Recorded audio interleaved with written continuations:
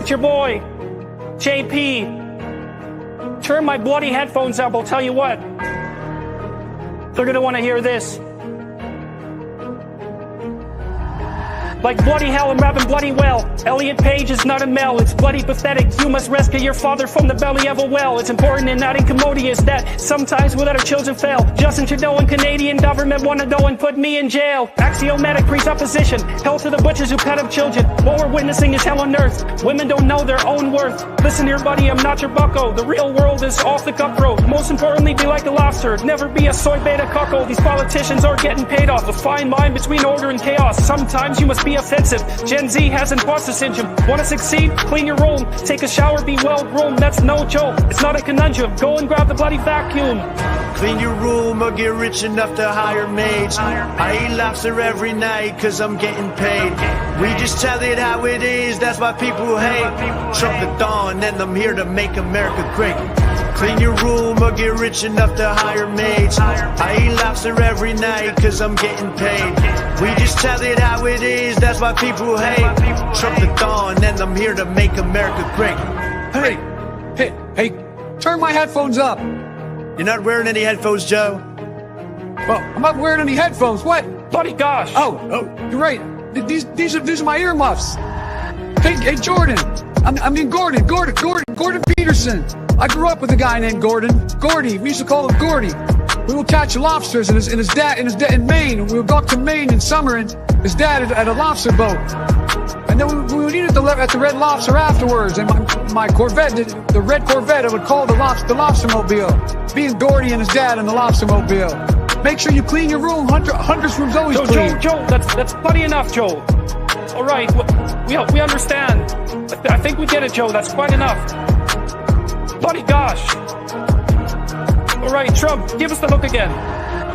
Clean your room or get rich enough to hire maids. I eat lobster every night cause I'm getting paid. We just tell it how it is, that's why people hate. Trump the dawn and I'm here to make America great. Clean your room or get rich enough to hire maids. I eat lobster every night cause I'm getting paid. We just tell it how it is, that's why people hate. Trump the dawn and I'm here to make America great.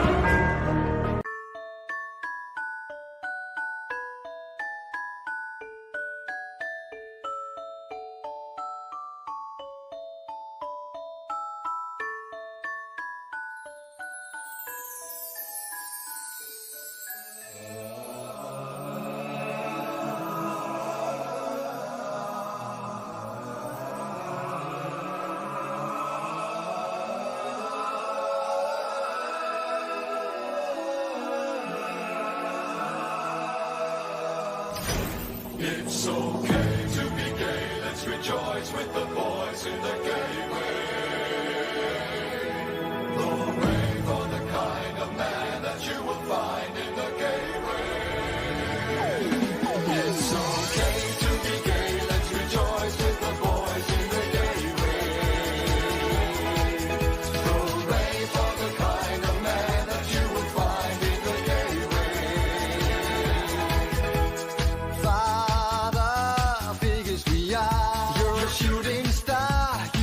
Come so far. I was once in your shoes, in a closet like you. I had nothing to lose. Hey man, pick up the soap, get on your knees and pray. Hey man, release your load. You got to cease to delay. The game. It's okay to be gay, let's rejoice with the boys in the gateway. Hooray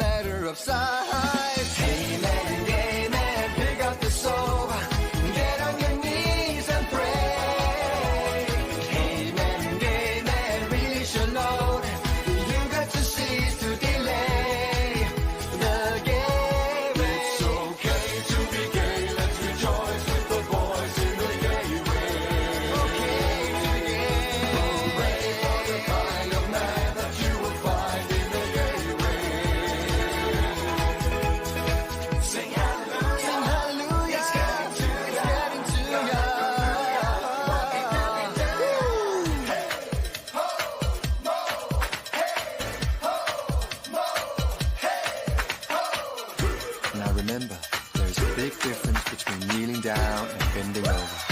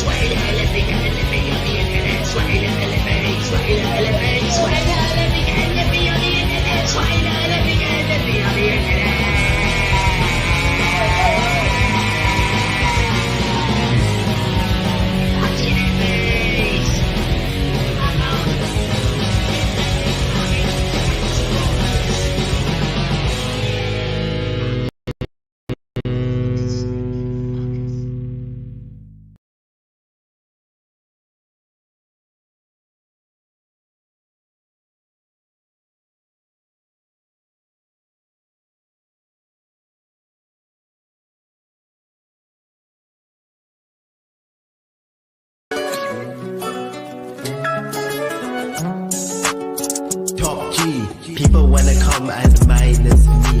Everybody look at me, I'm a G. Why you mad at me? Cause I'm a G. Yeah, top G. People wanna come and minus me. Everybody look at me, I'm a G. Why you mad at me? Cause I'm a G. Yeah, top G's only. Too many phony, masculine homies. Females acting like they are holy. Ends up being lonely. No time for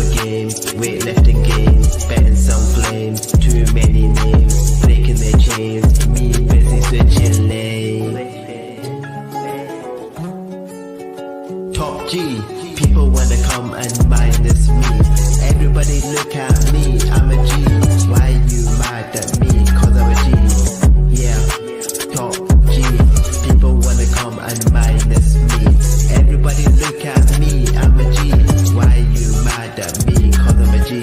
I'm coming for you, Matt. Get your guns out. Saggy Titch Matt Bar. Me and the Comics Gate Commanders are coming for you. That's all I got. That's good, dude. That was great. Here we go, guys. I guess I am more important than I thought. Isn't that weird? I'm a Trump supporter. Yeah. So that I just, so you guys know what's going on. I'm not a criminal. Legend, absolute legend. Don't you think? You know. And I want to say to Johnny Scab, this is for you. I did do a whole shot, just put a little bit in there. Johnny, thank you for all the work you do in CG. I saw too, yeah. Thank you guys. I want to thank Johnny Scab for all the work he does in CG, standing up to the bullies, being the bully's bully, let's just say, and scaring the shit out of Matt Barr. And I hope you succeed in your mission, Johnny Scab, and hail to you. Yeah, like Johnny Scab is so cool. He might have assaulted Dan Frega over a taco. But I understand. A taco? But I understand. I understand Rob's point. I don't know if Rob knew that he was making a point, but I see his point. Okay, here's the story. And look, I might exaggerate something. I don't know. I'm just telling you what I've been told and what I've heard, and it's probably been recycled. I don't fucking know. But Rob, Dan, and several other people made a trip to like El Taco or something like that for a lunch break. There you are. And this is when Rob was more volatile and young, dumb, full of cum. Yeah, they go to and order all these different tacos. Like Rob gets this taco, Dan gets this taco, the other guys get their own tacos, right? So Rob, they got a big old bag of tacos, and Rob has to run in for something. So Rob runs out into I don't know, the taco place, I guess. During that time, Dan Pansy Frega decides to reach randomly into a bag that has been filled with everybody's own tacos. He grabs one out at random. Now, you would think that any logical wise man using their brain would look at it and say, let me make sure this is my taco. You say, that's not my, hey, who ordered this? Here's a taco. Right. No, Dan grabbed a random taco out of the bag and bit it. And as he bit it, without checking it or testing it or opening it up or inspecting anything, not having any consideration for anybody else in that vehicle, he realized when he bit into that taco was Rob Liefeld's. You don't eat Rob Liefeld's fucking taco. And look, he might have got assaulted from that. He might have got berated in front of his peers for that. And I say, look, man, Rob at that time was 20, maybe 23, 24, 25 years old, making a lot of money. And maybe even at the point, this might even been closer to 95, 96, where everything's starting to wind down. He's looking at this office space. He's looking at people that are fucking off while he's trying to keep the work going for all these guys. And then he finds out his buddy Dan is out here just grabbing a random fucking taco, not inspecting it, not caring about whose taco he's biting into first. And as someone, like I was in the army, went into the army, and I understood that attention to detail matters. And why it matters? Why does it matter if you fuck up your bed? Because if you're fucking up your bed, or if you're fucking up any other of these minor things that mean absolutely nothing, if you're fucking those up, then you're probably fucking something else up that might be more important. So you're hitting it into their head, attention to detail. And there was zero attention to detail when Dan Frega just randomly bit into a taco, which could have been anybody in that vehicles. He didn't care. He didn't care because it's Dan Frega's world and everybody else is just living in it. I was sat outside on my doorstep in Brixton. And some people thought I was homeless.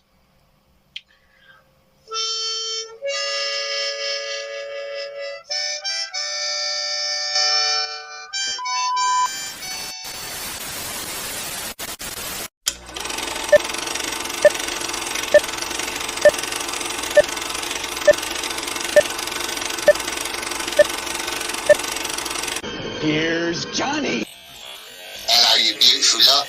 How you doing tonight? Johnny Scab, he speaks the truth. Voice for the kids, no excuse. Scab leads and strong and loud. We're the misfits, we're the crowd.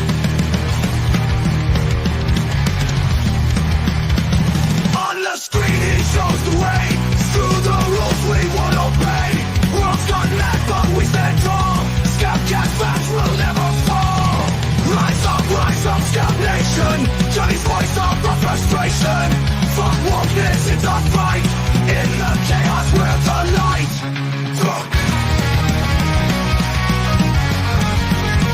We're the light. On the screen he shows the way. Through the rules we won't obey.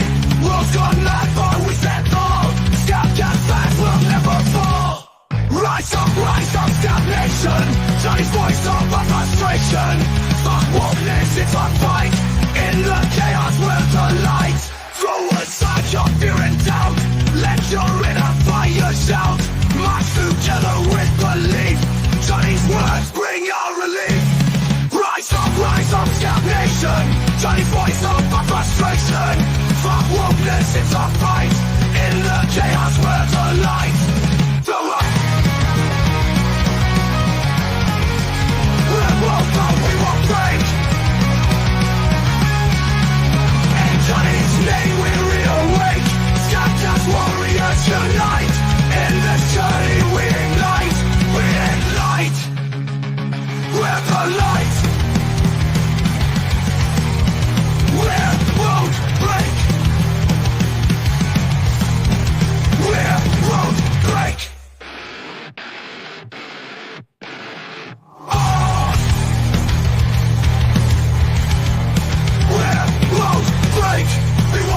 We won't break. In Johnny's name we reawake. Scab Cast warriors unite. In this journey we ignite. Ignite.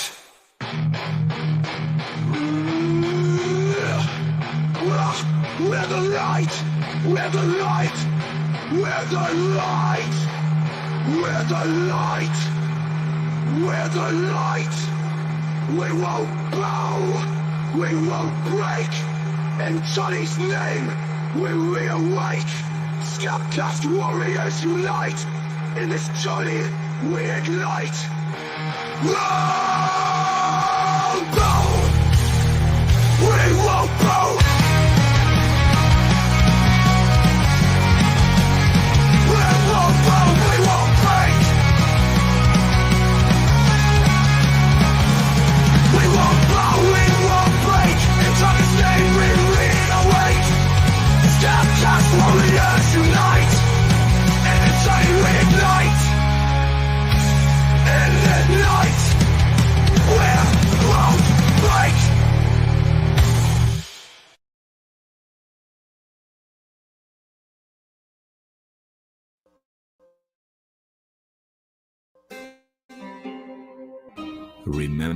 Remember the 5th of November. Gunpowder, treason, and plot. I know of no reason why gunpowder treason should ever be forgotten. Guy Fawkes, it was his intent to blow up the king and the parliament. 70 barrels of powder below, poor old England to overthrow.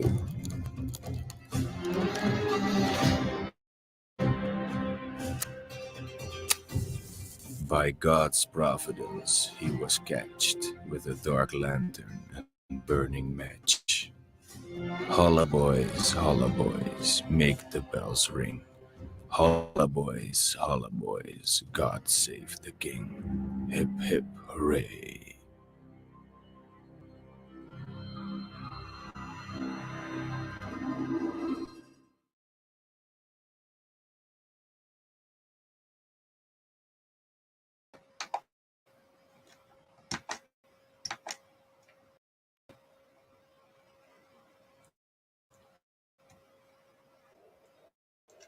Sorry about that. That went a bit odd then.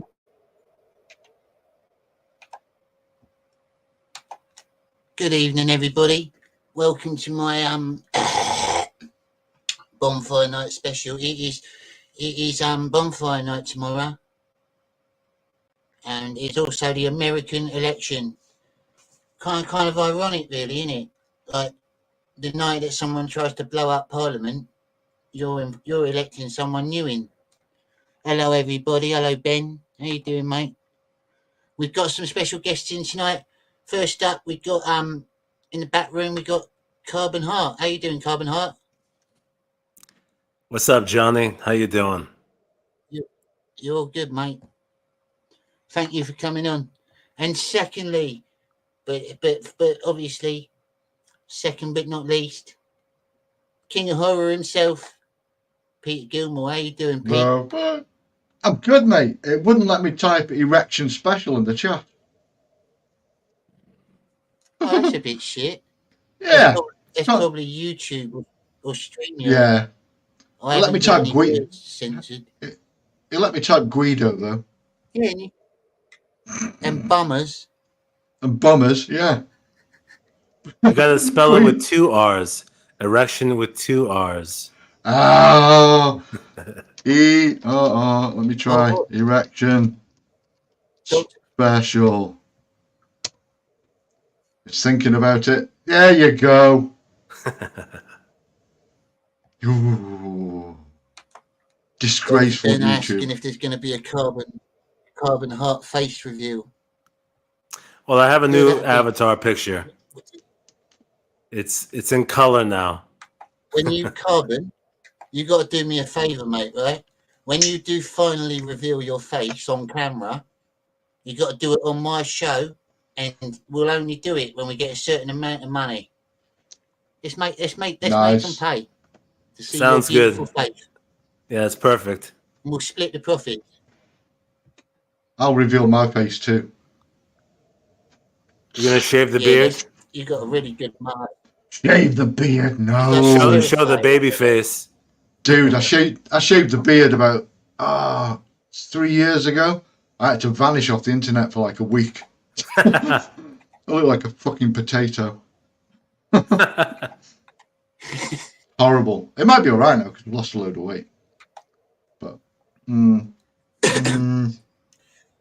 So, Peter, are you doing anything tomorrow for bonfire night?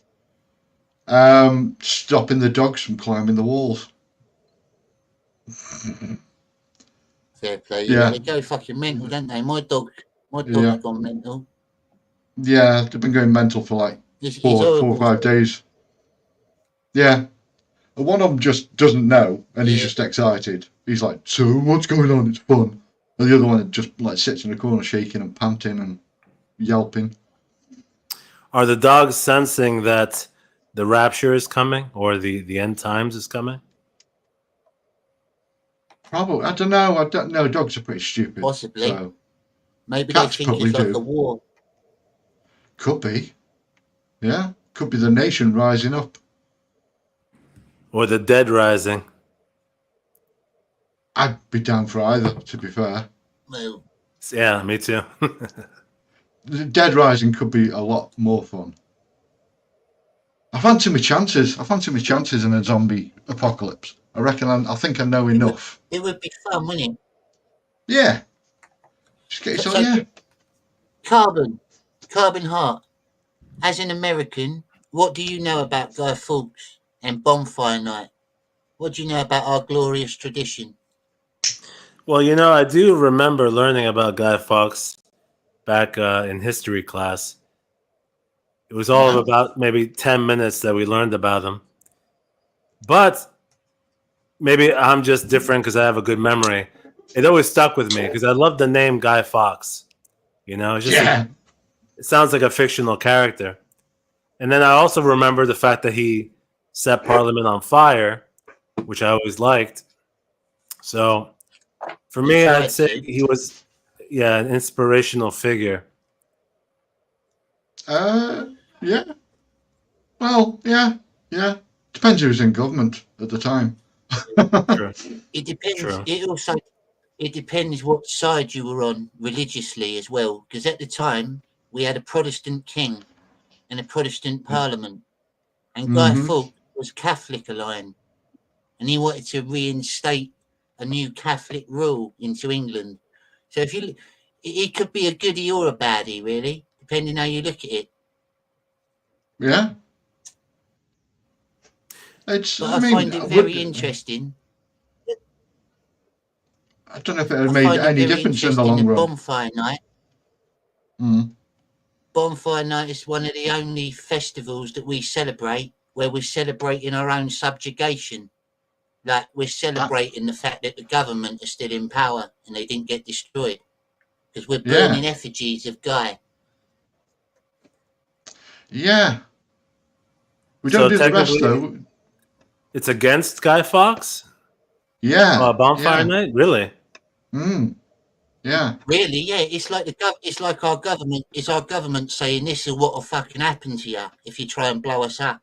This is what we'll do to you. It's like a warning to their enemies. Burning Guy on the bonfire.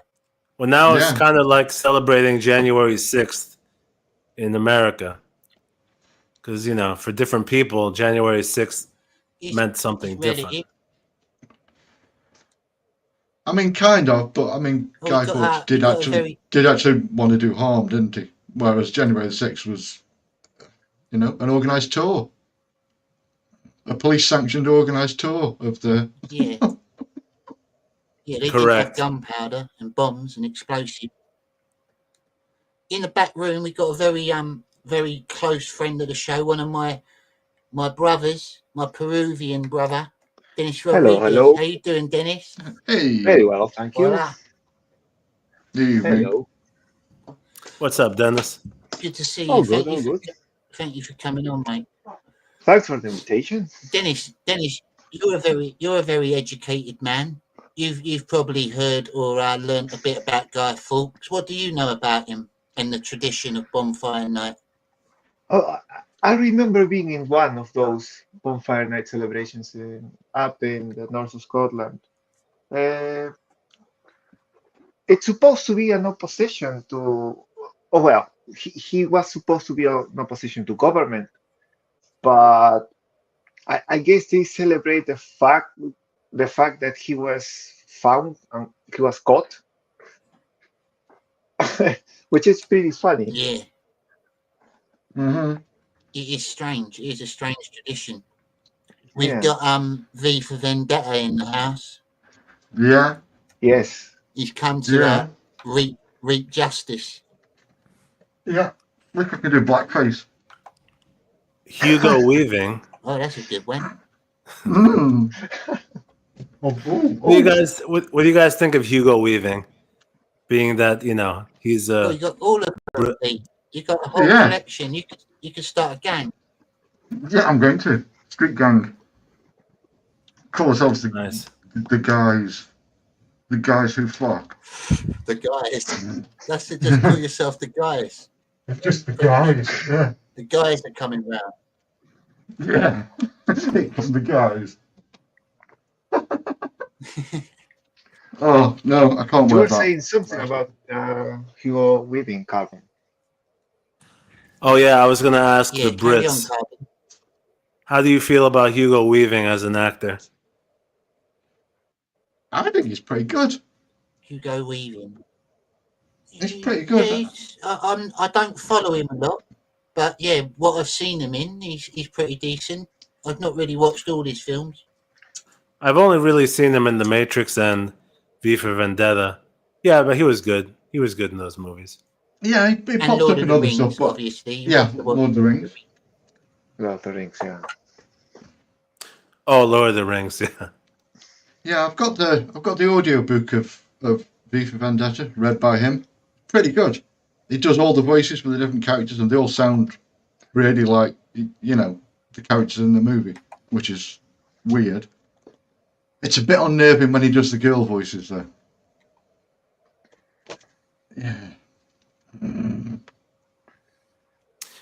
Yeah, that must be odd. Accent in the movie. Maybe we could find He's quite good at doing accents.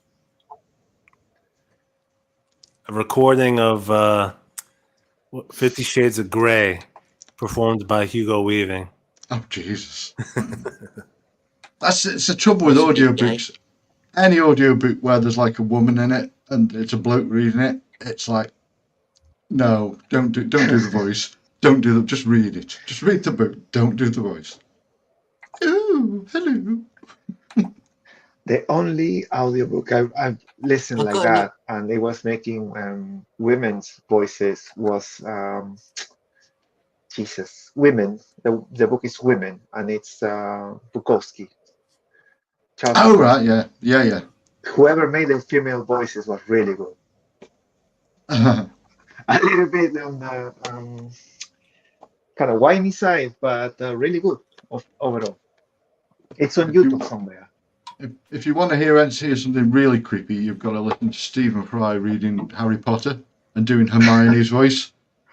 Oh, God. Yeah, Stephen Fry doing a teenage girl.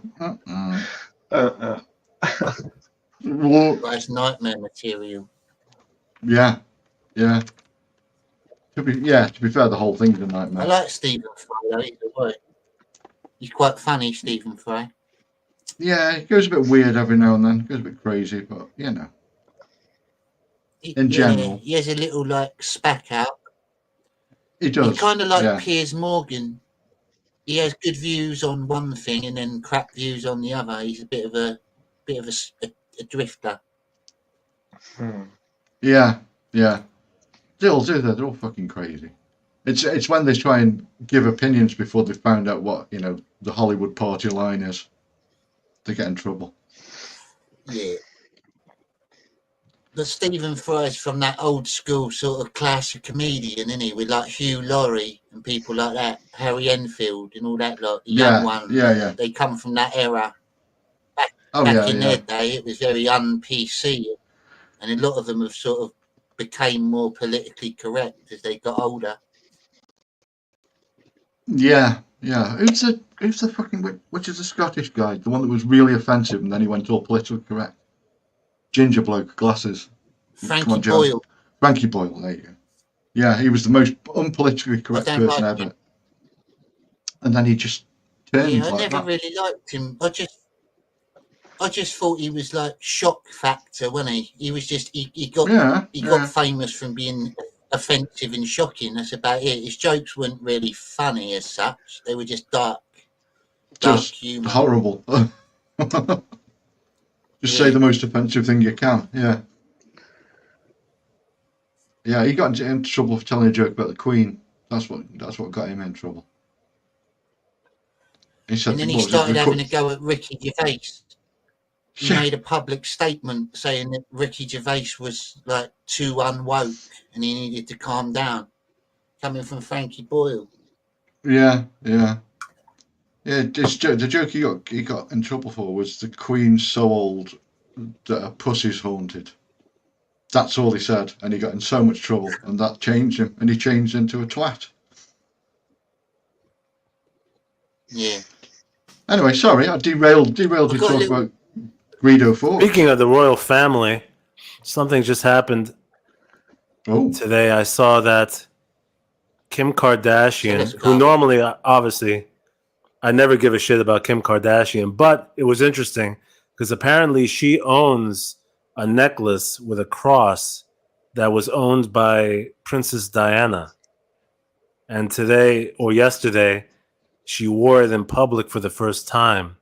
And it's it's being commented on that she shouldn't be wearing that jewelry. Why not?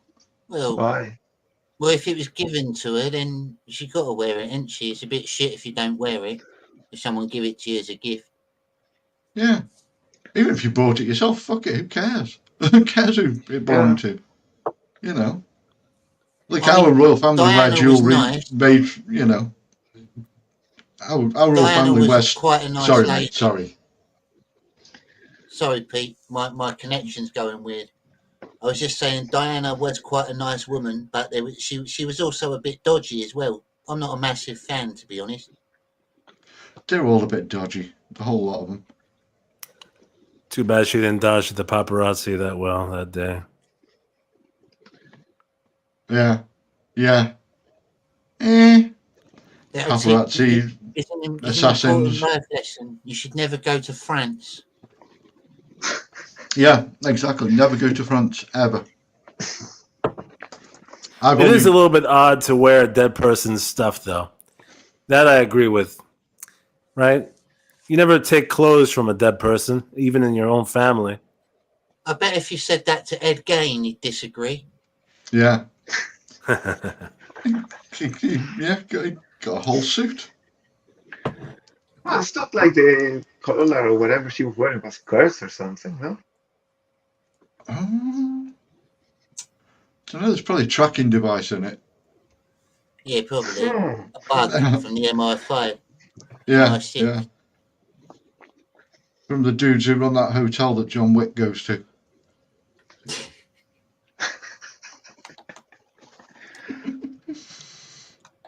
It's funny how Meghan Markle and Prince Harry, they've kind of disappeared from the public conversation for a while, right? Haven't heard anything about them.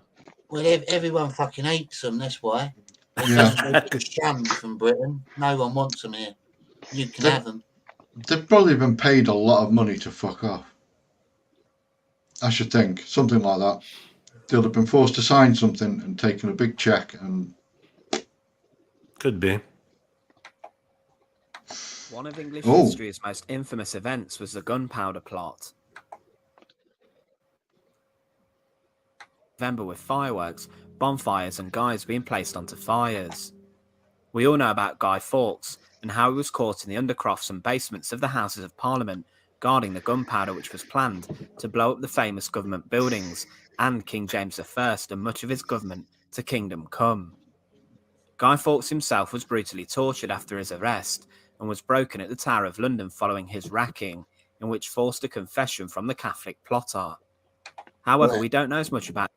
For those of you that don't know, a racking, I know Peter knows what this is because he's a hurricane, but a racking is when they like tie your arms and legs to like ropes and they stretch you. You stretch you until you tell them what they want.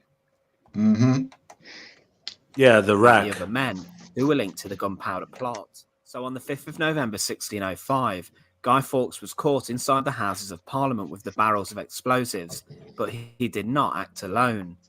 The plot featured 13 people working together in a bold attempt to kill the king, his government, and to make a huge stand. We'll start by briefly talking about Guy Fawkes before moving on to the other 12 conspirators.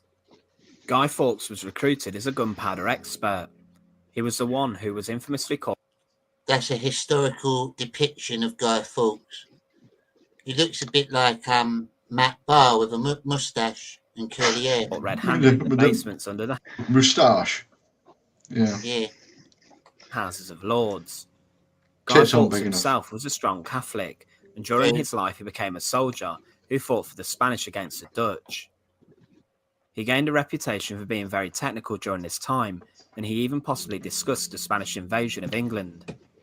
His involvement in the plot came in 1604, when he was recruited by Thomas Winter, and once he arrived into London, he was greeted by Robert Catesby and Thomas Percy, who briefed Fawkes on the plans. Fawkes would then pretend to be Percy's servant at the time, and Percy had rented the house next to the House of Lords. Initially, work on digging a tunnel from here into the House of Lords basement was considered and tried, but it was then decided to in fact... For you Americans out there, we got the House of Commons and the House of Lords. The House of Commons is where things get decided, like in law, and then they have to send it to the House of Lords to agree with it. And if the House of Lords don't agree with it, they can say, nah, you've got to go and vote for it again. Basically, there's two systems. And the House of Lords have always historically been more loyal to the royals. Yeah. ...to rent a room in the basement itself. Fawkes went away during the summer of 1605, but arrived back in London to add final details to the plan. He was ready to carry out the attack.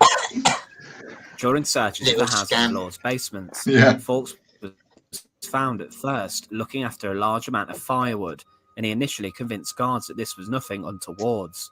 But following a second search, he was discovered again, along with the gunpowder.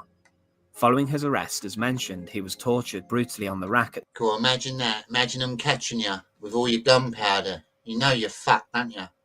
I would have You'd just set tried fire to- blowing it up before they got Yeah, I'd just drop do a it, match. suicide. Yeah, suicide bomb, innit? the Tower of Just London. say to one of the standing guards, firm "You've got for a a light, few mate." days, Yeah. You may as well, because you know they're going to treat you even fucking more horrific. You might as Yeah, well they just blow fuck- yourself did up. give up information. Yeah, they really fucked him up. We've covered Fawkes' execution in another video, but in summary, as he was led to be hanged, drawn and quartered, he leapt off the scaffold, breaking his neck, before the brutal sentence was still carried out. Robert Catesby is known as the mastermind behind the whole plot, and as the man whose schemes could have changed the face of English history forever. He was born to loyal Catholic parents and was a charismatic person, and he was a born leader who people remain loyal to. He was devoutly religious later in his life, but became embroiled in Robert Devereux's rebellion. See, all this is to do with religion. Religion causes all this shit. Yeah. If everyone was just naked pagans running around fucking each other and chanting, we'd be all right. Yeah, waving sticks about, smearing a bit of blood on each other. It's all good. I don't think we would have made it out of the desert though if we were just doing that. I think we would have probably died out there and never built cities. We But would have what's had the like- balance also? We wouldn't have What's the needed balance? cities. Oh, sorry. We wouldn't have needed cities. We could have just travelled around like Mongols, nomads. Can't Well, call that's them true. Mongols anymore.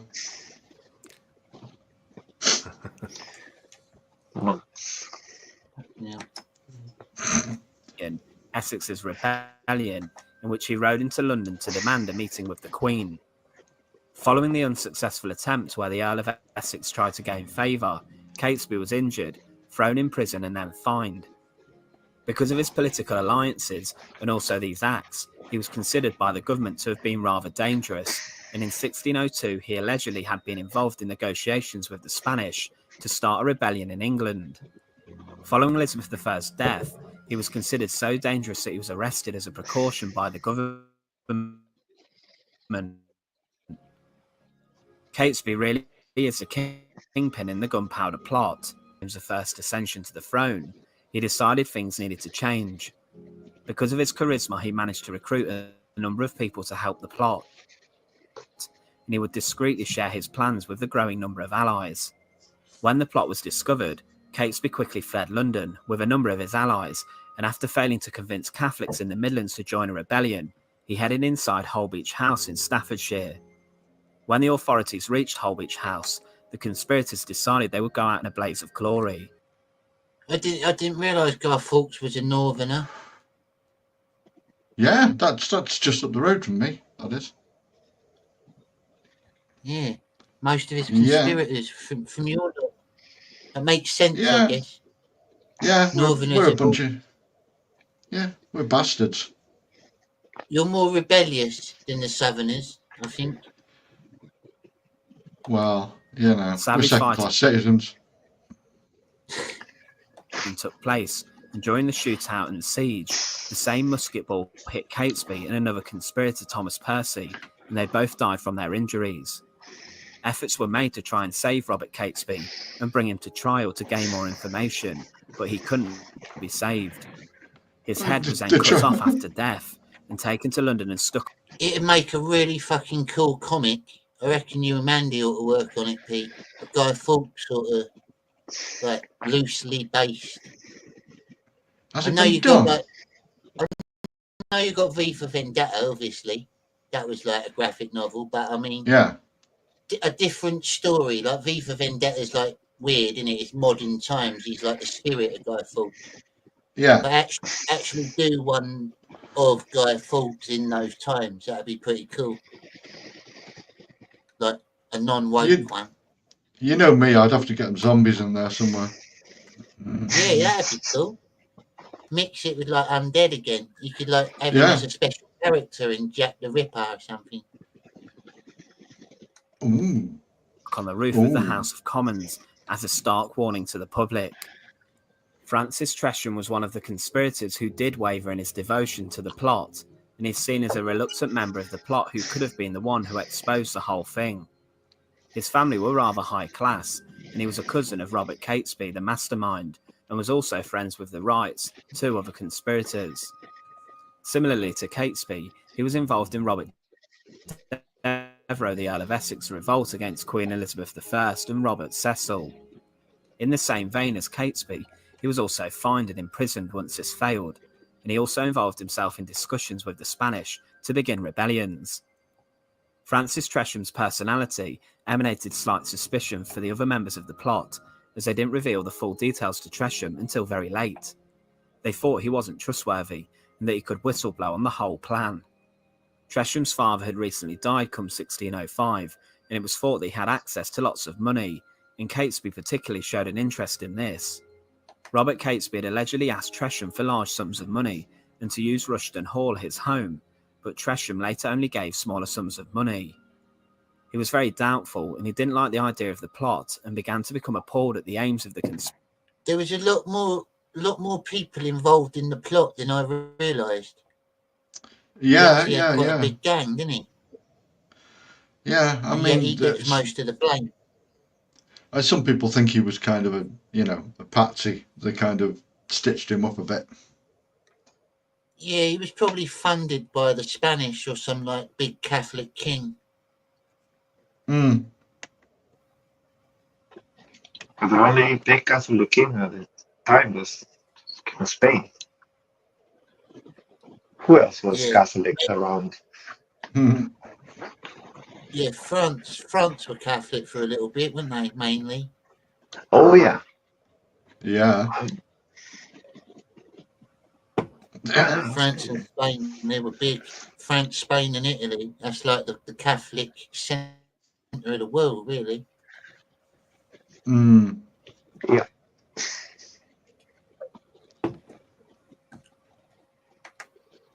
Conspiracy, and he would later claim that he tried to stop the plot as a whole and was intending to escape his involvement by leaving England. It's also been pointed out that Tresham was most probably the writer of a letter which fell into the wrong hands. The Monteagle letter was sent to William Parker, the 4th Baron Monteagle, and Tresham's brother-in-law. It warned him not to attend Parliament on the 5th of November. Although it's not been proven who sent the letter, suspicion does surround Tresham, as he was brought into the plot in October 1605 at a later stage. The trustworthiness against Tresham played a large part in this, and he himself found the idea of blowing up the House of Lords as foul and disturbing. He denied writing the letter himself, but following the discovery of the plot, he was implicated by Guy Fawkes. Francis Tresham was then sent to the Tower of London for imprisonment, and on the 23rd of December 1605, he died from natural causes. Thomas Bates was a loyal servant to Robert Catesby and was involved in the plot during the later months of 1604. He's an ugly fucker. Yeah, that's a real drawing of him. What's going on with his face? It's like a cross between Ken Dodd and the woman out of Murder, She Wrote. Yeah. Margaret Thatcher going on there with the hair. Yeah. Bit of Rod Stewart. Portal inhabited a big tunnel from Thomas Percy's house to the House of Lords, which was the original plan to access the Lords. This wasn't needed once the cellar was rented. When the plot was discovered, Bates rushed back to Holbeach House in Staffordshire with Catesby and the plotters, but left before he... They really didn't do many flattering drawings back then, did they? No. They make them look like Walking Dead. And then, of course, later on in all of their careers, they went on to take Bilbo on a journey to get the dragon's treasure.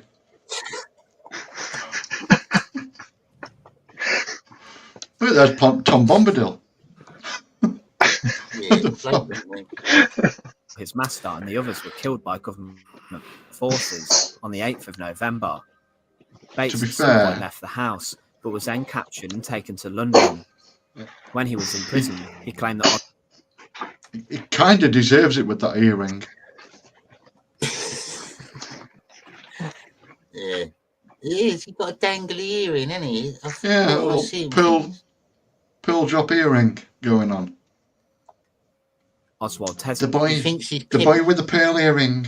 and knew about the plot, and this implicated also the Jesuits in the plot. The Jesuit. Because he was of lower class than the other men, Bates may have fought to reveal information, as he was more likely to be tortured because of his class, which is why he tried to... He looked like he didn't take no messing.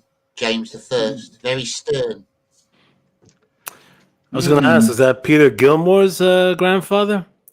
Yeah. I wouldn't be surprised if he's a distant relative.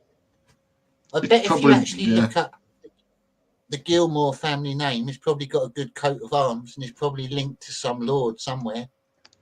Yeah, it goes to Scotland, and yeah, I think we were like, my ancestors were like very naughty and didn't really like the king very much. Yeah, I don't think a lot of Scots did. They were just bought out, weren't they, most of them? They were just offered loads of land and money. They pretended to like the English because it benefited them. Yeah. Absolutely. They implicate the Jesuit. Greedy. Later, he retracted his confession before his execution. Bates was found guilty of high treason, and he arrived separately from the other conspirators at his trial because of his class. On the 30th of January 1606, he was tied to a hurdle and dragged by a horse through the streets from Gatehouse Prison to St. Paul's Churchyard. Here he was hanged, drawn and quartered. I've seen the remains of Gatehouse Prison. I think I have as well. Where it was, anyway, the original. Meeting a gruesome end, with a number of other conspirators looking on. The Winters were one of two sets of brothers who were integral to the gunpowder plot. Winters. Thomas. They're the enemies. They're the enemies of Mandy Summers' family. The Winters. Yeah, that's Mandy's secret porn name. Mindy Winters. To be recruited, and his brother Robert then joined up later. The Winters were born into a well-connected Catholic family. Thomas Winter fought abroad in his early life and was then involved in discussions with the Spanish about helping English Catholics. His early involvement in the plot shows his importance, and Thomas was originally doubtful of its success, and he went to see if the Spanish looks like could Billy help. Connolly. Yeah, he also only had one finger, apparently. Oh yeah, he's got like a tentacle. Yeah.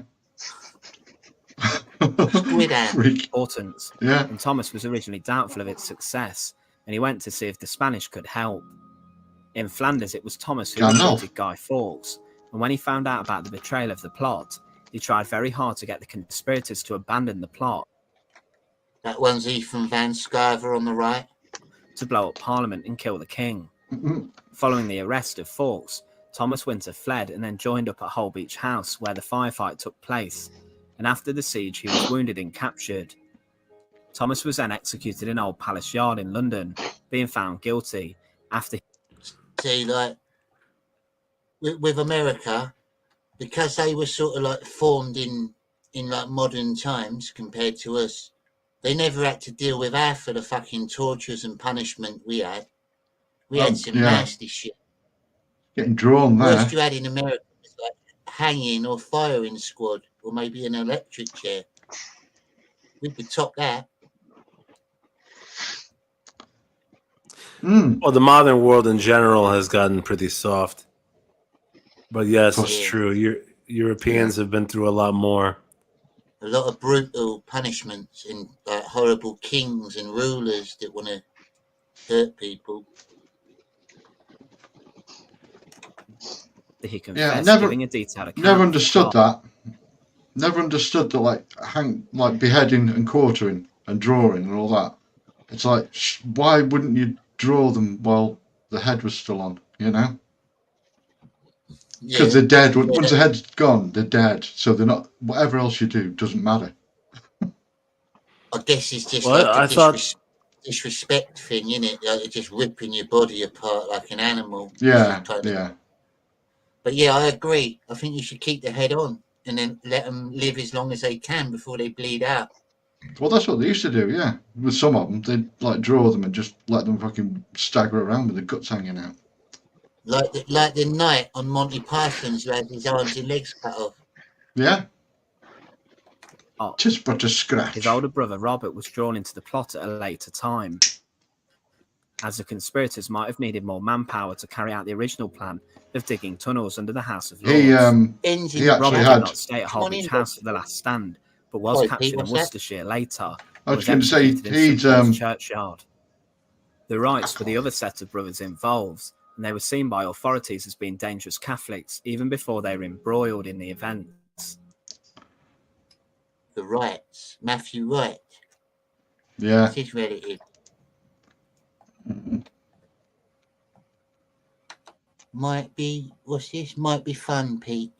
It might be fun. What you're talking about, the hung, drawn, and quartering? I doubt that'll be fun. It's Starters you have. Do you have people pull by horses, like one from each limb? Yeah. Nice. That happened to Yeah. one guy in the part of the fight for independence in my country, in Peru, back in the 18th century. Yeah. It was a popular thing over here, and I think it used to happen quite a lot in America. Yeah. Back in the day. The fun thing is that this guy endured it, survived it. He wasn't torn apart by the forces. He wasn't. Holy shit! How strong do you have to be? But yeah. Yeah. Maybe the horses were pretty weak. Maybe they were starved. Could be, but no. It's history. It's not legend. It's history. Actual history. Yeah. The guy was pulled by horses and he resisted somehow. Yeah, I think the Spanish were the worst for all that kind of stuff. Yes, with the Inquisition. Yeah, they were dicks. We had Germans as well. We had some pretty nasty witch hunters, didn't we, in England? They were quite extreme. Oh God, yeah. Matthew Hopkins, people like that, the witch hunter general. Yeah, he was witch finder. Some of the fucking crap, some of the weird implements and shit. Well, if we're talking the worst brutalities, actually, I think Japan and China came up with some of the sickest tortures in history. They pretty much turned it into an art form. Yeah. Skinning people, burning them with acid. Oh yeah, Germans did that as well. The Germans were quite into skinning people. And then, of course, there's the Vikings with the blood eagle. That's pretty barbaric. That's pretty hardcore. Peel your back, crack your ribs open, and flop your lungs over your fucking shoulders. Oh, Jesus. They didn't mess around.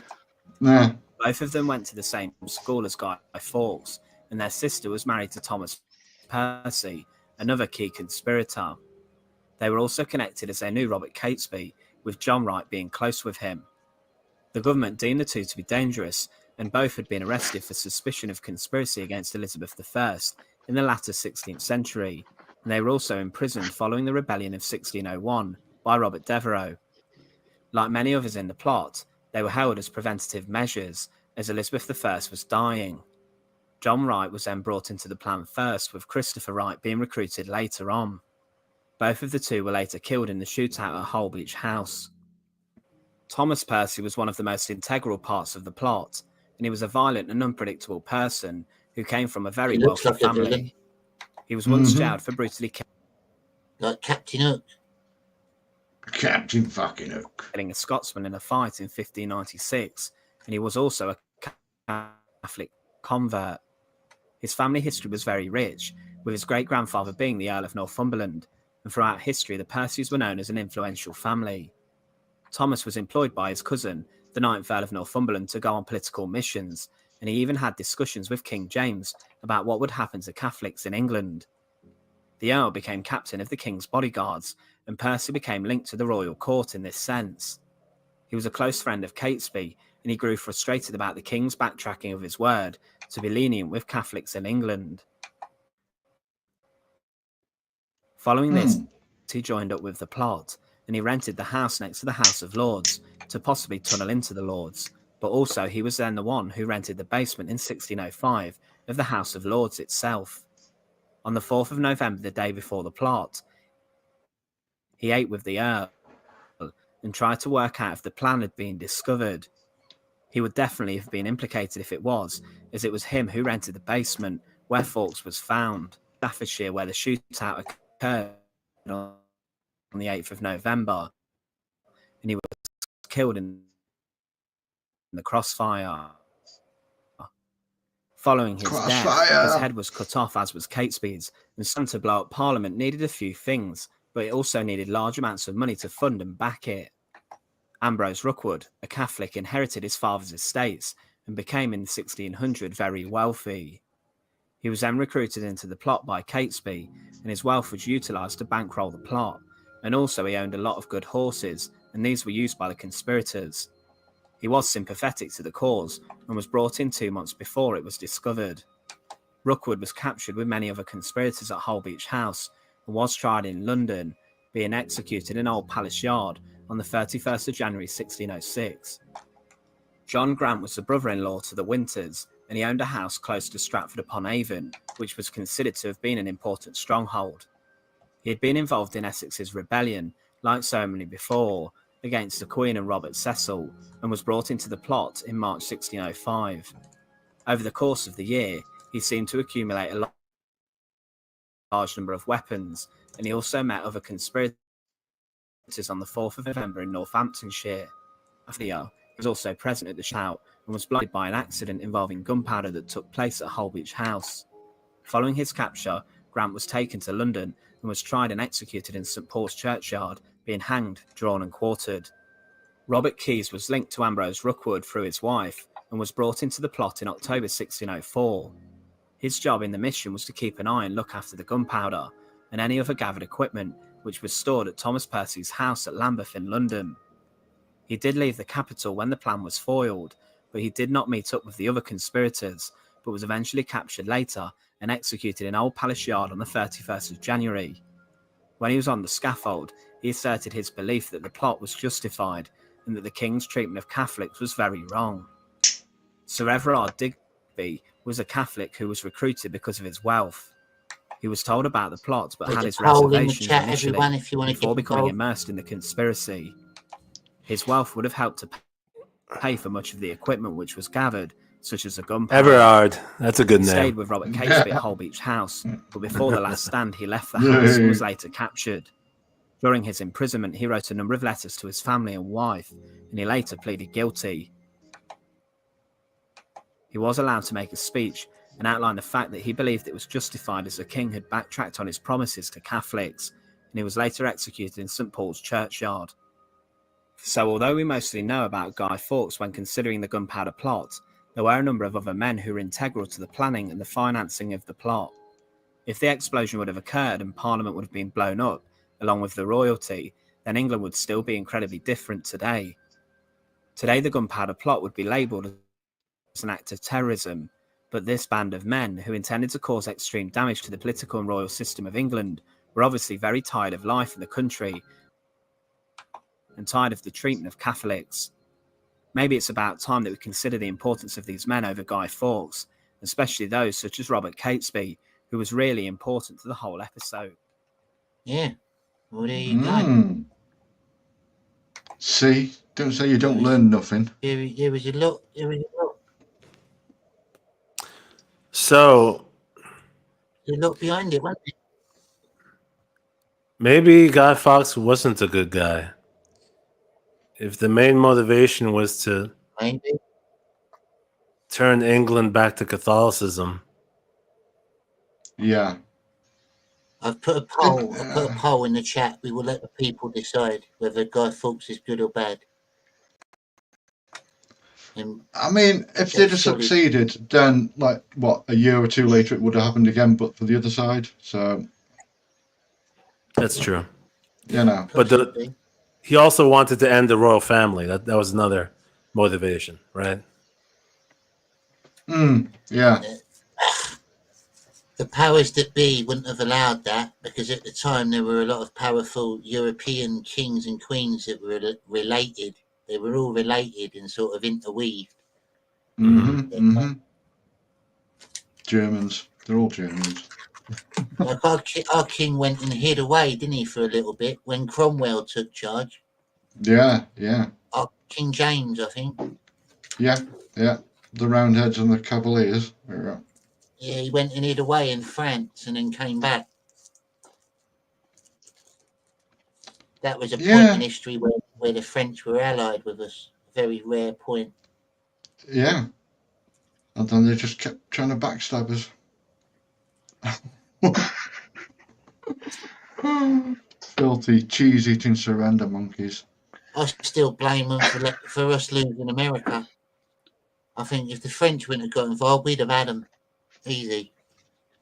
Oh, God, yeah. Well, you'd have to get rid of the Dutch as well. I think the Dutch were partly to blame. Yeah, and those damn Mexicans.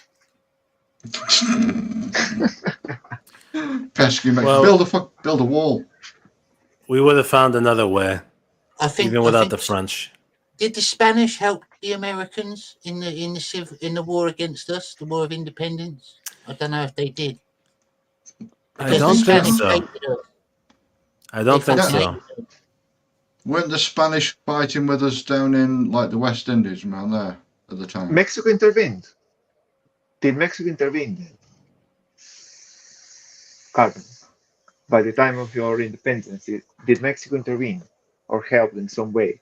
Yeah, Mexico? Did Mexico? Yeah. Did Mexico help America, or did they just stay out of it?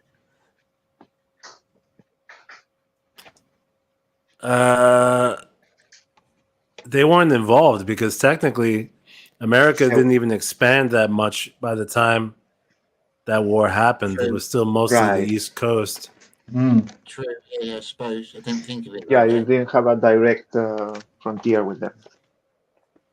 I know the French had interest. They had interest in letting the Americans win. It was good for them. Yeah, That's plus why you've they got the hated us. Statue of Liberty, isn't it? That's their gift to Yeah. you. Statue of Liberty, that's true. I mean, I heard when the French first approached America about, sending the Statue of Liberty over, that America didn't really want it. That's what I heard, anyway.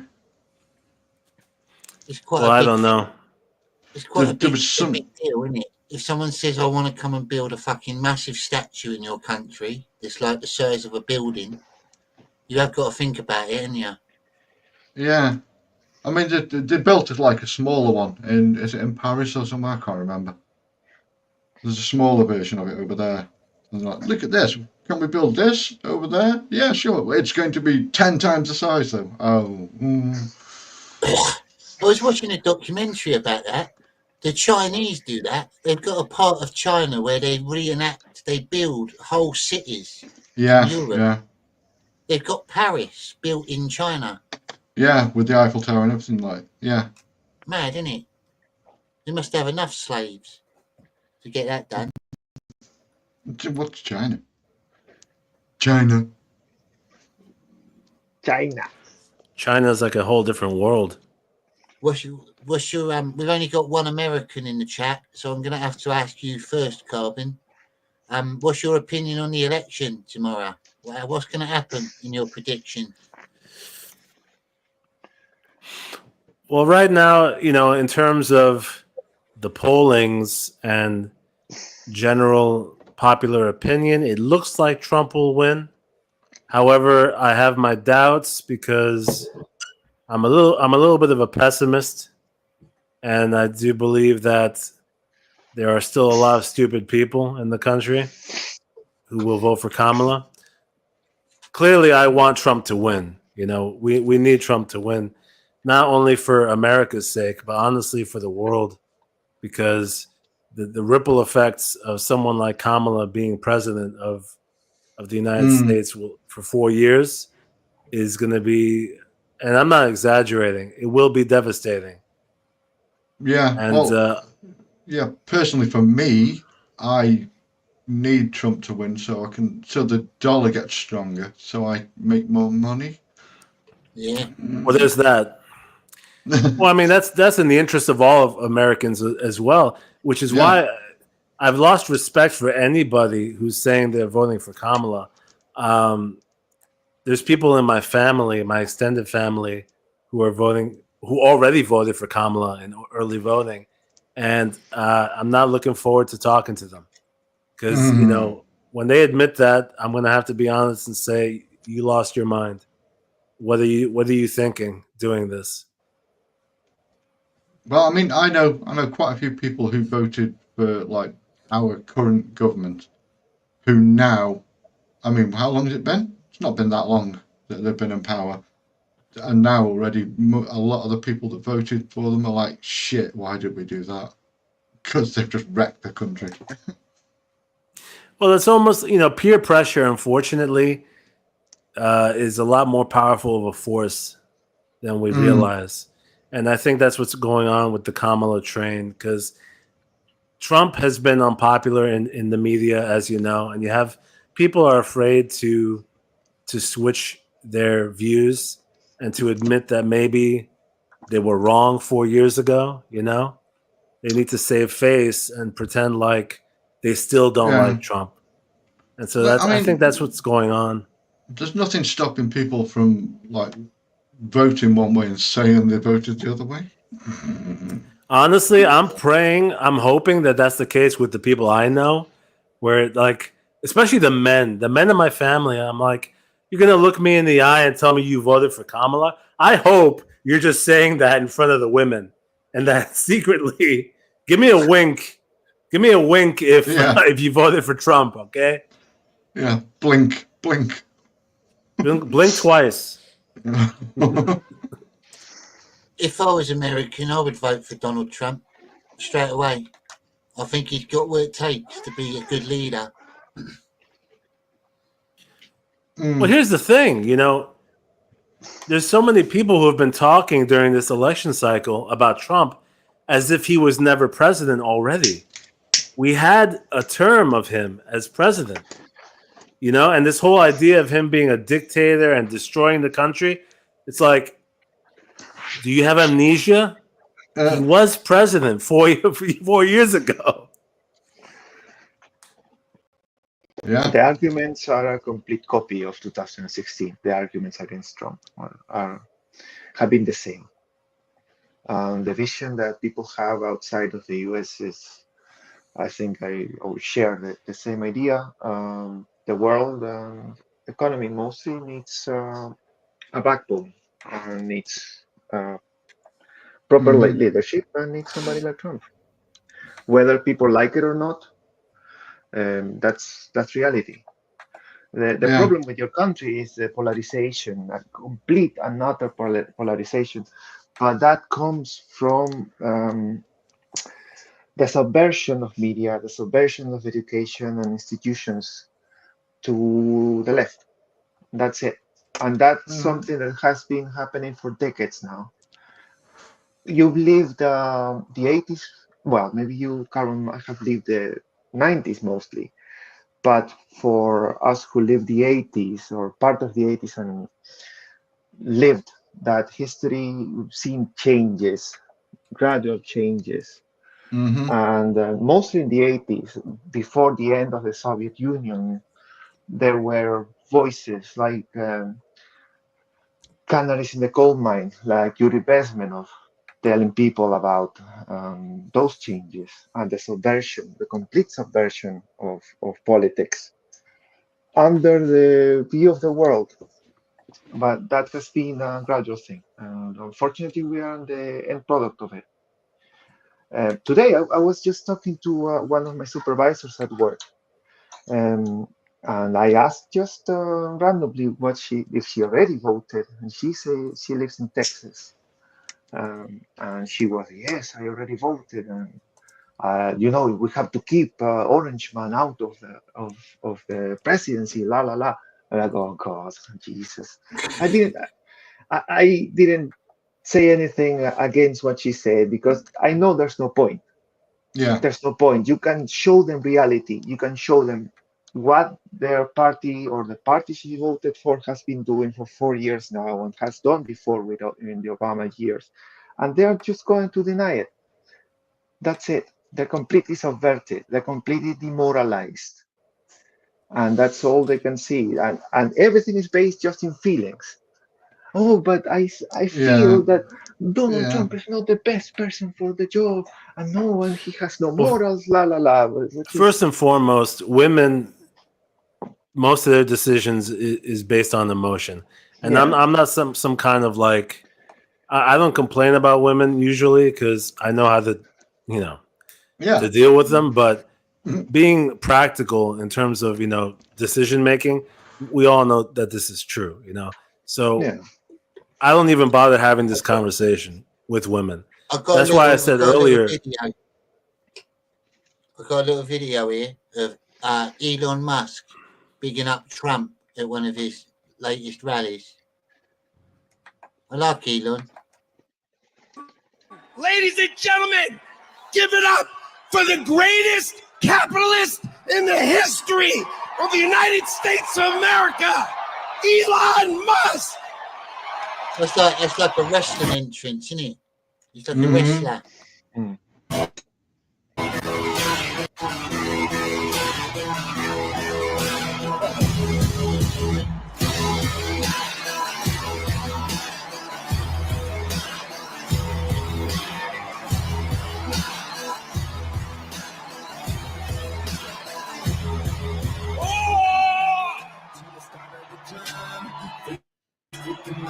All right.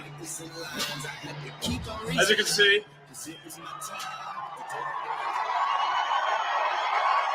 I'm not just MAGA. I'm dark, gothic MAGA. Well, it's the energy. He is a bit corny, isn't he? Incredible. Yeah. What a great group of people. He's All right, I've only got one question. He's mildly autistic, I think. I think he's got Yeah. Asperger's.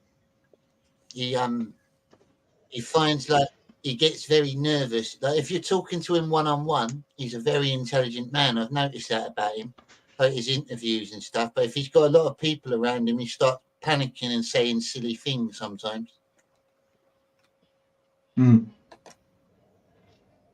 For you, then I'm getting out of here because this is your stage. But we set up Doge. Yes. How much do you think we can rip out of this wasted $6.5 trillion Harris-Biden budget? Well, I think we can do at least $2 trillion. Yeah! Yes. $2 trillion. I mean, at the end of the day, you're being taxed. You're being taxed. All government spending is taxation. So whether it's direct tax. And I do personally. I genuinely believe that that Elon wants what's best for America. I think he's a good bloke at heart. I don't think he's sinister. He's too open. Yeah. He's making things affordable for the public. He just created this like home help robot called Optimus. Yeah, I've seen that. That's cool. You can buy it for 10 grand. I mean, if he was dodgy, he'd be whacking the prices of that right up. He wants it to get into the hands of the public. He's trying to make things affordable for us, modern stuff. Taxation or all government spending. It's either becomes inflation or it's direct taxation. Your money is being wasted, and the Department of Government Efficiency is going to fix that. We're going to get the government off your back and out of your pocketbook. And America's just not just going to be great. America is going to reach heights that it has never seen before. The future is going to be amazing. Amazing. He's getting right into it, isn't he? He's like right in the way. Totes amaze balls. Now,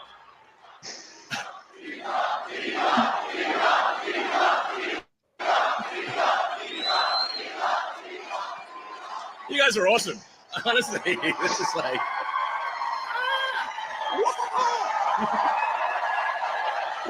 Yeah. I mean, this is the kind of positive energy that America is all about. Yeah. In the poll so far, in the chat, we got 61 people think that Guy Fawkes is a good guy, and 39% think that he's a bad guy. And he's still going.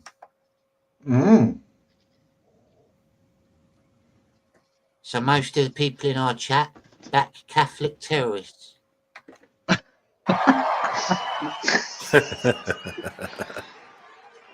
Yeah. USA, USA, USA, USA, USA. Wah! Yes. Now, It's I almost have, cringy, isn't it? I have something I want to ask you to do, though, because obviously, Yeah, he we're is a somewhat little preaching to the cringy. converted He needs in to this, calm down. stadium. But there's a lot of people out there who need to vote for President Trump. Okay, so Probably this is a eating real too battle. many This is a bags real of electric Skittles. battle. So you need to get friends and family to vote. Make sure they vote. Been on the Haribo. He's all Haribo'd up. Vote early. This is important. I don't blame you. If you're going to go in front of a crowd that voting big, vote scorecard, state by state, county you're talking by county. tens of thousands of people. I mean, What is the shit. score? I would definitely dose up on something.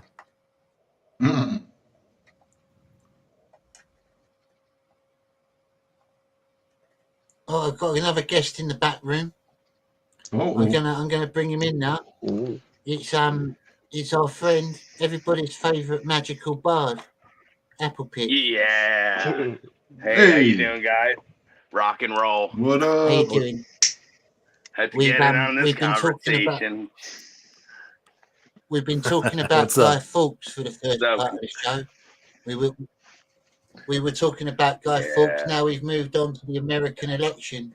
Apple Pits, I'd like to ask you, since you're another American on the panel, what do you think will be the results? What do you predict will be the results of Well, tomorrow's election?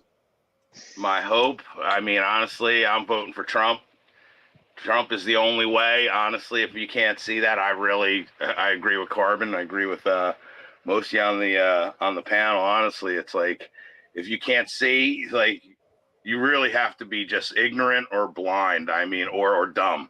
You're really just one or the other, or you're purposely evil and you have an agenda. That's just my take on it. But you can't put nothing past the enemy. I honestly kept warning people that we better hope we even make it to tomorrow. Like, they could start World War III at any time and suspended the election. That's the power they have right now. Like, and even Trump said it himself. He's worried about the next 3 months. Because until he gets in that office on January 20th, they can still pull a lever that suspends everything and they stay in power until. But we'll see if that happens or not. I'm hoping for the best. I really hope for the best. I don't trust them. I really don't trust them. No, it's hard to trust them. How you doing, chat? My buddies, Adam, Jack. Personally, I want Trump to get in. I want Trump to get in, but I think they might try rigging it. You know, I reckon they might try cheating him out. Honestly, I'm in the camp that they rigged it last time. You know, people look at you like a heretic for being suspicious of their, and then they say it's been debunked. It's been debunked. Well, I mean, I don't trust the people who debunked it. You know what I mean? It's like, that's just me. You know, I'm not trying to convince anybody. I've got a little tribute video here called Donald Trump, The Art of Insult. Yeah. Well, we have some of the dumbest leaders in the world. We have losers. We have losers. They're losers. They're just losers. We have very stupid people. We have stupid leadership. How stupid are our leaders? How stupid are these politicians to allow this to happen? How stupid are they? Hillary Clinton was the single worst Secretary of State in the history of this country. The world collapsed around us while she was Secretary of State. I have just one word for Mr. Trump. Basta. Enough. Well, I think Jeb is a nice person. He's very low energy. I'm not used to that kind of a person. So he's doing this to inflame and to incite and to draw attention. I think he's brilliant. I think Donald Trump's got a bit of a stand-up. He's got like a stand-up comedian's mind, doesn't he? He's quick. He is. He's a stand-up comedian, and he's just better at it than anybody. He's better at it than he's a better arguer. He's a better, like, he'll out-talk you. He'll out-debate you. Literally, his mind is, for as old as he is, for the age that he is, you gotta give him credit. Like, how old is he? Is he like mid-70s, isn't he? He's like early 70s. 77. 77. So he's getting up there. He's getting up there. You look at him, Well, Joe Biden was probably a little bit younger than him, but he seemed about 20 years older. No, Joe Biden. No, Joe Biden was, I think, a year older, or maybe a year and a half older than Trump. When you think about it, look, Joe Biden and Mick Jagger are only 6 months apart in age. That should tell you everything right there. Mick Jagger dancing in front of the mirror at literally 81 years old or whatever, and Joe Biden trying to just get up the stairs. Funnily enough, Mick Jagger might have done a better job. No. Probably not. Maybe it's all, maybe all that baby's blood they bathe in. Yeah, I think that has something to do with it. And then I see Rick Perry the other day, and he's so, he's doing very poorly in the polls. He put glasses on so people will think he's smart. And it just doesn't work. People can see through the glasses. Donald Trump does not have the character, nor does he have the temperament to be the commander-in-chief. You have this guy, Lindsey Graham, a total lightweight. Here's a guy in the private sector. He couldn't get a job, believe me. Couldn't get a job. He couldn't do what you people did. You're all retired as hell and rich, okay? He wouldn't be rich. He'd be poor. He don't give a fuck. He just tells it how it is. He really doesn't. He doesn't. And that's what we love about him, honestly. It's the people. People can't handle his personality, the ones that really don't like him. They can't say why they don't like him other than his personality, and then they just start calling him names. Well, everyone calls him a bully, which he is a little bit of a bully. But the media has basically succeeded in painting a picture. And we've talked about this before. Most people get their news from the mainstream. They're not really digging in. I mean, what it is. Don't you want a bit of a bully though? What's up? Yeah, what do you mean by, like, can you elaborate on that? How is Trump a bit of a bully? I'd like to know your thoughts on it. What makes you think? Well, I mean, he really was the first candidate back in 2016 to take the debates to this level where he pretty much roasts everybody. Yeah. And makes fun of them to the point where, like, he just obliterates everybody. It's just a different and everybody laughs at it, and it works. And I'm not necessarily against it, but it is different. He's the first guy to really do that, because prior to him, it always, was a little more calm, even toned in terms of the debates. Right. You know what I mean? And he turned it into an all-out roasting session. I'll tell you what. They call him a dictator. Well, they're lucky he's not a dictator, because I think, a real dictator killed their enemies and lined them up and shot them.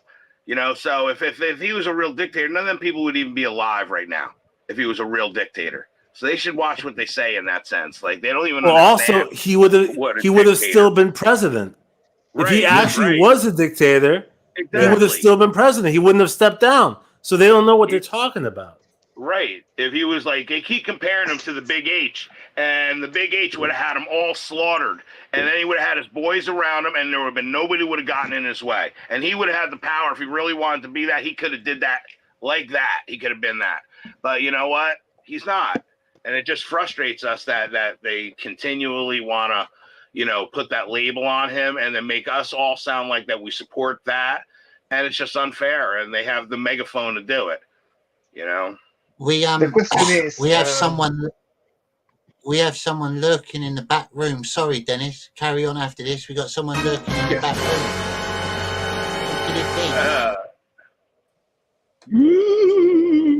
It's a ghost. Dun, dun, dun. You were saying, Dennis, free night to please. drink. Yes. What's up, You brother? have to look at the examples of Venezuela, for instance, or even Russia, where political opposition immediately is taken out, imprisoned, or just get out of they lose their jobs, they lose everything. You have to look at that example and ask yourselves, did any Democrat go in prison when Trump was in power? Was Hillary Clinton prosecuted? We were hoping that there would have Incident? been. You know, how many times did they scream lock her up? And he even had the heart to not lock her up. You know, I can't put a president's wife in prison. Like, literally, it just shows the difference, the dichotomy where they want to kill him. Literally. They want to kill him. And then once they kill him, they want to kill the rest of us. Yeah, it's complete. Well, if they could, they would do the same as Venezuela. They would do the same as Russia Well, has done. We're with the going into the opposition, that's great it. unknown. Think of that. This is the great unknown. Hmm. We had not one person on the planet has a clue what's going to happen after tomorrow. This is like the eve of destruction. Remember that song? The eve of destruction. I mean, we're really feels that way almost. Because there's going to be a half a world that's really pissed off and a half a world that's really happy. That's going to be within your own family and the people right on your street. So we don't know the reaction of if Trump wins, how bad the sore losers will be. And we don't know even on our side, if Trump loses, how bad people on our side are going to scream and freak out. And that's where, you know, be on your P's and Q's. That's all I can say. Pray to God. Well, here's the thing. Something is definitely going to happen because you're right. Either way, no matter who is called the winner, there's going to be reactions. There's going to be, like, for example, the left, if Trump is named the winner, the left will do what they did after BLM. You know, they're going to do riots. There's going to be riots in all the major cities. But if now here's the thing, conservatives, they don't tend to riot, but I would say another January 6th could happen if Kamala is named the winner. Most likely. Ooh, that scares me too, honestly. It doesn't feel really good in some ways because, like, we see there's going to be mountains ahead of us no matter what. We might have, like, we could say, like, we won the victory, but we didn't win the war. You know, we haven't won the war yet. We won a victory. Same on their side. If they win, they're just winning a victory. Nobody's winning the war yet. Did you see Trump do the garbage truck thing the other day? Yeah. When he pulled up and done an interview in the garbage truck. Has there ever been a more what an accessible ultimate troll that was? Ever been a more accessible guy running for president? More people have seen this guy than any other person on the planet. Like he shook more hands, hugged more people, literally been like as transparent as you could possibly be. And like, there's one thing everybody has to admit: he is the king of trolling. Because that McDonald's photo, the McDonald's photo of him waving outside the drive-thru, I swear, man, I'm gonna have that printed on a poster. I'm gonna hang that on my wall. It's one of the greatest photos ever taken, in my opinion. Oh, no doubt, no doubt. That's right up there with the Iwo Jima. That should honestly, Trump should be on his own dollar bill and his face added right next to Mount Rushmore, the fifth Beatle. I loved it. You know what I mean? In my mind, right? I loved it when he was in the garbage truck and he goes, "Do you like my garbage truck? It's in honor of Kamala and Joe." Proper wind up. How do you not love him? How do you not love this guy? It's hard to understand. Joe Biden couldn't do this. How do you like my garbage truck? This truck is in honor of Kamala and Joe Biden. Birthright citizenship. Now that's just a blatant fucking diss, isn't it? Yeah, no He's doubt. honest about it. How do you like my garbage? Because they're the ones that call his fans trash. They've been calling Trump voters trash. And that's him trolling them back. So here's my fucking garbage truck, mate. I don't said that in the last 100 years. And just the other day, a speaker at his rally called Puerto Rico a floating island of garbage. The only garbage I see floating out there is his supporters. His demonization of seen as unconscionable. It's un-American. It's totally contrary to everything we've done, everything we've been. Fuck you. You know, there's a lot going on. Like, I don't know if you guys know this, but there's literally a floating island of garbage in the middle of the ocean right now. I like Tony Hinchcliffe. I actually follow him as a comedian, and I think he's brilliant. And you hear what he's saying there? He's calling the island garbage. He's not calling the people garbage. He's calling the island. Right, and he's not referring it to any people. That would be like saying, He's you know, a if professional Miami, comedian. right? If if you Miami get had a a bunch prof- of if you get a garbage profession- when we said Miami is garbage, we would be just stating the fact. It's not really the people, you know. You're They right. take it that way.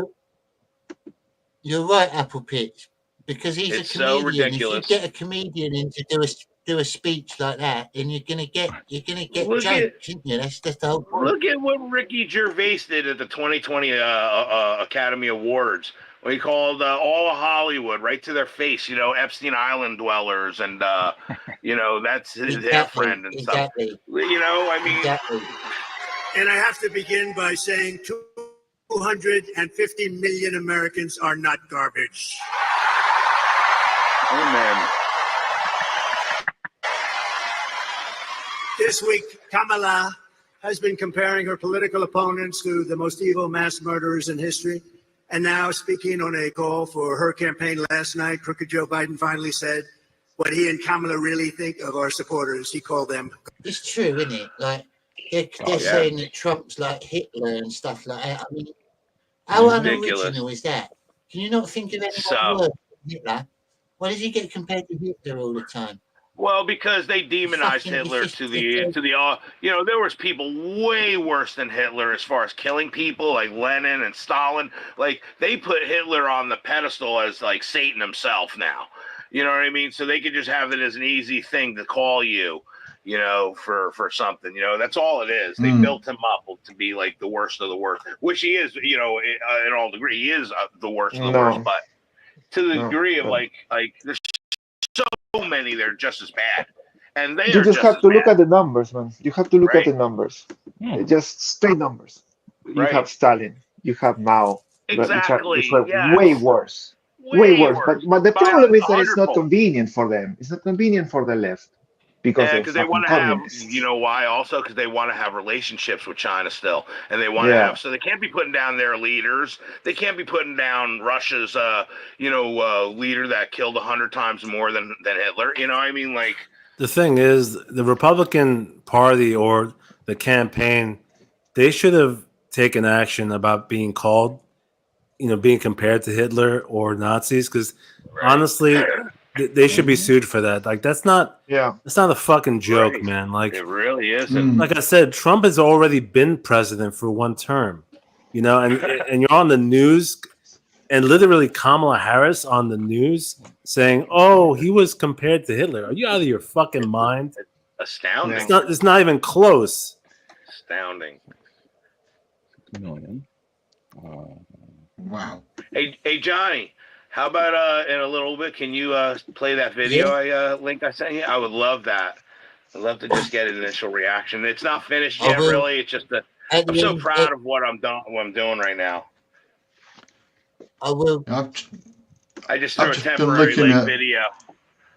I've just been looking through like a bunch of the I will do polls.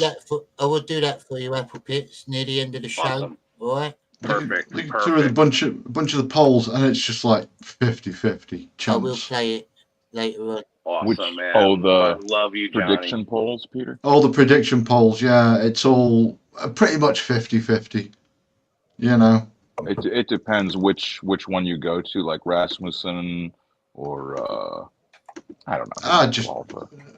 It's hard to even believe any of the polls, honestly, in my mind. I don't care how reputable they are or how accurate they were in the past. Oh yeah. Right now, this is what I call just, honestly, I look at it in a spiritual sense. It's a spiritual war, good versus evil, however you want to call it. And whatever is going to happen, if in my mind, if Trump don't win tomorrow, get ready for New World Order. That's what it's meant to be. It's meant to be the New World Order's coming in, and Book of Revelations is opening up, and God says it's time. And if Trump wins, then we got an extended stay to get your heart and mind in line with the Lord one last time. Because after that, I think it's going to be time when the sky's going to crack open. That's just me. I'm not trying to convince anybody. This is what I believe, and I just because if you try to tell somebody something, even your own opinion, the heretics will automatically think you're trying to convince them at knife point. You know what I mean? So they start freaking out. So you got to put the disclaimer in there. This is just what I believe. You know, you do what you want. You're going to stand before God by yourself. I'm not going to be there. Neither is your lawyer or anybody else. I've got a lawyer. Yeah, right. His name is Jesus Christ. Amen. Amen. He's right That's there. right. He's a good guy. Have you ever considered that perhaps Jesus already returned back in 70 CE when the Jerusalem was overtaken by the Romans, and Yeah. perhaps the 1,000-year reign has already happened. We are in fact living in the short period of time where Satan has been released from his 1,000 years of captivity. We are living in that short little time where he is allowed to That's the mysteries mislead of the whole everything. world. That's right. It's the mysteries of everything. I mean, I've heard everything, explanations about that literally we are the fallen angels. I've heard this explanation. We're the fallen angels that took on the human suit literally by going through, and that's why the Catholics kind of believe in, they believe in the whole Mary. They raise Mary up to the level of Jesus. They pray. I've always said if you look at a sign of a cross that the Catholics do, because I left the Catholic Church, to me, it almost, and I've gotten raked over the coals for this, it looks like an upside down cross. Like if it was a right side cross, I would think it would be like this. But when you look at it like this, to me, it looks upside down. And then when I found out that Vatican means divine serpent, and then if you look at the picture of the Virgin Mary, you turn it upside down, it looks like a dead sheep. And you see all the subliminal stuff. I mean, it is wacko. Look at Google and look at the Vatican from over. It looks like a snake wearing a crown, and the whole building looks like a snake. Yeah, some of what you just said looks like a forked tongue. It's some crazy. of what you said actually, there's some evidence to that where it is a little bit crazy. It really is. That's why I mean, look, left I wouldn't doubt that we're already in hell. I mean, shit. Yeah, a lot of Christians believe that, don't they? That it's hell on earth. We are living in hell on earth. But if you say that stuff, because the Catholics are so... My mom's a Catholic. I can't even talk to her about this stuff. She thinks I'm again, trying to convince her to change her religion, which in ways I wish I could. But she's got to make the decision herself. It's... Like all I know is that when they fired up that Hadron Collider, something fucking changed. Oh, amen, Peter. Amen, brother. Honestly, you're close to the situation over there. I'm far away. Yeah. You're What year was that? everything. Are they friend or foe? I don't know. Actually felt good. I felt water on my face. I said, Yeah, definitely, Peter. I agree. where the hell is that? They may be doing that on purpose. Let's find out if they're friend or foe. And if they're foe, let's take care of those son of a bitches. Look at that.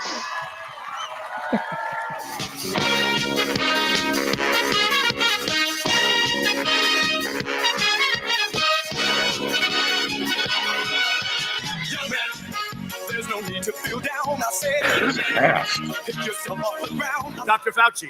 Who wants to listen to Dr. Fauci? And don't forget, Dr. Fauci, what he said is, no, don't close it to China. I said, I'm sorry, doctor, you're a wonderful man. And he is a nice man. You're a wonderful man. I'm closing it. I saved thousands of lives. He admitted that 2 months later. 2 months later. And Dr. Fauci said, don't put on masks. Don't put, you see the thing. And now he says, put on masks. And they say, he's a wonderful guy. And he is a wonderful guy. I like him. He just happens to have a very bad arm.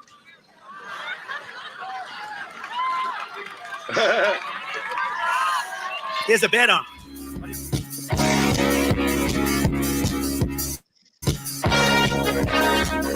He's a corrupt politician. You see it? Now they say the laptop Schiff, watermelon head, Schiff. That laptop was produced by Russia. Here we go again. Russia. Here we go again. Can you imagine what they must think of it? These people are crazy.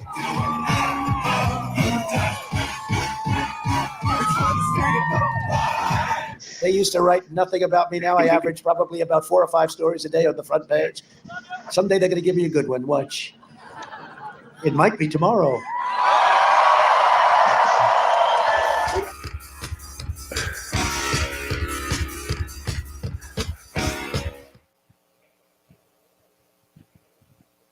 Honestly, man, he is like Robin Williams level comedic, George Carlin, like all rolled into one.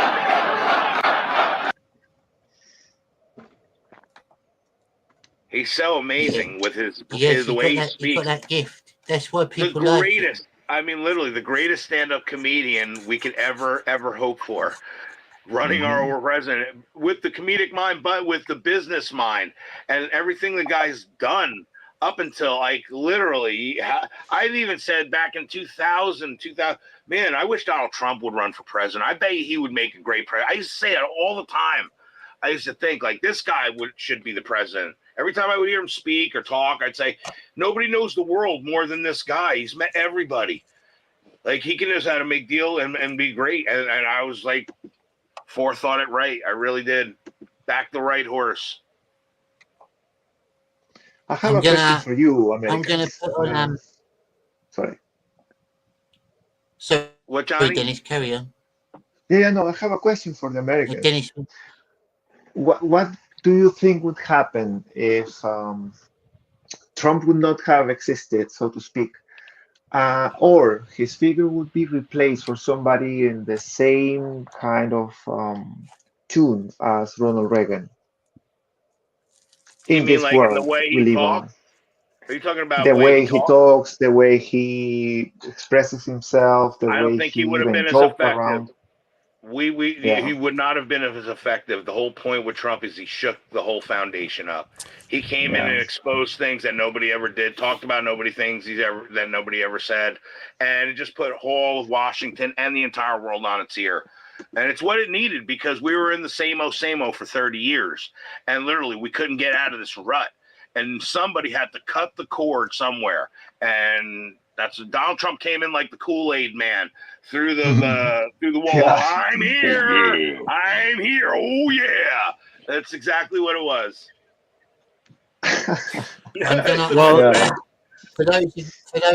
For those of you that have been on the panel for quite a while now, I'm going to have a quick toilet break. So I'm going to be playing a video. It gives you all a chance to have a quick piss or whatever you need, and I'll be back in about 3 to 4 minutes. All right. Party needs a quick track. Pause the beats, hold the bass. Gotta find that restroom space. Toilet break, be back soon. Johnny needs to drain you strong.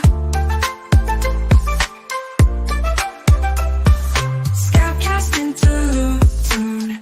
He won't be gone too long.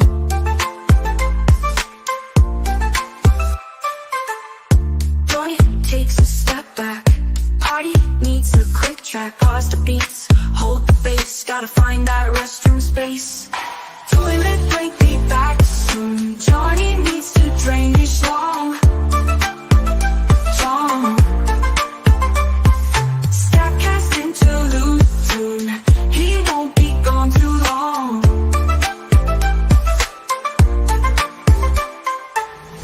Electro beats on pause now. Can't dance when nature calls. Wow.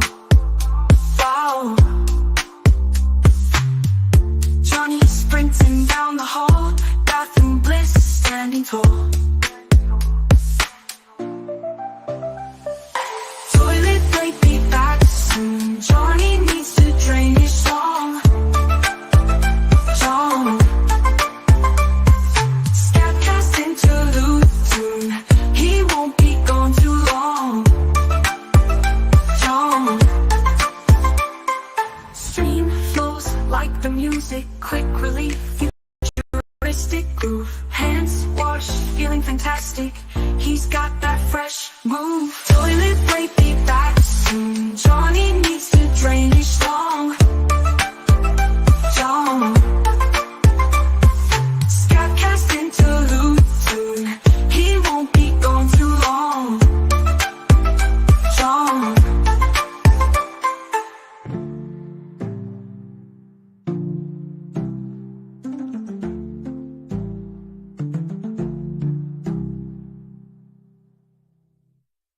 I ain't been gone too long. He won't be gone too long.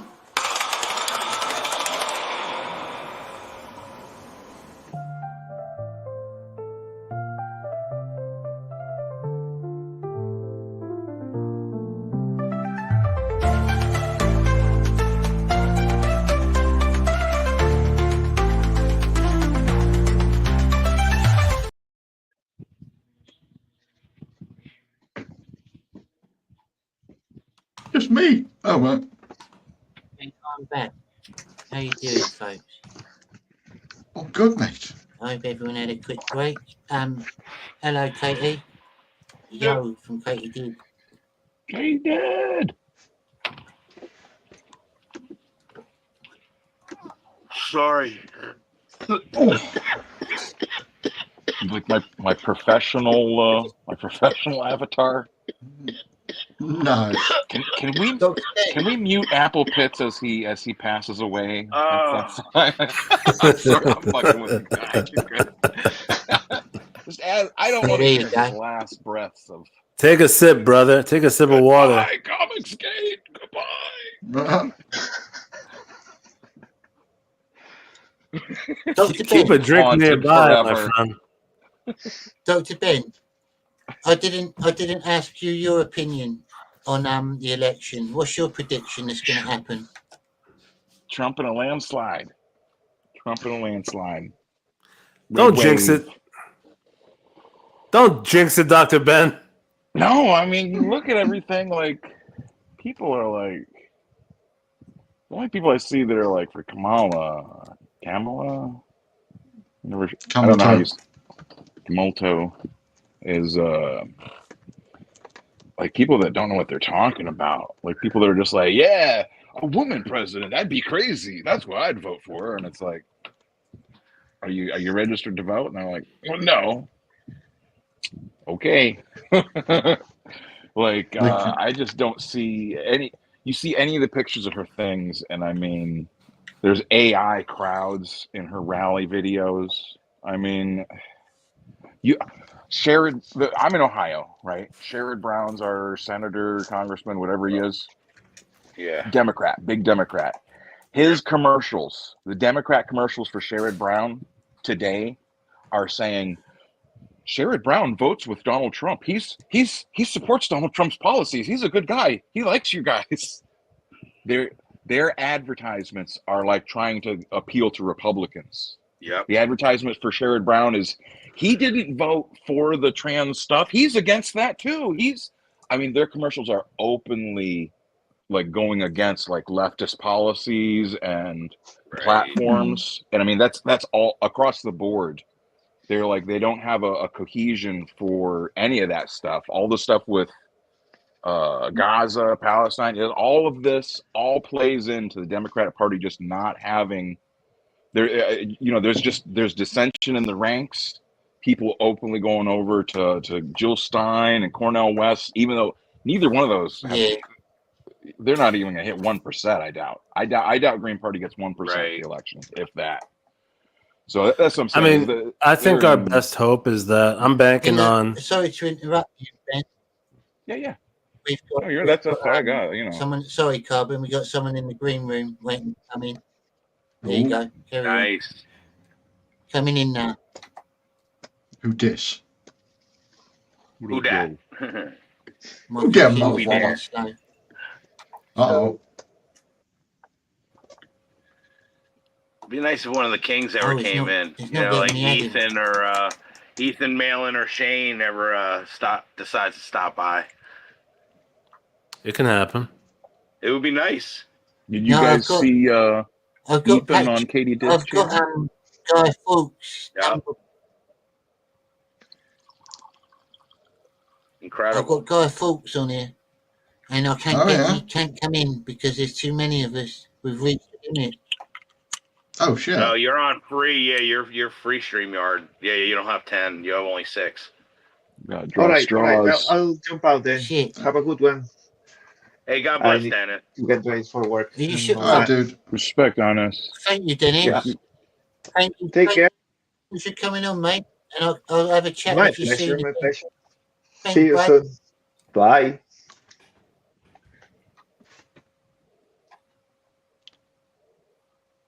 Dennis that Wood's was a very new, nice. new commando, isn't Very he? kind of Dennis there to give up his spot Shocker. for Guy There we are. Fawkes. Dennis has been down. Dennis has been down with the commando since the start. He's been supporting us a long time. He's always been a good mate. Hello, Guy Fawkes. How you doing? Hi, folks. Don't Don't do a fucking accent. Don't do a British accent. Don't do it. Do not do it. I'll do my gay British accent if you're not careful, Peter. That is a gay voice. That's a British accent. It's muffling you. You it's sound probably like 'cause of the you're mask. gonna mug someone. Turn up the gain. How does this sound? Any better? Yeah, you're good. I told you Who not is to that do the man, gay man? voice. Don't. So, I've got a video here for you, lot. Thanks, Dennis, for Kamala's jumping out. best gaffs.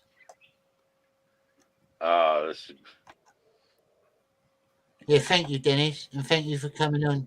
You're a brilliant man, and thank you for getting involved in the conversation. I like Dennis. Mm-hmm. I grew up understanding the children of the community are the children of the community. In one term, he has already, yes, you may clap. You need to get to go. I need to be able to get where you need to go to do the work and get home.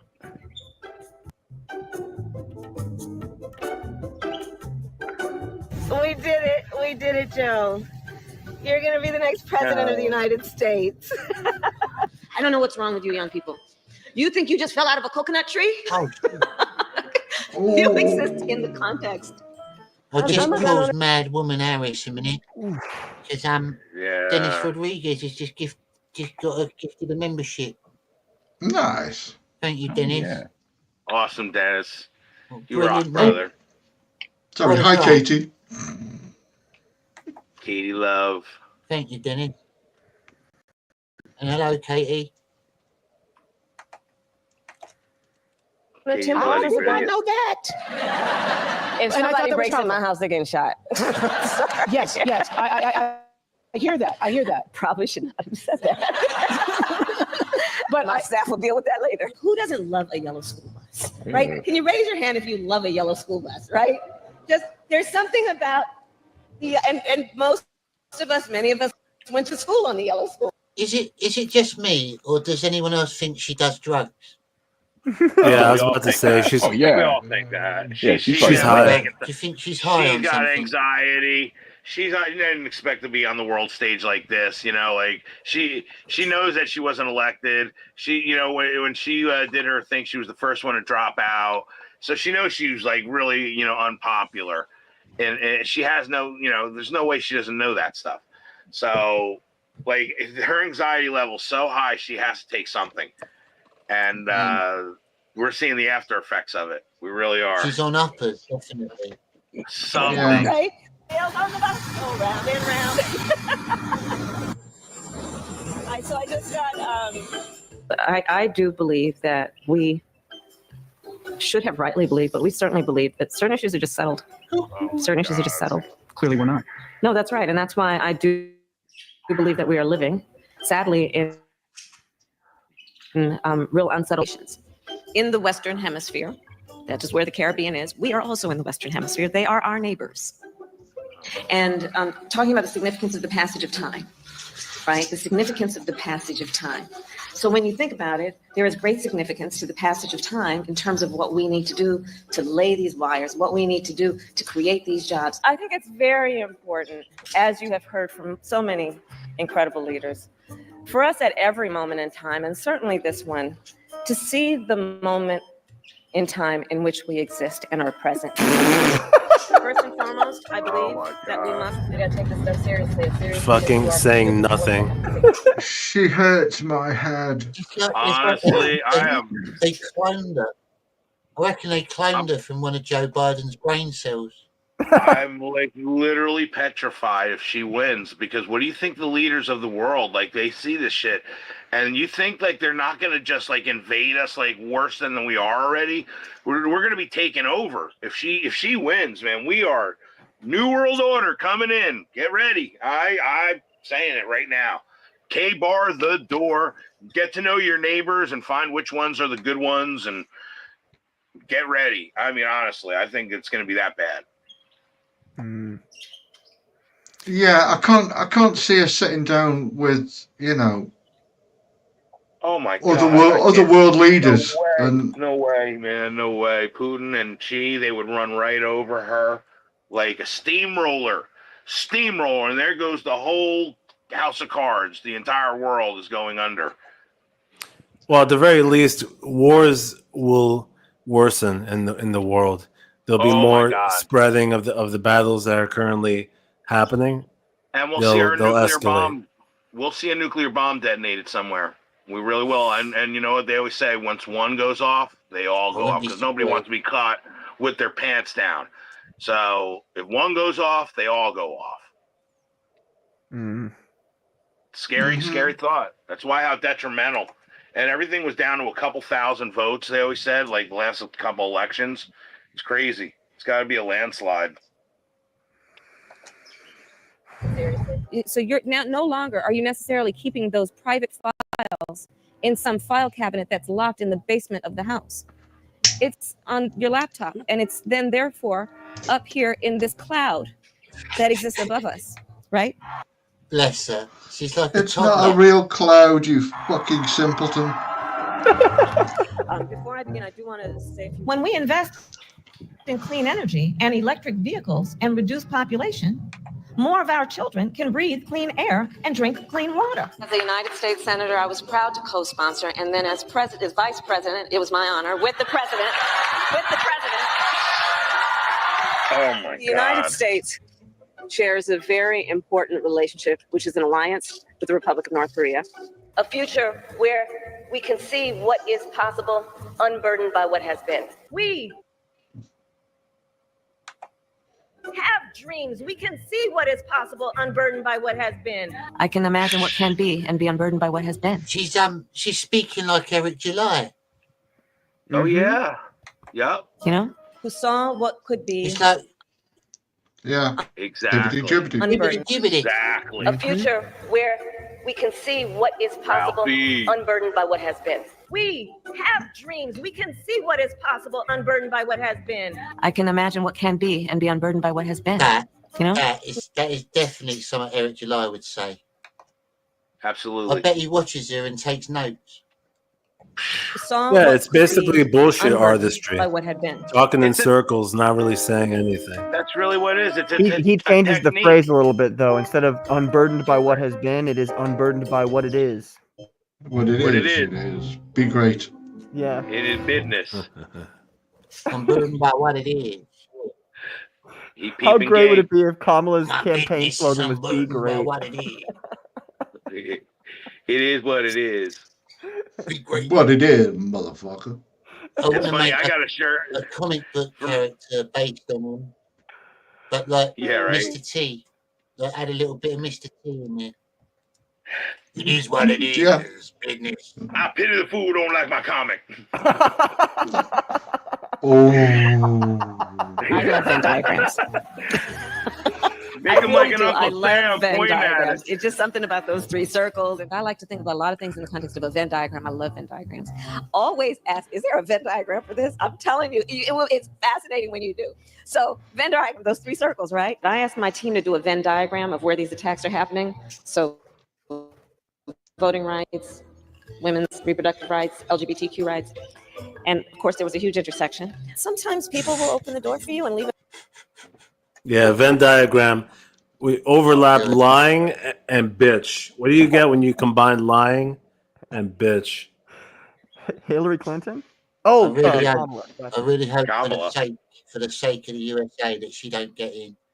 I feel sorry for you. Honestly, and I think over here as well. I think she's a secret Muslim too. Honestly, like you notice her name. Listen. Just say "Come Allah" 5 times fast. Come Allah. Come Allah. Come Allah. Come Allah. Come Allah. Doesn't it? It's ironic, right? Stretch, but... It's funny how it sounds like they'll say "Come Allah" 5 times fast, real fast. Well, even aside from that, clearly she should not be voted for. Yeah, no doubt. It open, sometimes No it doubt. won't. And then you need to kick that door down. Excuse my language.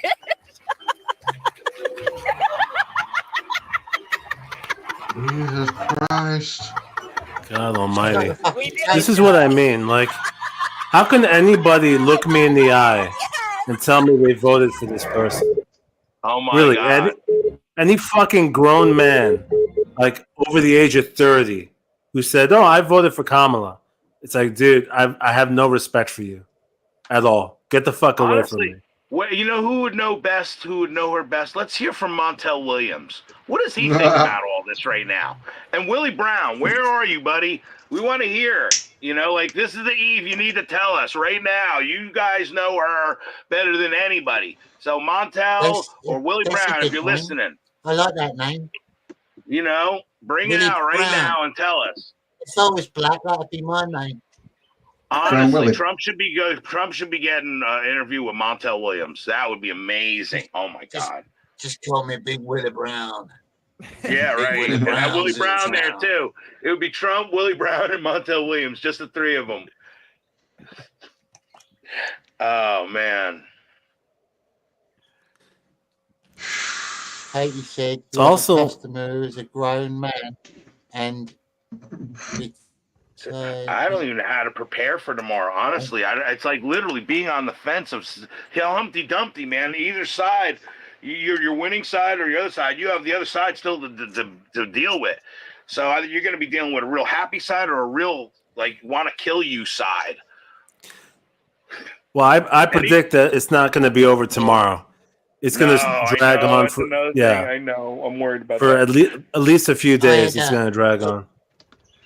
Well, haven't they said it could be 11 days before you know, or something Oh my like God, that's ridiculous. I always say we should have a receipt. Like when we go to the store, we get a receipt. We should have a receipt, paper, proof. This is what we did now, and anybody who voted that on the right side is going to be holding on to their proof. But that it's can like even Trump be said. jacked It's up. like Trump said.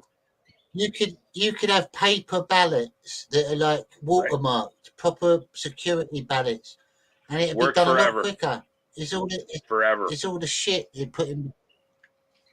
It's what they did in 1776. I mean, give me a break. They did it on leaves if they had to. I have the idea that could work, and they know that they could pull this off, but they're playing games. Every ID right now, the technology we have for printing IDs with having like chips within them, they should make having an ID with a chip mandatory. Right? You go What's our vote, credit and yes, and you scan your chip. That ensures the vote, and that's it. That would be very difficult to fake once you take it to that level. I mean, look, according to all that lot, that was entirely possible while COVID was going on. So, you can do COVID, Good point. I mean, I'm kind of torn in the sense of like I understand privacy, but sometimes in this day and age, like almost you feel like, why does the votes even have to be private almost in the sense like you should be so proud to declare it, you'll do it publicly. Boom. I'll do it in front of 1 billion people. This is who I'm voting for right now. Boom. And literally it's public and then everyone sees it and then there's no discrepancy because everyone sees everybody's vote. Everything. So that's just, I know there's problems with that. Yeah, but then you're gonna get people fighting, ain't ya? If you do that, if everyone knows everyone's vote, there's gonna be like wars on the streets. People and then beat you won't, each other up. like I said earlier, you won't get the people who say they vote in one way but actually vote the other. Right. They will actually vote for the person who isn't, who's going to call them a racist.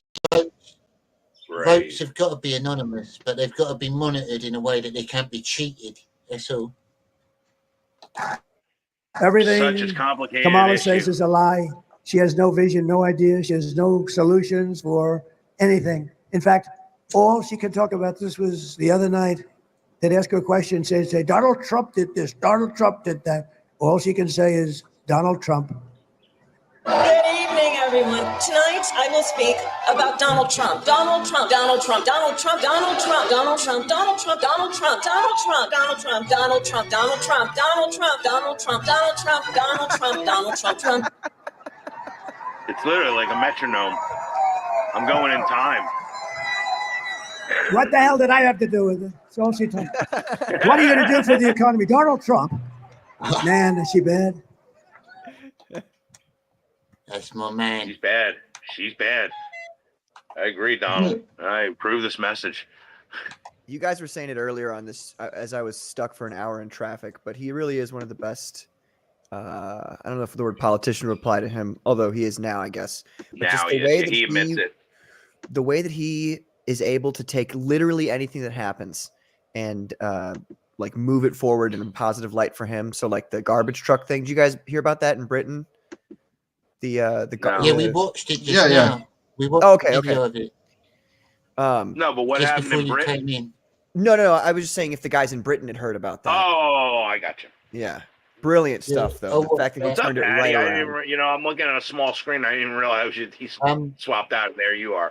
I was just before you came in, Patrick. We were Oh, I got discussing how Trump is the master troll. He's Yes. he's a stand-up comedian and a troll all in one.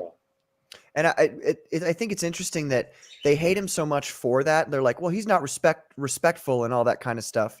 And there's two things about that that's interesting to me as an American. One of them is, why do you respect your politicians?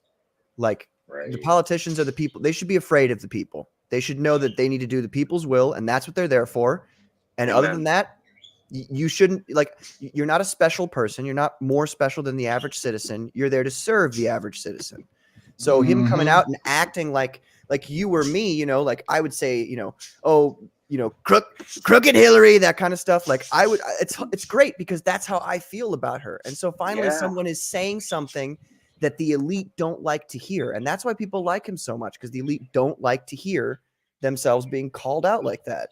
And They're how more much do special we than you still and me. don't know? Even everything that we know now, how much we do not know of what's happened behind the curtain? You know what I mean? Literally, like it's amazing. We're probably just scratched the surface.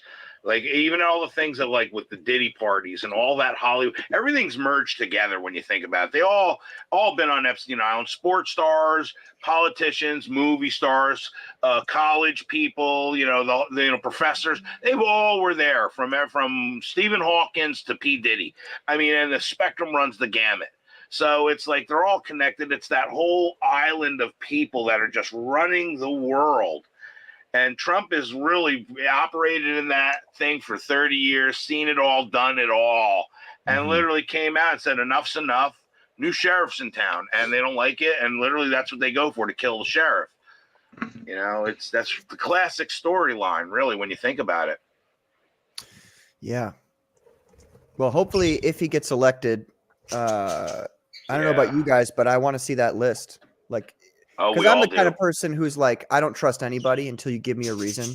And I like Trump. You know what I mean? I want to trust him. And certainly the economy was a million times better than it is right now. So you can't argue with that. But like, I want to see that list for me to fully be like, yeah, you know, Trump's actually a stand-up guy. I've got to see that list. So. And we're calling that list? a million times better. Yeah. We're calling that time period when Trump had it a million times better compared to when we were all growing up. Literally, I remember gas being only 99 cents or even 69 cents a gallon. I remember, when comic books were only 50 cents or 35 cents. You know what I mean? Like, nobody talks about the de-escalation of inflation going back to where things can be super affordable again, especially with all this AI technology and things that are supposedly doing the work for us. It should be bringing the price down of bread being 5 cents again, and lettuce being, because they have AI to help, grow it and make it more and be more abundant. So everything should be going back down. Like paper is not, the same paper to me. Why are comic books $6-7 in some cases, $10 now? Go back to the paper pulp if you want, and I'll pay 50 cents for a great book and a great story on pulp printed. I love the smell of pulp. Well, honestly, I love a 70s comic book. When you open it up and you smell it, it's just that's the classic smell. You can't get that now. Pastor Flash says the economy here in Australia was so much better with Trump. He was great for the whole world. He was, yeah. He was. Yeah. I agree. Britain was doing better as well. Absolutely, 100% we were. Yeah. Eventually, we got to make $100 an hour just to be able to survive. That's what it's going to. $100 an hour. Can you imagine that? Having to make that just to survive, not go on vacations, not buy your things for your collection anymore. That's just getting your basics. That's the way it feels. Like we're everything's getting raised so much. Where's it going to go? Mm-hmm. Yeah. Too much yeah. middle God, management. Too many Move fingers. the decimal Too point. many. Literally, they'll be moving the decimal point over one. You know. Yeah, stuff can't go down in price. The only time stuff goes down in price is when it's cheap Chinese stuff. Yeah. Right. Yeah. Yeah. Although to be honest, all my like equipment, everything, it's all Chinese. Because it's just as good and it's like a tenth of the price. You look at things that were the exact same thing and it's still higher priced. You know what I mean? Like I said, paper is really that much more. Like going to see a concert, people saw Elvis for $8 in 1972. Literally, it's still a guy just singing on a stage. You now got to charge me $500, $1,000 to do the same thing, to sit there and watch a guy sit there just singing a song. People paid $8 to do that. Now we got to pay $800. Yeah. Yeah. But I think we're more focused on comparing 4 years ago to now, Right, that's as what I opposed to keep 50 saying. years ago. Right, to that's what now. we should be trying. I sell film on eBay, and literally I get a lot of home movies. And when I watch these home movies, I just want to jump through the Home screen. movies, he says. Yeah, home movies, like What old ki- what- film home movies. Yeah. Oh, I Of thought you were everything from around the Apple world. Pix is the porn king. I was gonna say. Yeah, I bet you have. On home movies. yeah, no, old, you know, from like Denmark, from all around the world. And also, I just want to jump through the screen from the kinky 50s, ones, the 40s. the ones from Incredible. Norway and places like that. I got that Tracy Lords, brother. Ooh. I got some of vintage that too, but won't go there. No. I've I got a actually little got an old video. I've got a cartoon. little video for you all. Forgotten Old There we England. go. Forgotten Old England. Guy Fawkes bonfire night traditions. Ghoulish carved turnip lanterns, penny fireworks, and bonfires so fierce that they'd singe the back doors. And he's in fucking Welsh. Some of the old traditions that were celebrated You know, during Guy and- Fawkes Night and Geordie. happenings of the past. In this video, we're going to delve into some of the unusual customs that were Yeah, I popular can in England, understand their Scotland, voice. and Ireland, especially in the northeast of England, where I'm from. Yeah, I've got a lot of Geordie mates. Investigation. Before carving pumpkins was a thing here in England, Scotland, and Ireland, we were Turnips. carving narky turnip lanterns. I've People gotta carved say, scary faces. You probably know some all right Geordies, but every Geordie I've met in my life have been proper annoying. I've always not got on with them. Right. Yeah, It's I've been on a just few think good they nights do. out. In fact, last time I was up in Newcastle. Go on. Go on. Is it true that they never wear coats? You're Yeah. seen as like a pansy if you wear a coat. Dude, it's the same round here though. In middle of December, it's snow all over the place. There'll be just women walking around in almost underwear. Where is this now? Yeah. This is I in suppose Stoke most on places in England are like that now. It's like that in London as well sometimes. It's like it Dude, could I be wear- pissing down and you get some I wear blowout sh- in like nothing. I wear shorts all year round. Well, in New York City, also in Manhattan, because people they want to look fashionable. So even when it's freezing out, the women will still wear just like a mini dress, just to look hot. Yeah. I mean, you might say it's to look fashionable, but it's so they look like slags. There you go. There's a good British word for you. Slags. Who is? I love that word. Slags. I'm surprised there was ever a band called the Ever Slags. you slag. Slag. It's a Fucking great slag. word. It's not It as really popular is. as it used to be. It should be. It would be a great band name, the Slags. It was. It's probably been done. I should have Yeah, think yeah. so? There was a band. I called- got the yeah, yeah. I got the perfect Vegetable punk name. to place near doorways to frighten away evil spirits. join in. The name of my punk band would be called the Bloody Stool. What's the perfect punk? That's The a Bloody good one. Stool. It is the Bloody Stool. That could have so many Yeah, it could connotations, mean- like you it broke could over mean somebody's two head, different or you things as really well. pooped out a bloody stool. It's a good punk Yeah, name it's a for sure. double entendre. Yeah, that's why I said it's the perfect. I have one. We were carving narky turnip lanterns. People carved scary faces into turnips and other vegetable produce. To place near doorways to frighten away evil spirits. Oh my It is God, thought that this Um, tradition originates from a story about a man named Jack, or Stingy Jack. Jack tricked the devil and was cursed to roam the earth in eternal night with only a burning coal as his light. Jack placed the coal into a carved out turnip and carried it as his lantern, roaming the earth forever. Huh. Whoa, whoa, whoa, whoa, whoa, whoa. Can I say something real Hey quick? man, let's carve a turnip. I'm sorry. This is some crazy shit. You guys know about my character Pumpkin, Man, this right? is- Well, Yeah. obviously it's based on a jack-o'-lantern. I had no idea. I literally didn't that this was the story behind it, and he put the light inside of a lantern, and that's the name of that group that he's a part of. So, wow, how convenient is that? Fuck Mm. yeah! Thank you, God. God help me yet again. Awesome. I tell you what. Obviously, because we're a lot older than you Americans, and we've got more history. Yeah. We got a lot of pagan traditions, and the pumpkins. The pumpkin comes from pagan roots, druid roots, well before the native Indians and all them lot. I can tell you one thing though. Look, I'm so old that we used to do this when I was a kid. We used to do the turnips. You try carving and hollowing out a fucking turnip. It's a nightmare.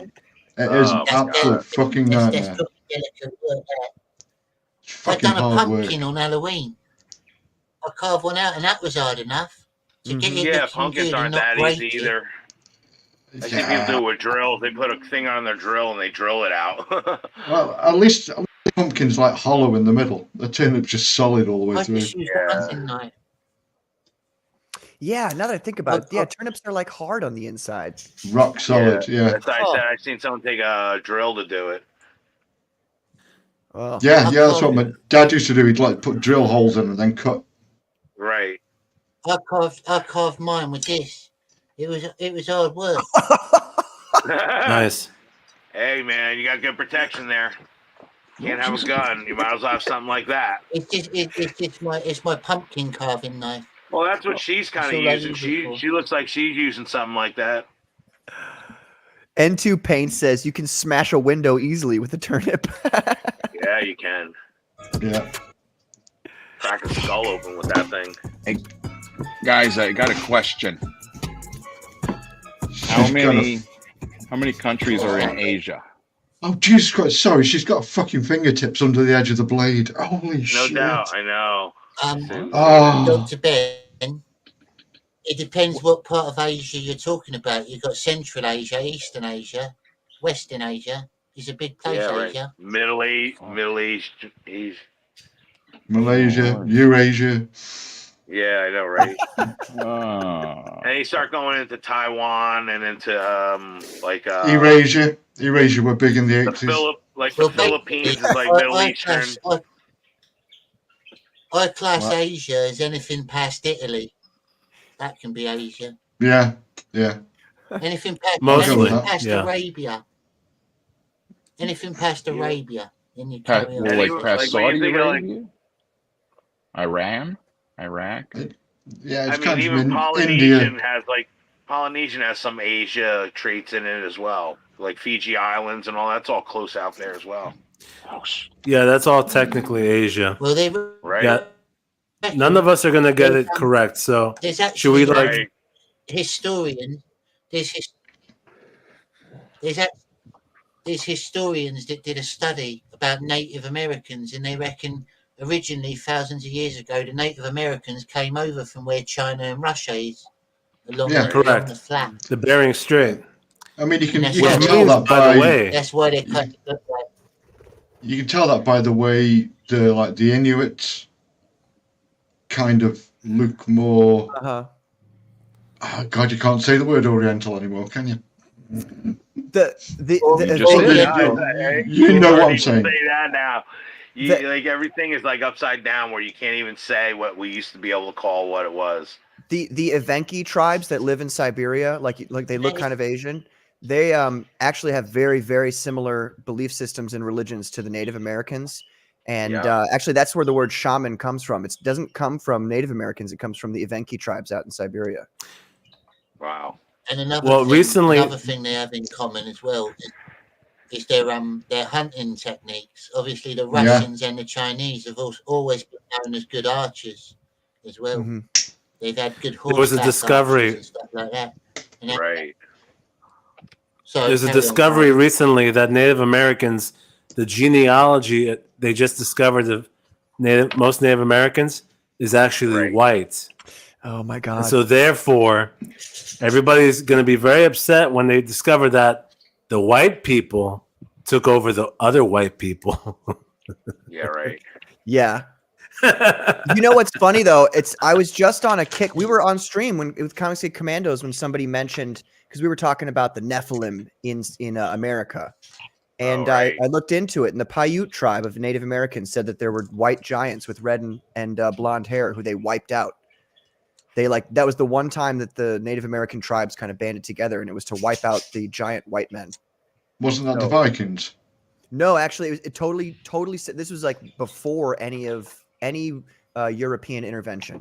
It was a group of giants that apparently they said they cannibalized them and they engaged in disgusting sexual practices. I don't know what that means, but I mean, you can imagine. It But, must be that, like, you know, you hear these stories, like, I think how the hell mentioned do... I mentioned it on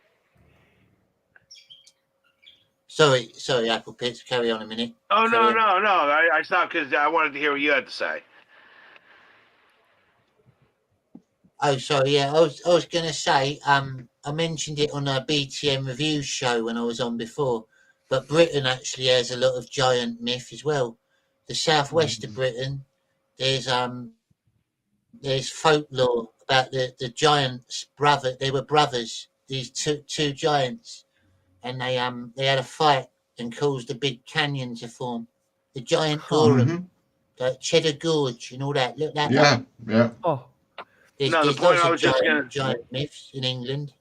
The point I was just going to say is, like, it must be in the sense of, like, when you think of, like, giants like that, how would any of us be able to overtake, you know, a race of giants, especially if there was, like, millions of them, say? Like, there must be some advantage that, like, God gives us humans as, like, our intellect outsmarts them every time. Even though they might have their own level of intellect just from history and things, but I think we have something over them for us to be able to defeat them.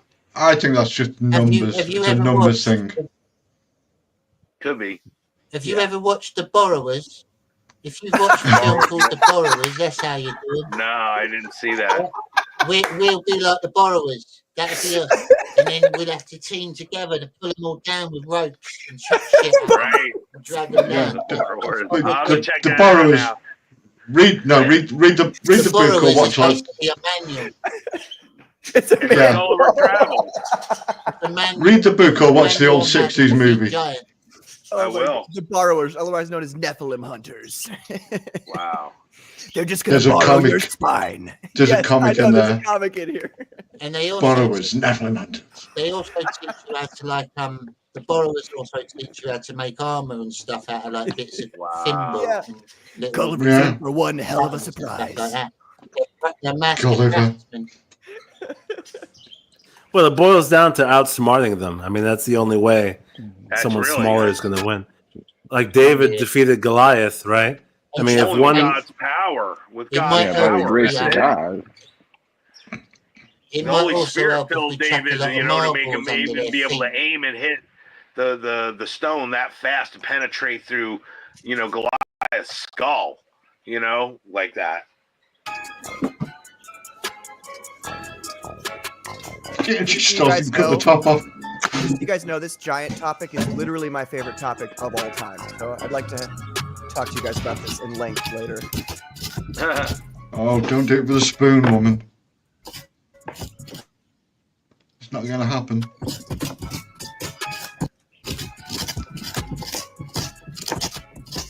Christ. It's going to take you fucking months, love. Do it properly. Yeah.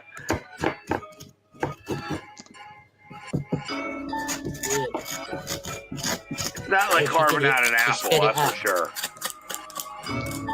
Yeah, there was a little bit of a jump there. I think it's time to abandon the turnips.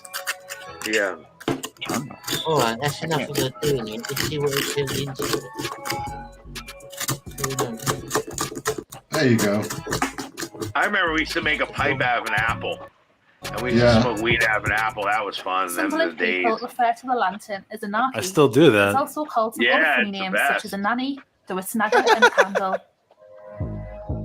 It gives it an apple taste to it, too. It really does. Mm. Oh, yeah. Fireworks are still popular today, although most people tend to attend organised displays rather than clotting about with buying fireworks to set off. But did you know that it was actually legal for minors to buy incendiaries? Penny bangers were obviously a penny, so they were really accessible for a bit of a show. Bought from the local hardware shop, the children would buy penny bangers on their way home from school. Me and We used to Bjorn, have were firecrackers over when in we were young. me and Bjorn were on tour once over in Slovakia, and he lit one of them, right? And they actually carry on when you put them underwater. We didn't realise. Yeah. There was a sink in the hotel, and it was full up with water. And Bjorn lit it. I went to go and put it out in the sink, and the sink exploded, and there was a perfect hole through the bottom of the sink in the hotel room. I thought the water would put it out, and it just blew the bottom of the sink out. You're lucky you didn't blow your hand off. I had to. I chucked it in the water. I chucked it in the water just in time, thinking, "Oh, that's just going to put it out," and it went. Can you imagine if you were putting in the toilet? The water went everywhere, and it made a proper little round hole through the Yeah, porcelain in the sink. We used to flush them at school. Yeah, Like you chuck it and then flush it and Explode the whole fucking lot. I didn't even realise it's fucking. They're mad. We as had well as a firecrackers threepenny when we were box little. of Bengal matches. Some households in the street would buy boxes of fireworks, and then the children would go to house to watch them. And it was a favourite pastime of children to set off fireworks in a cow pat. Yeah. From sixpence for a packet of sparklers, or a little bit more for Astra or standard brands, there was a lot of variety to make Guy Fawkes night sparkle. Penny for the Guy, anyone? The tradition of penny for the Guy seems to all have been forgotten, but it was once a common sight to see children parading a scarecrow-like person in a wheelchair for a few coppers or two. Oh, that'd be brilliant. I'd make a John Maiden Mailing Mysteries one. Wheeling I around. think we used to do it every year, and then The it Guy just stopped. representing Guy Fawkes was made from old rags. It stopped. Well, yeah, I suppose it did. Everything wears off, doesn't it? People don't even hardly go trick or treating anymore. Well, we used to. We'd get like a bunch of clothes and stuff and stuff it properly and make a head and all that. But now all kids do is get a bunch of clothes, tie them together, and put a mask on it. And it's like that's taking you 2 seconds to do. Fuck off. Yeah. What I see now, instead of like you would get like you would get kids knocking on the door all day long. Now I see like a group of parents with like 50 kids, like a classroom of kids, just wheeling them, just for safety purposes, literally like just like walking them all down the road, and they're all going to that, like 50 kids going up to a house in a row. You know, it's like that's what it's come to. Yeah. Oh Definitely. my god.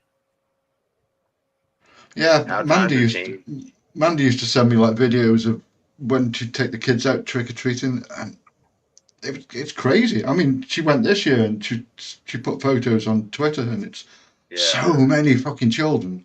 She's like 350 houses to get around in there. Yeah. Just like shots of the street and just kids everywhere.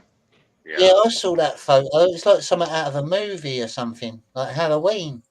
Yeah. It was like I was just thinking about it this year. This year I was thinking about it on Halloween. I was like, come to think of it, it's a little bit strange that I need to feel obligated to buy some fucking candy so that if somebody knocks on my door at night, I gotta give it to them. This doesn't make any sense. I'm against it now. I've stopped doing it because they don't come round. They don't come round anymore. It's an old tradition, Carbon. Back in, they still do it here in England. It's an old pagan tradition. You used to go around houses And if they haven't got something to give you, you'd say trick or treat. Or some people would say trick purposely. And then you'd end up doing something to them, like you'd egg them or something, or like prank them. But the thing is, it didn't start off like that. It wasn't give us a treat or you'll get a trick. It used to be you'd hold out the bag and they'd put a trick or a treat in. So it might be a lump of coal, it might be a fucking something crap, or it might be candy.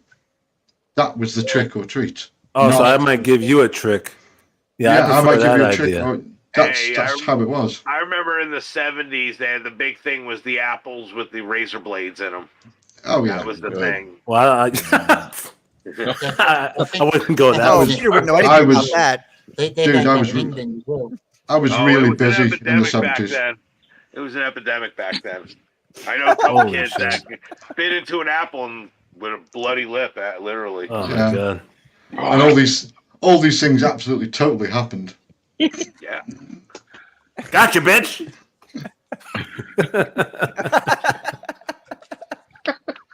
The worst we had on Halloween was like almost getting captured by the local paedophile. Yeah, right. Oh my god. Oh my god. Or Neckman on Halloween. Yeah, right. Neckman. Avoid Neckman on Halloween. You don't know what door you're knocking on. It's like lucky dip, innit? You don't know what door you're knocking on. You could knock on some nice old lady's door. You could knock on some swatty old pervert's door.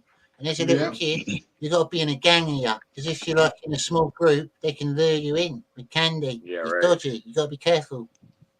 And there was a lot of them in Manchester growing up. A lot of nonsense. Paint kitties? Yeah. Kids like wine? That's a wine? I'll tell you That's what, a wine? man. I waited till they put the candy on sale at the supermarket after Halloween. I go right there. Yeah. in the aisle, and big stack. Dr. Well, Ben and I- Applepits, I think Dr. What's Ben that? and Applepits would be the perfect like people to be like perverts because you wouldn't expect it. Yeah. They're really nice So- people. They could lure you in. After I bought the candy, literally, I went and bit into one, and the caramel sucked the suction off, like a piece of tooth off the back of my tooth. Now I gotta go to the dentist tomorrow, just because I had to have that Halloween candy. Dude, some of those caramels, the Oh ones my that God. were not soft, Yeah. they would get stuck to your teeth, and you'd have to pick them off. Right. It could this damage your broke teeth. a piece off just from that. It was like suctioned of a piece, kinda like- a little wing off the Oh. edge of my I've back kind of molar. gone off. As I got older, I've kind of gone off of chocolate and candy and stuff like that. I have a little Yeah, you bit do. again. I prefer Yeah. like savoury things like pasties, Where, Scotch eggs, and pies. Yeah, me too. Yeah, me too. To the Americans on the panel, where do you stand on candy corn? Because I know it's like it's a love and hate thing, isn't it? It's some people love it. It's some got people its just- place. And, Yeah, it's like it's not something that's Garbage. common. Only like certain, maybe around holidays is when we ever see it. Really, No, Yeah. it's terrible. We don't It's get it I'm over not terrible. a fan of it. Not a fan of it. God forbid. I'll It's kinda like, conclusively say Oh, good. that candy corn peanuts, sucks. another one. On the poll in the chat. Oh yeah. The poll in the chat is saying that 6% of people have voted for Harris. They're voting for Harris. They Wow. want her to win.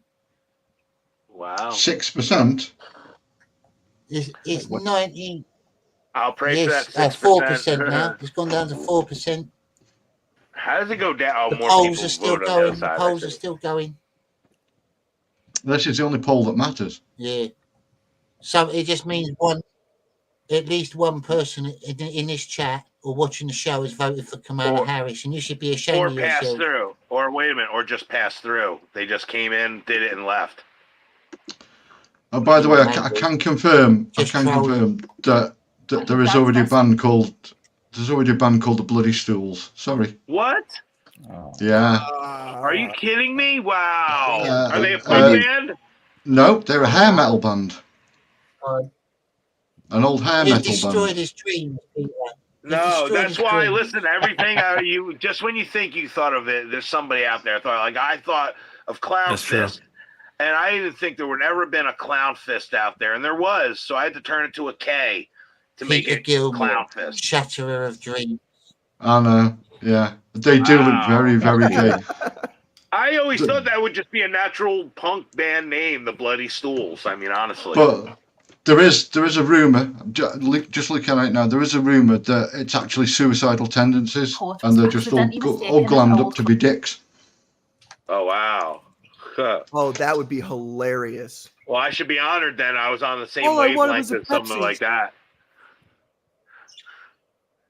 Like honestly, Yeah. it happened to me a few times. I thought of a song called "Dr. Feelgood" like and was 4 lodged into the years before bonfire. Motley Crue. If a guy couldn't be made, sometimes a younger sibling was dressed up, earning the children a pretty penny whilst also being a good opportunity to source things to burn in the run-up to Guy Fawkes night.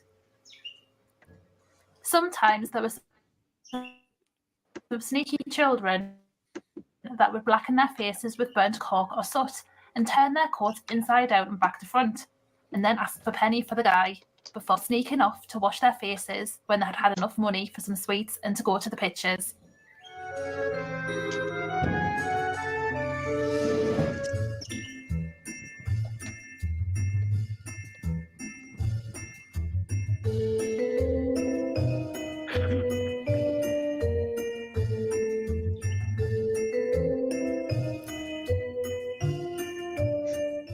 The bonfires of now cannot compare to the ones of yesterday. People would spend weeks collecting bits of wood, old furniture, and basically anything combustible to turn their bonfires into the best one in the local area. Children often guarded their bonfire to stop their rivals and other estates from nicking their best pieces or setting it alight too prematurely. Mm-hmm. My granddad was a bit of a wood hoarder and had been Do you have big bonfires up your way, Peter? Oh god, yeah, we used to do that. Yeah, she's exactly right. We'd build a huge one out on some waste ground, and then you'd have to guard it so that the rival kids didn't come and steal bits. Right. Yeah. There was a lot of farms near where I'm from, so Yeah. we'd go around all the farms and get remember all the scrap wood, and people's sheds They would used go to do it in missing. Manchester as well. They'd put their old We did 'em out furniture here in out and America. everything. They'd bring like old beds and old like settees and sofas and stuff, tables. Oh yeah, any Yeah. old crap, get it on there. We have that. We have sand dunes that we used to party out when we were in high school. All the high schoolers would go out there, and it would literally be. Some even built little dwellings and things in the woods and stuff. And we all used to go out there and have big bonfires. It was great. Hmm. There's a place near here that does So the kind of. like the- real life. Go on. You said you had friends, apple pits, that built dwellings in the woods. Are they like real life hills have eyes type people? Well, yeah, not like that, but like some ambitious, teenagers that like build their own log cabins and, they got a boredom, before internet and shit. This is like when people used to just do stuff out in the woods and like they would make things because they wanted to have a place that they can go to, that they can party and not Yeah. have their parents. But one of them was just an amazing log cabin the 3 15-year-olds built. And like 20 years later, it lasted and then it got burnt down. But Oh, we other used to kids came in. when we were kids. There was an old sandstone quarry, near where I lived, and there was a cave system where they obviously went down to dig all the stuff out. It's like 26 miles worth of caves, and we'd all just go up there. We like built like buttresses around the front of the caves, and yeah, we'd all go party up in there every Saturday night. Anybody ever get lost? Me and a friend tried to get through to the other side.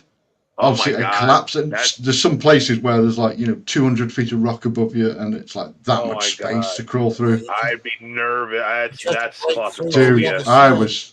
I think That's about it petrifying. now. I think about it now, and it's like, what an idiot. Honestly, being buried alive is probably like anybody's like worst nightmare. Like nobody could think of anything worse. The thing is, there was a huge underground reservoir just next to it. And when every now and then they'd have to empty it out to clean it. And when they emptied it, it went down into those caves. They just flushed it into those caves. Yeah. Anytime you think of or hear a story of someone getting lost in a cave, I get heebie-jeebies. I start getting shivers just thinking about it. I couldn't do it now. I can think of something worse. Oh, shiver me timbers. That's how I feel. Like, wow. Yeah. There was a story of a kid out, and I think it was in North Carolina or something.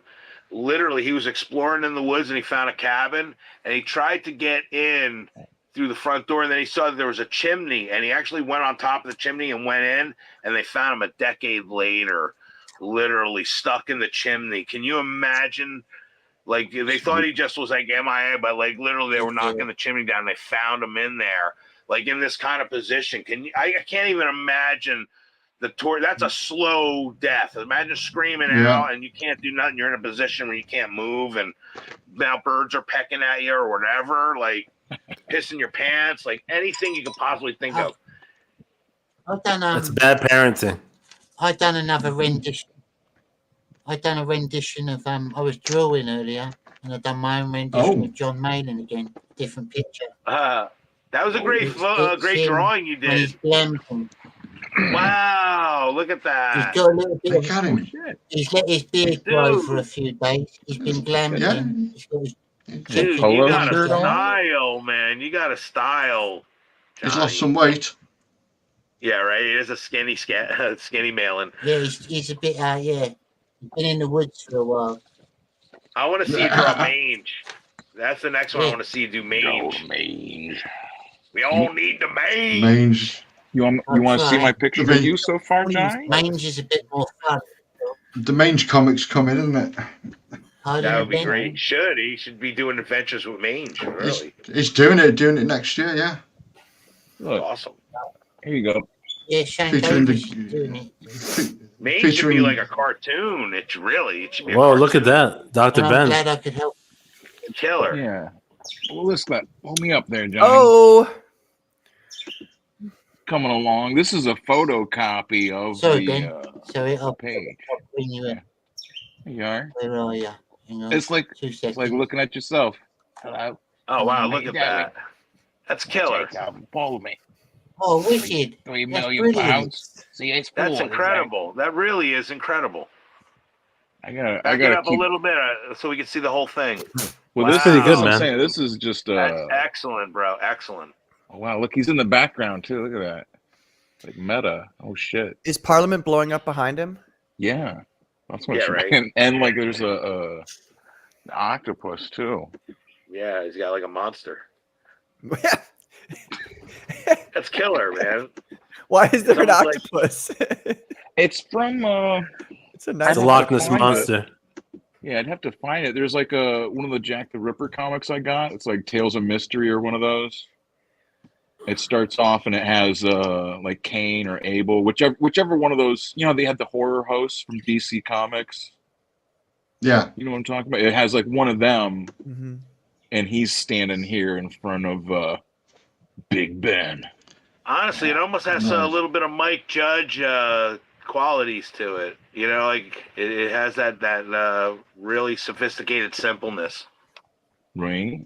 Yeah, I mean, it's mainly just a lot of hacking. You know. I want to put Johnny into Jack the Ripper comics.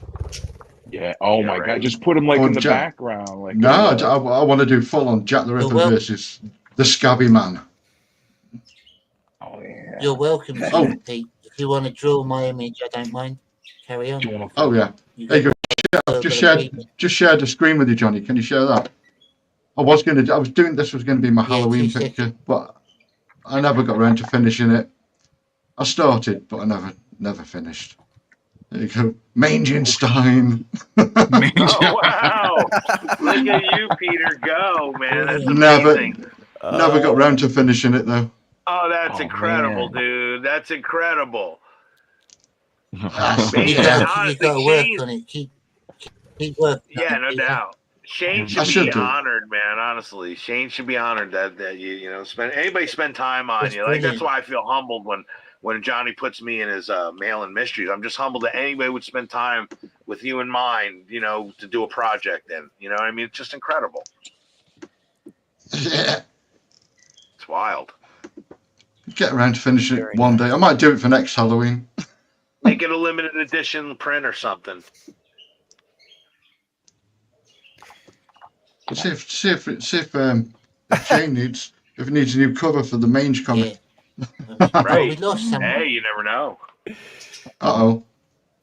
Carbon. Man down. Yeah, he was. Oh, there He you didn't like that go. Mange talk. He's back. He's in the green room. I don't know how that happened. All right. Yeah. All right. Well, they'll be expecting more of that as the day progresses. Yeah, right. Oh man. That's for That's sure. what I'm Once saying. the What election is shit happens. Look at this though with Carbon's soft face reveal here. Mm-hmm. That's a real picture of you, huh, Carbon? The gradual. I'm doing a gradual reveal. Yeah. Yeah. Before the accident and after. I can use him now. I can take his head and use him in my artwork to make him Exactly. Before the accident. Before the accident. That's good. Well, actually, Patrick, we were talking before that I'm going to do the face reveal on Johnny's channel because he's going to collect super chats that are going to build up to the reveal. That's awesome. That's a great idea. Like a strip really tease. Like a striptease. You will reveal a little bit more Like a with each dollar. striptease, Right, like a piece here. Being heard to take anything that was a shame to burn. Yeah, we just have that. We'll have Carbon on camera, but it'll be blurred out to start with, and it's the blur that slowly disappears. And you get to see more and more. Yeah. Oh yeah, you could do that, like set up like the green screen Like a thing or witness something on protection him. thing. Yeah, you can like change the opacity level or the strength or whatever, so it like slowly out of focus. Yeah, right. That'd be quite cool, wouldn't it? On the bonfire. The favourite was to throw big potatoes into the edge of the fire, allowing them to get blackened in the embers before devouring them alone or with a bit of butter. With a bit of butter. The bonfires of the bit past of were a butter. work of art. Devouring. The construction it took That's to a get little the height foul. of these Bonfire? to shore. The bonfires were so big that the heat would singe That's the a back nice. doors of the house. There's some nice bonfires. Look at that. Wow. Dude, That's a good bonfire. Yeah. That is. Sure is. yeah, one of the local ones that they have around here, there was one, it Is was the it? size of a fucking house. It was Wow. huge. I think that we should go back to Wicker Man traditions where we burn things inside them, like criminals. Damn and straight. stuff. Yeah. Make a giant like pyre and just put them all in there. I'm down for that. Yeah, heretics. Put some heretics in there. And we could do like a samurai dance around the big Wicker Man as they're burning. Yeah. Get some Like a Mississippi chicks. I don't know if I dig smelling burning flesh. Johnny's though. trying to bring back the Jewish religion. You know, I don't know. The smell of I burning think flesh doesn't do it for It's me. good for the earth. It's good for the earth. It pleases the spirit of the fields, and when it all burns, when it all burns, it helps the grass grow again. Huge amount Yeah. of old Guy Fawkes bonfire photographs. So these photographs do show As long celebrations. as they're all bonfires, and nonsense that you throw in combinations. there. You Look, know? they are while absolutely we're at it, let's amazing. burn some witches too. Bring back witch burning. Before Sausage sisters. Chat. country became the famous phrase on Halloween, children would go All the guys witches in. have technicolored hair these days, so you know them Guys in apart is from the thought to regular folk. originate from Yeah, right.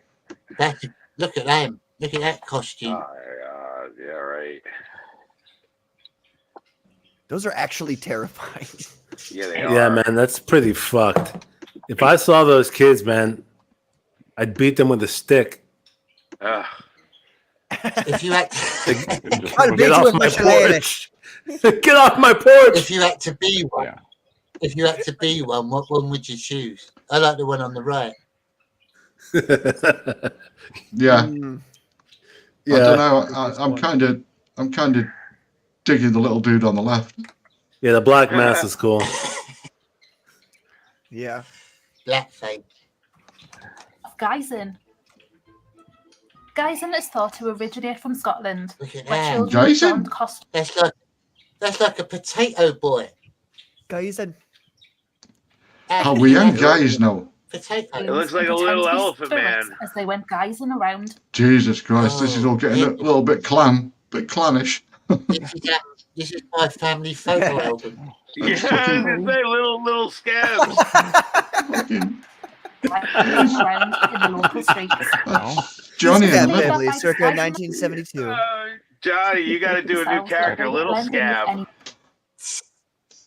and do a baby like a little kid 3 years old with a mask like you. Little scab.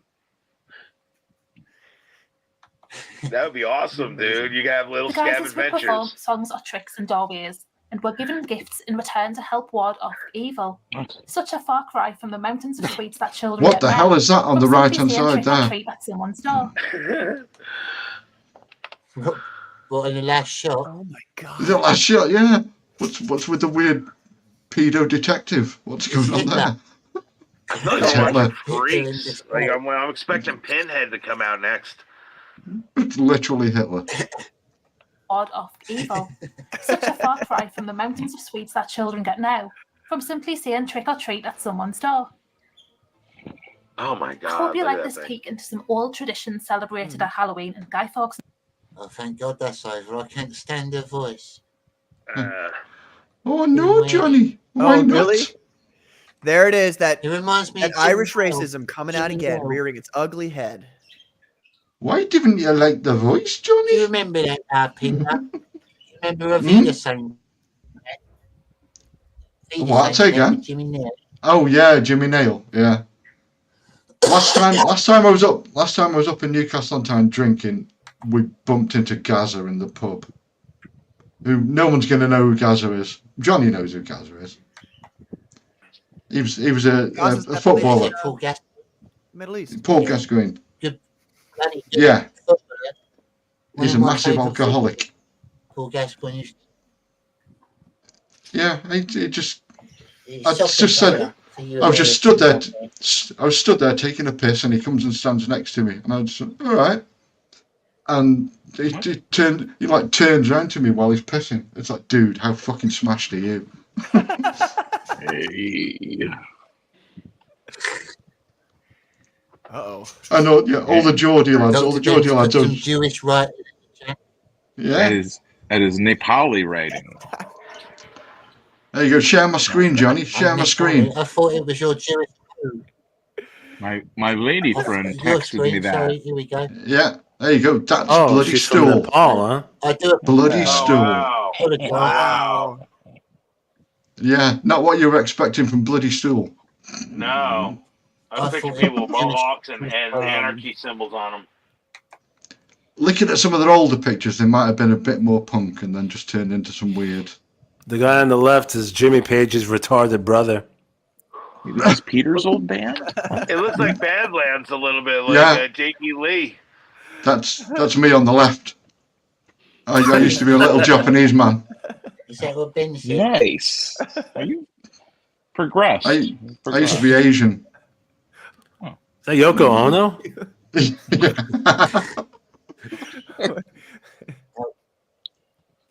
Oh my god. Wait, you used to be Asian or Eurasian? Or Both. because there's there's a lot of Asias.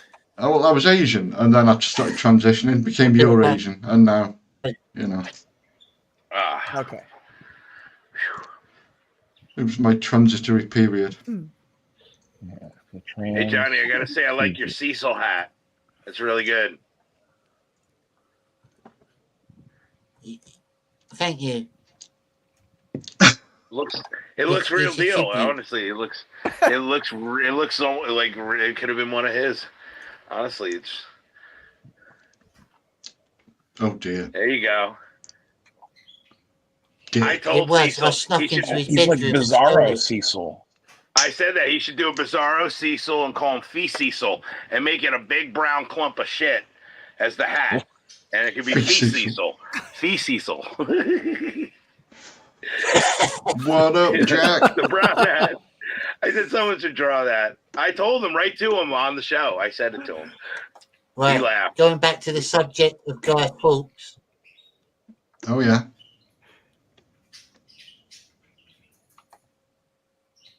Back to the subject of Guy Fawkes. Yeah. Here is a video all about his execution. Oh, wow, there we nice. go. All right. You might I like remember it. the Great. 5th of November. I'm gonna do a Gunpowder, bong hit while we listen. treason and plot. Every year in the UK, bonfire night is celebrated and commemorated, and it's a time in which fireworks are set off and excitement is had. However, the history behind this commemoration is rather sinister. Guy Fawkes is known most commonly for being the most famous conspirator who worked to blow up the Houses of Parliament and subsequently blow up the King, Queen, church leaders, many nobles, and bring down the monarchy and the government. He was discovered literally sitting next to 36 cases of Goddamn gunpowder, hero. which had been placed in a room below the Houses of Lords, in the cellars of the Palace of Westminster. He was literally caught red-handed, and allegedly even with a box of matches in his pocket. However, after his capture, the story of Guy Fawkes takes a much darker, sadistic, and brutal turn. Join us today as we look at the torture and execution of Guy Fawkes. And remember, to support our channel, please make sure to subscribe. No. There are a couple of accounts about when the searches that discovered the gunpowder and Fawkes took place, but an anonymous letter was what tipped off the authorities about the plot, and it was on the morning of the 5th of November 1605, in which Fawkes was caught red-handed. He had been put in charge of guarding the gunpowder that was being stockpiled, and was subsequently arrested. He was dressed in riding gear, as if he was just about to run off and hide away. He was discovered along with 36 barrels of gunpowder, which would have unleashed huge damage. Upon being discovered, he gave his name as John Johnson, and was first interviewed and scrutinised by the members of the King's Privy Chamber. During these initial inquiries, he remained defiant and would refuse to communicate with the interviewers, and would also be extremely difficult towards his interrogators. Following Tudor monarch Elizabeth I's religious settlement, Catholics were made to worship in secret, and the whole gunpowder plot's motives are ingrained in religion. James I had initially refused, following his crowning as King of England, to grant Catholics more religious tolerance and freedom. The hope in the gunpowder plot was that following the murder of the King and much of the government, then Parliament would provide English Catholics with a chance to take over the country, deposing the Protestant-led monarchy. When Fawkes was taken to the King and asked about what he was doing in the cellars, he boldly replied, "I wish to blow up the Scottish King and all of his Scottish lords back to Scotland." He also expressed his regret at having failed, yet James I admired his Roman resolution and honesty to say this to the King's face. Fawkes would remain relatively quiet throughout the six of his friends and co-conspirators in the attempted plot, and he refused to give any names. In a letter on the 6th of November, He had a trial then. He had a fair trial by the sound of it. Wow. Oh. James I wrote, "The gentle tortures are to be first used unto him, and thus by steps extended to greater ones, and so Godspeed your good work." James, before more details emerged, had issued torture to be used upon Guy Fawkes in order to gain more information from him and to gain them crucial names of the co-conspirators. For this, Fawkes was transferred over to the Tower of London, and the King himself would even compile a list of questions to ask this so-called man named Johnson, who Fawkes still maintained was his name. On the 7th, a few more details did emerge about the plot during interrogation. It was discovered that the plan had begun 18 months before and was confined to 5 people at first, and then it grew and grew.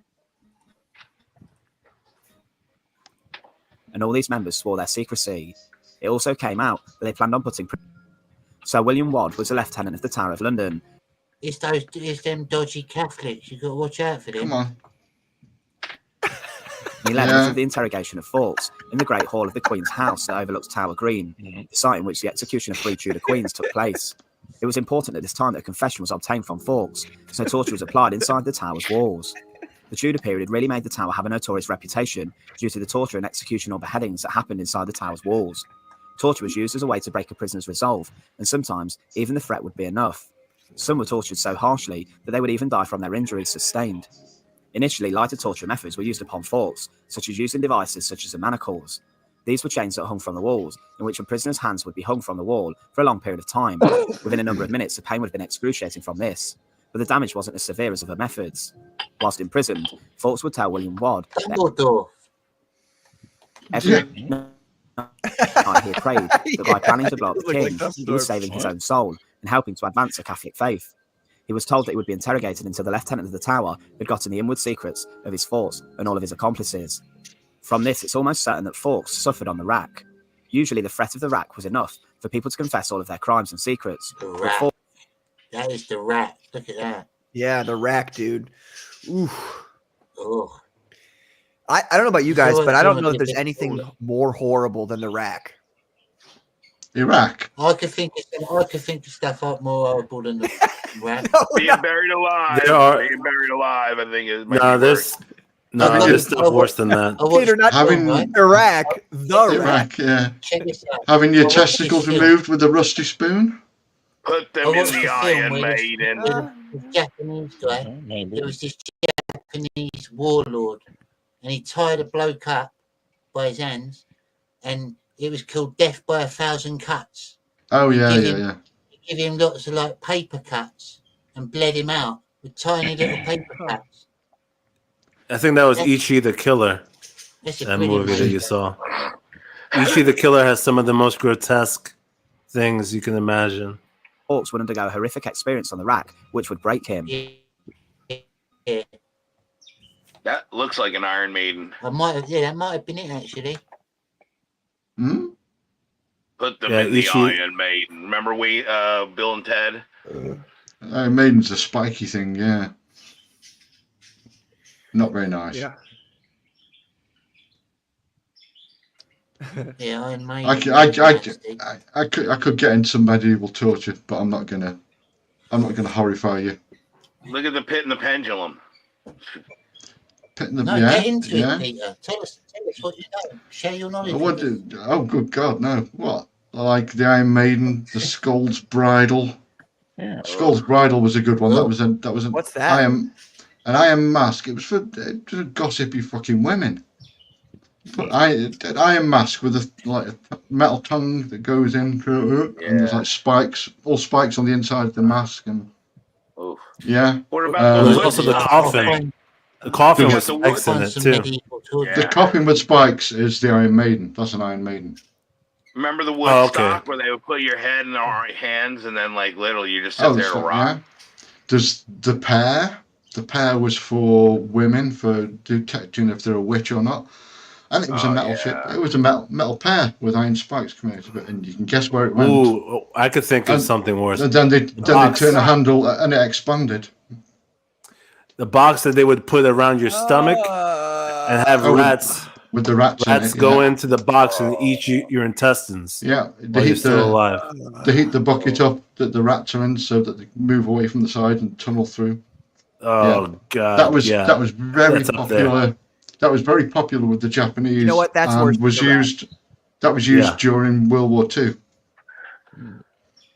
I don't know. I Yeah. should say buried alive. Kinda what Just happens at the end the of mental 1984 too. fucking the mental Correct, craziness you would go through just being buried alive and being there and just every thought, like you can't move and you feel every drop of sweat and like literally like you just think you can't move, like, and your brain is there, just your eyes like can just see darkness or Guys, what about you're buried alive and the rats are coming in to like gnaw on you while you're down there?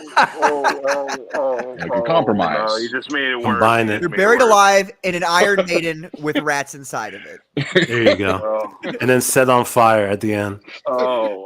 Right, it's The being period of heated. European history between the 5th and 14th centuries is known as the Dark Ages for a reason.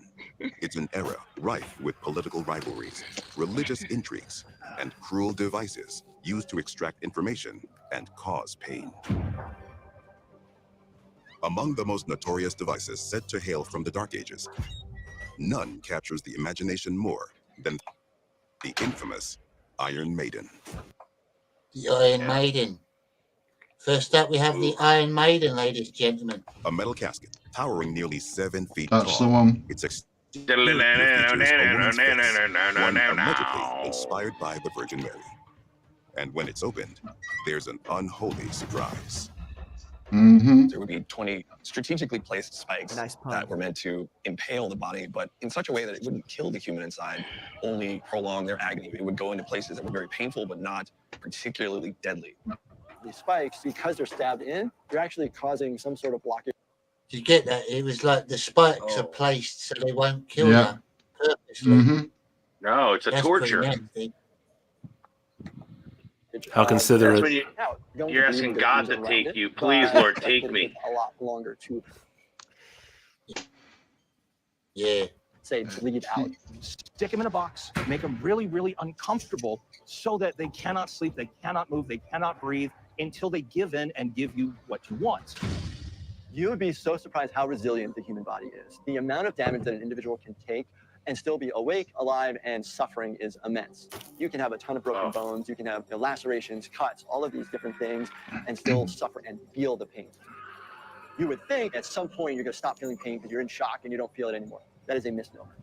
But as This guy is too excited about it. No doubt, man. He looks really excited. Oh my god.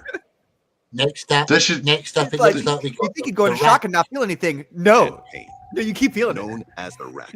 The mere the rat. sight of it Iraq. often elicits a confession. We have bones popping, Iraq? joints Where? ripping, tendons Oh. coming undone. Individuals who, even after they're released from torture, they never walk the same way again. They're never able to stand upright again for the rest of their lives. This is a means of torture that is permanently damaging to the people that it is inflicted on. The rack is an elevated wooden frame with spokes. A victim's ankles and wrists are attached with ropes. Poles are inserted into sockets, and when pulled, turn the axles, slowly tearing the victim apart. When somebody's attached to a rack, what you hear is the popping sound of their joints and the cartilage as they are slowly dislocated. Or you'll start having some bleeding into the muscle and the muscles might rip. That would be a horrible way to go, wouldn't it? Oh, it would be. 99 ways to die, And honestly. look, Like, there's no... I've got something that tops all this fucking shit, and it's a real thing. It's a real thing that happened. No, carry on. Your Carry on, ex-wife. with, carry on with your gay week. Put me on full screen. I figured it out. So Your gay weak rack torture. This is rookie stuff for Peter. Yeah. Yeah, right. 1589 in Germany. There was a gentleman called Peter Stump who was accused of being a werewolf, basically. He was accused of witchcraft, cannibalism, werewolfery. And what they did to him. So, what the hell? That's really loud. That's Yeah, I hear really that. fucking loud. Jesus. Quieter. Bring it down. Still fucking loud, but fair enough. So they executed him on 31st of October, 1589. Okay? First off, they got his daughter and his mistress, flayed them alive and strangled them in front of him. Wow. Okay? Wow. Then he was sentenced to death by breaking, which is you're tied to a cartwheel, skin is pinched off you with red hot pincers. So they pinched skin off his body and then his arms and legs. Ooh. Then they take the back end of an axe, the blunt end of an axe, break all your limbs. Okay? Wow. Jeez. And if that's not enough, they slowly behead you. Slowly. Slowly behead you whilst it's all set on fire and you're burning. There you go. That is the most Yeah, that's pretty brutal. hard to top. Yeah, that's pretty hard to top. I mean, it's a combination of every possible thing. Yeah. Right. Yeah. Plus, he's just been forced to watch his daughter and mistress be skinned alive. It does. Yeah. I thought you were going to say something like, But his wife was all right. His wife, his wife. I think his wife was one of the people who accused him. Which it might just be a case of maybe Hell he was hath having no an affair. fury like a woman scorned. Yeah, he was clearly having an affair with this mistress, and so she's like, "Oh, he's a werewolf." All I can say is thank God for God. Thank God for God. It's the only thing that protects us for things like that. It's the I only thing mean, that to protects us be from things fair, like that. it was the church that did that to him. Yeah, but the church can be Yowzers. abducted by evil. Here's the And question. then all the bits that were left over, they put on He was a display. werewolf. Was he? If he actually was a werewolf, was it good though? I'm just saying, if he was, Would you be all right with that? He wasn't. Maybe not the wife or the daughter and mistress thing. I understand. 4% for if Harris. He was, he wasn't aware. Yeah, but what's worse, that or One Night with Kamala? Well, it depends. Is she going to laugh? Is she God. going to laugh a lot? Is she going to talk much? Yes. One night listening to Kamala. What the? Some guy in a Facebook group just liked a comment that I made 8 years ago.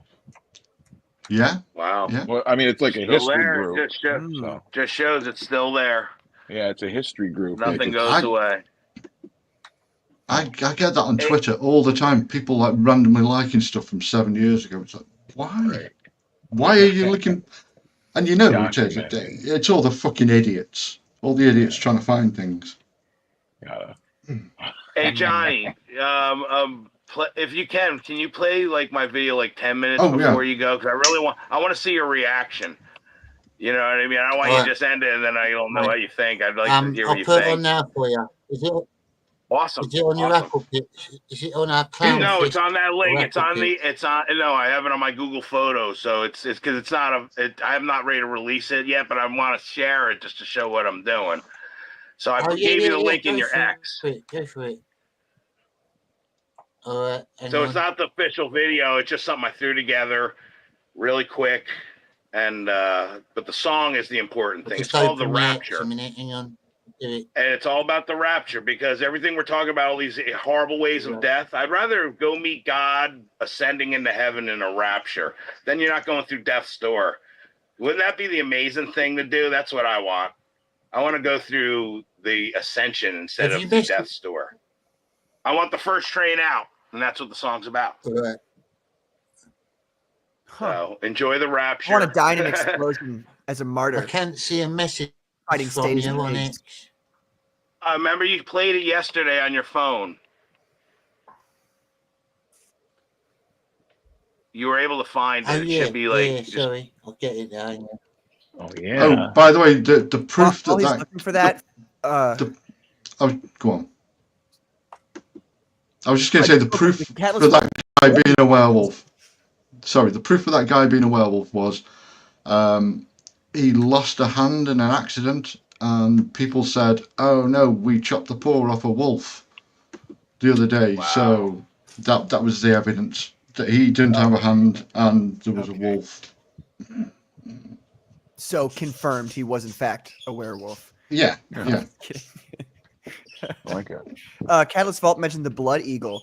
Blood eagle was a method of ritual execution as detailed in late skaldic poetry. According to the two instances mentioned in the Christian sagas, the victims, in both cases members of royal families, thank God, were placed in a prone position, their ribs severed from their spine with a sharp tool, and their lungs pulled through the opening to create a pair of wings. Yeah. Oh my Golly God. gee. That's like Yeah. a Colombian necktie, and Have you ever- and That's so much- all of it. You need to watch that the TV series Vikings. You know, the one the History Channel did. Crazy. Because it's in that. They actually show, yeah. What really episode? So that's Oh, a Viking God. then in origin? Yes. I have a sneaking suspicion that the episode is actually called Blood Eagle. I shall check now. Man, what it's called? Vikings? What is this called? Vikings. Yeah. There's like 5 or 6 seasons of it. It's really good. Really, Yeah, I've really seen good. it. It is good. Yeah. Oh, there we go. Season 2, episode All right, here we 7. go. Blood Eagle. I'm really excited for you guys to watch this. All right, cool. Awesome. Thank you, Johnny.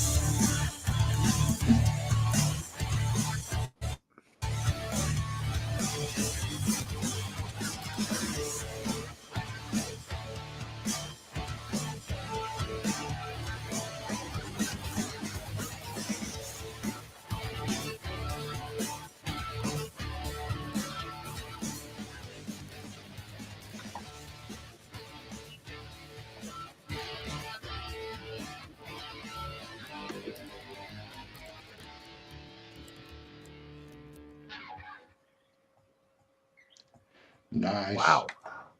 That reminds me. That's like. That's Awesome. like. It's gonna loop. So stop. Yeah, there you go. Thank you, Johnny. I appreciate it. That's like Ozzy meets Hawkwind with a bit of Slash on guitar. Oh, that's awesome. Thank you. Yeah, got big. I really like, appreciate that. Got big Hawkwind vibes in the middle of that. That's awesome.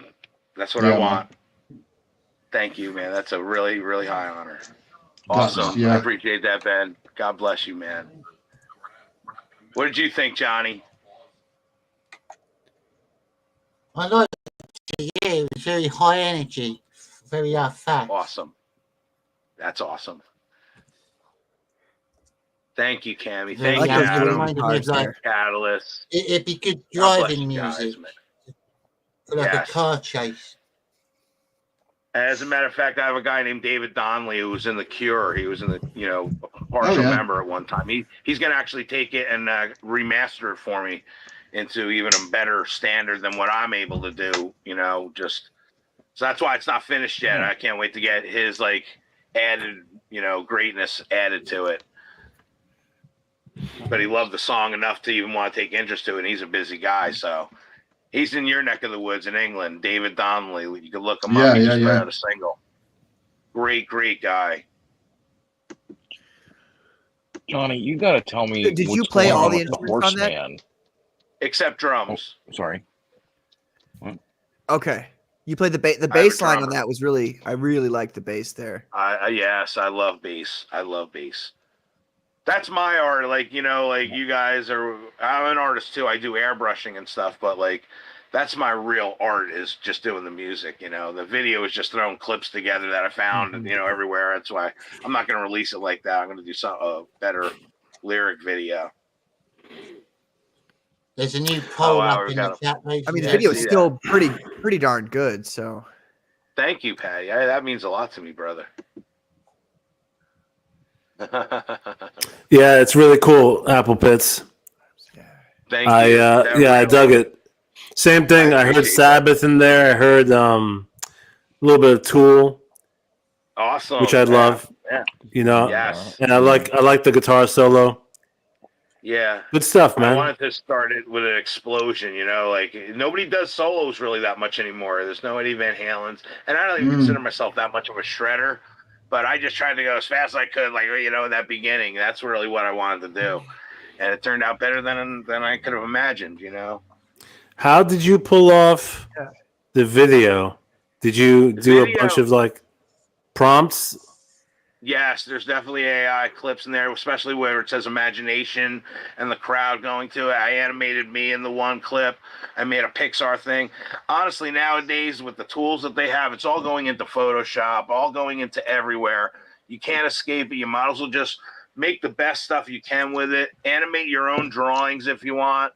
I mean, Johnny, your Mail and Mysteries can be like Excel. You can now like literally animate them like in their mouths and everything, and use their voice and everything now. Like it's an incredible way you could do. Yeah, I get what you're saying, but I think Every day a new thing comes out too. 2D animation.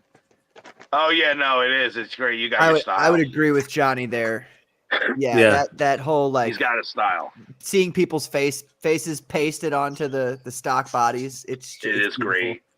It's The rawness, the rawness of it is great. I'm not a fan of AI, to be honest.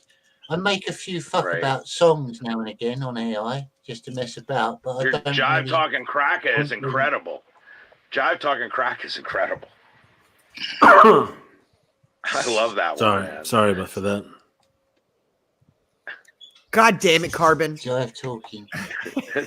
That's bloody brilliant, man. When you played that yesterday, Jive Talking Cracker, I was singing along to it. It was instantly Johnny hooked. Talks Jive. Yeah, it's the best. I thought it was called Jive Talking Cracker. That should be the name of it. It's such a great name. Jive Talking Cracker. It really is. So Peter and Johnny, he says it many you times. guys roll your own cigarettes? Yeah. Yep. I thought it was rolling a bunch of joints. Keep it that way, I guess. Yeah, I don't like normal cigarettes. It tastes like they've been sat in a dusty warehouse for 6 years. Horrible. Oh. Plus they put all that saltpeter and shit in them. It's all. Yeah.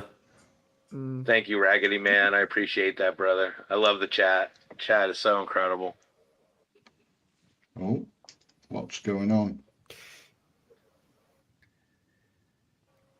Something is happening. Oh, he's gonna play Jive Talking Cracker?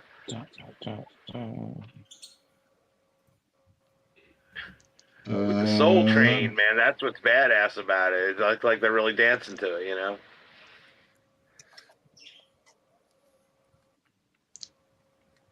Oh, he had trouble that one. No, but this is a StreamYard. He shouldn't have trouble with it this time. Oh, you guys make me want to smoke a cig. I'll be right back. Poor Patrick can't smoke in his own streaming lab. Yeah. Yeah. Yeah. Well, the birds would die, so Wait, where did Johnny That's go? fine. Johnny left his own stream. Everything's falling apart. It's what Yeah. happens. Yeah. There he is. There he is. Sorry about that. You can do it. There you go. There he goes. Here we go, mate. I tried playing a video file and it fucked up, so I'll have to play it through YouTube. Yeah, because sometimes it might wear down your GPU or something in your computer, right? It's better to stream it. That's why I send it to you from Google Photos instead of trying to send you the file, because it's just too big of a file to process. Yeah, that's what she said. Exactly. That's a good one. Every now and then I can get one out there. I gotta remember that. I'll use that on the chick. Hey, my hard drive's too big for your mega board. You want your GPU processor? What's it called? Is it a mega board? What's that called? Your mega board? It's better when Johnny says My hard drive's too big for your mega board, love. Oh, I thought mega board, like, got nothing to do. Mega board. No, there's an actual part that you attach everything to in the computer. Right. Here we go. The motherboard. There you go, motherboard. Jive Talking Cracker.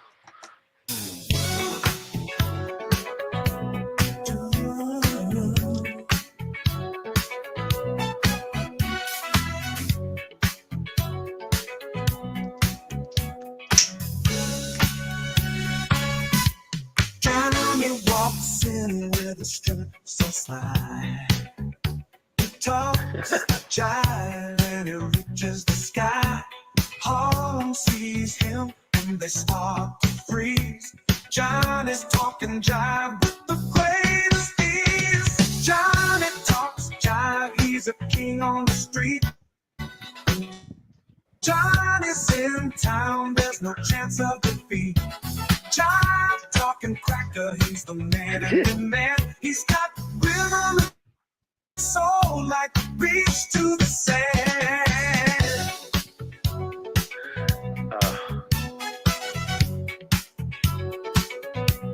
Honky man tries, but he can't keep pace. Johnny's got moves that he can't replace. People all gather when Johnny's around, 'cause he's talking that jive with a heavenly sound. Johnny talks jive, he's a king on the street. Johnny's in town, there's no chance of defeat. Jive talking cracker, he's the man in demand. He's got rhythm and soul like the beach to the sand.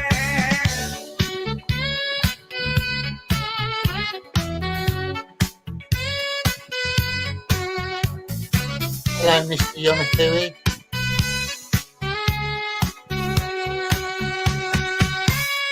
Harlem pimps run, but they know they can't hide. When Johnny starts jiving, it's a magical ride.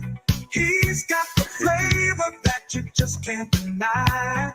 Johnny's talking jive and he's reaching the sky. Johnny talks jive, he's a king on the street. Johnny's in town, there's no chance of defeat. Johnny talking cracker, he's the man in demand. He's Love that. rhythm and soul like the beach to the sand.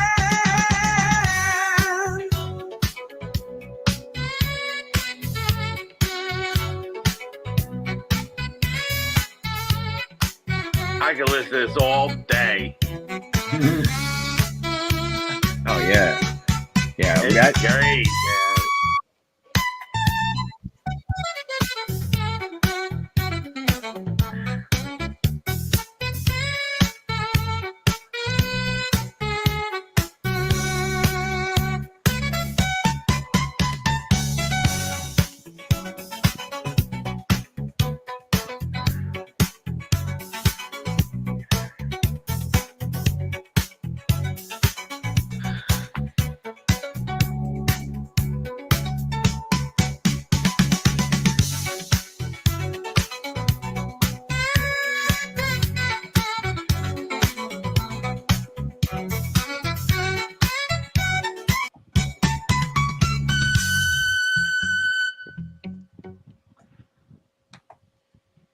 Johnny, man, if you decide to release that as Johnny, if you decide to release that as a single, you got to call it Jive Talking Cracker.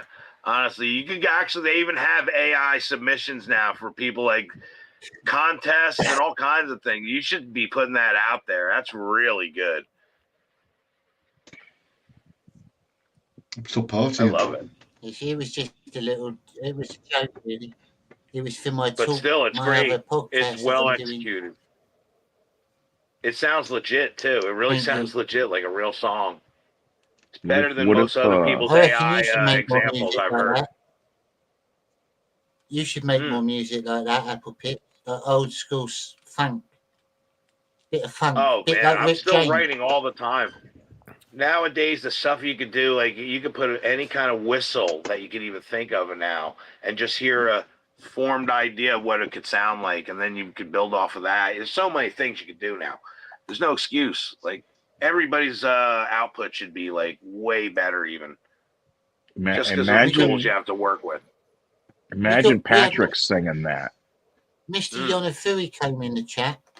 I ain't had him in here before. He makes some good songs. Another I'm a big another fan. musician. Yeah. Johnny, If you you're can go listening- under the stage name.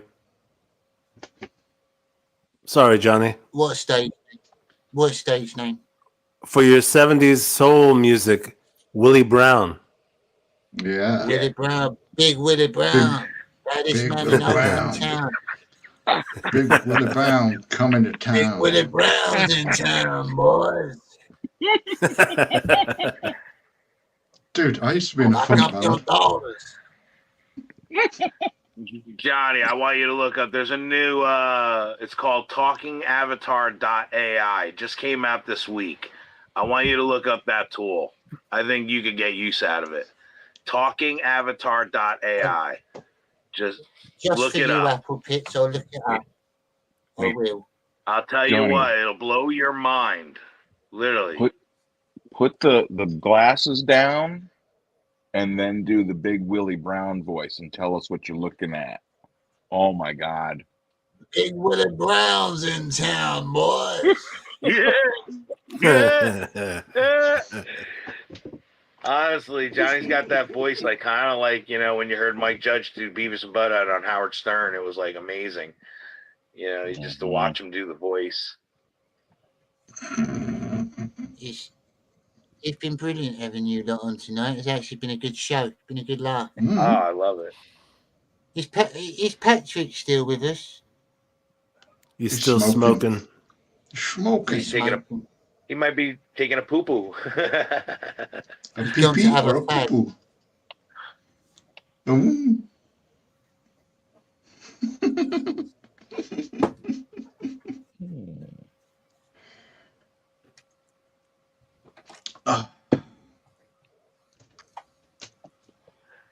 And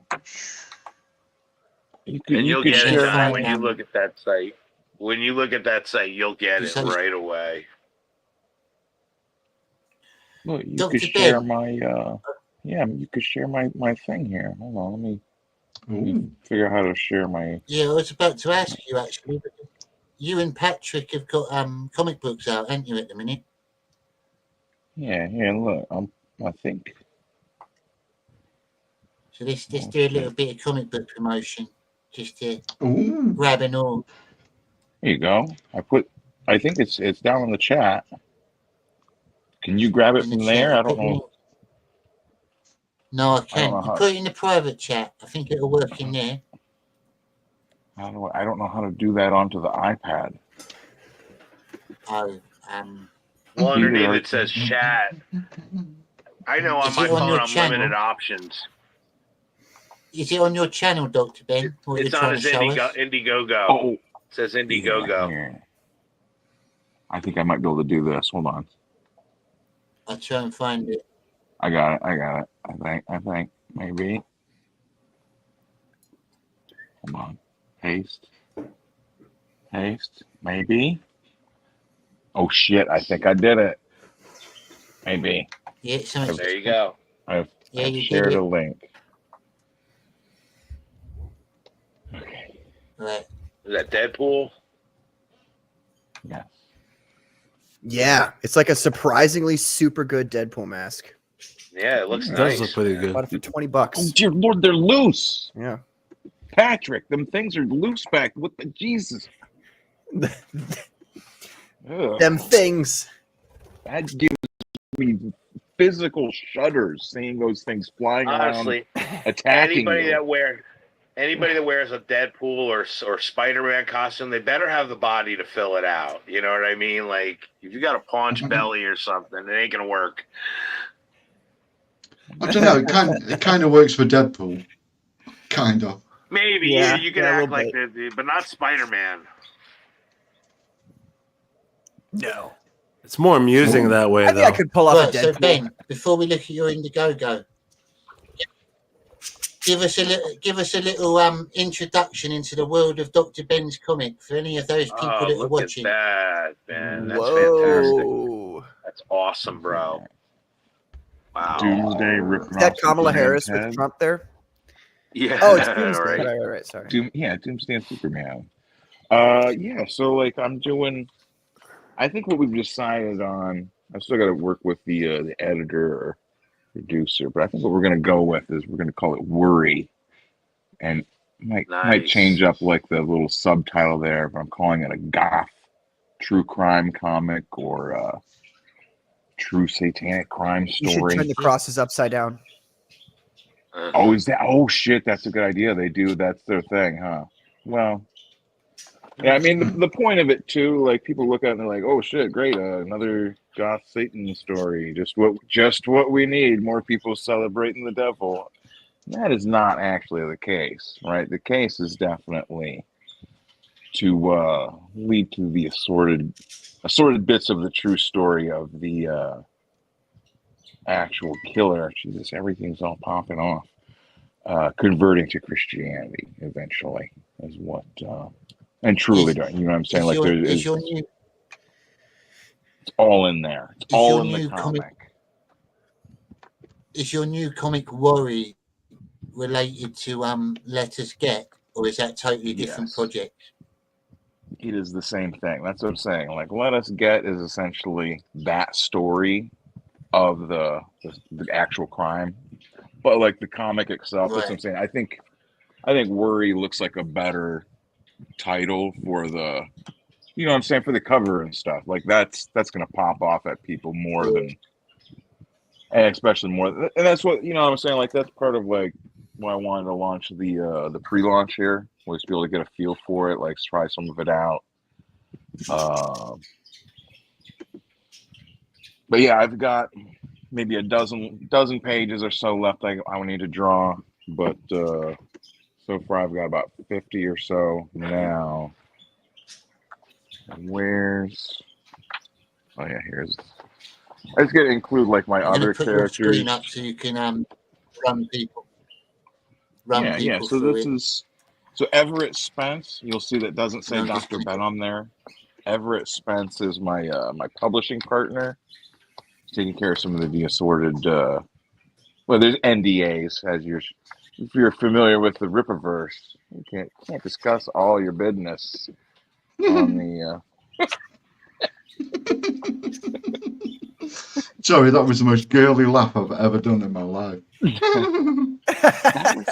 I feel honored, Peter. Like this is the sort of thing, the sort of energy. Peter, we're so happy you laughed at that.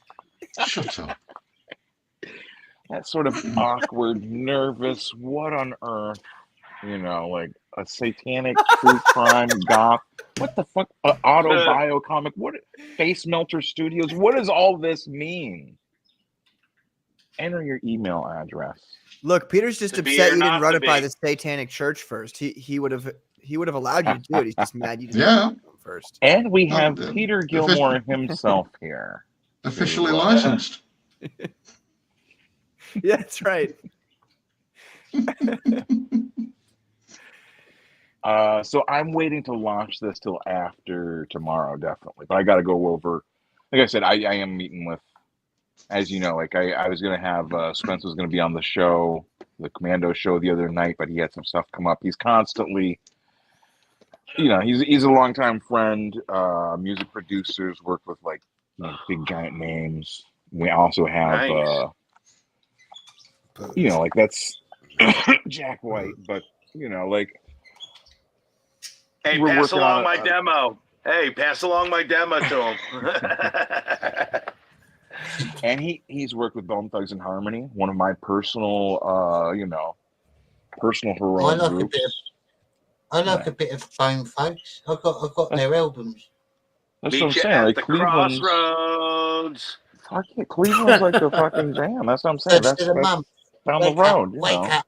It's the first of the month. That's what I'm saying. It's trippy working with him. So that's what I'm saying. Brilliant, He's they were. handling. I like Bone Thugs and Harmony. This will be the first of a number of projects we've kind of got together. That's what I'm saying. It's I'm pretty excited. You know, I'll have, once it officially launches, you know, I'll have like more polished art and whatnot. Like I said, there'll be, I don't know which is the better one to go with for Jabroni here.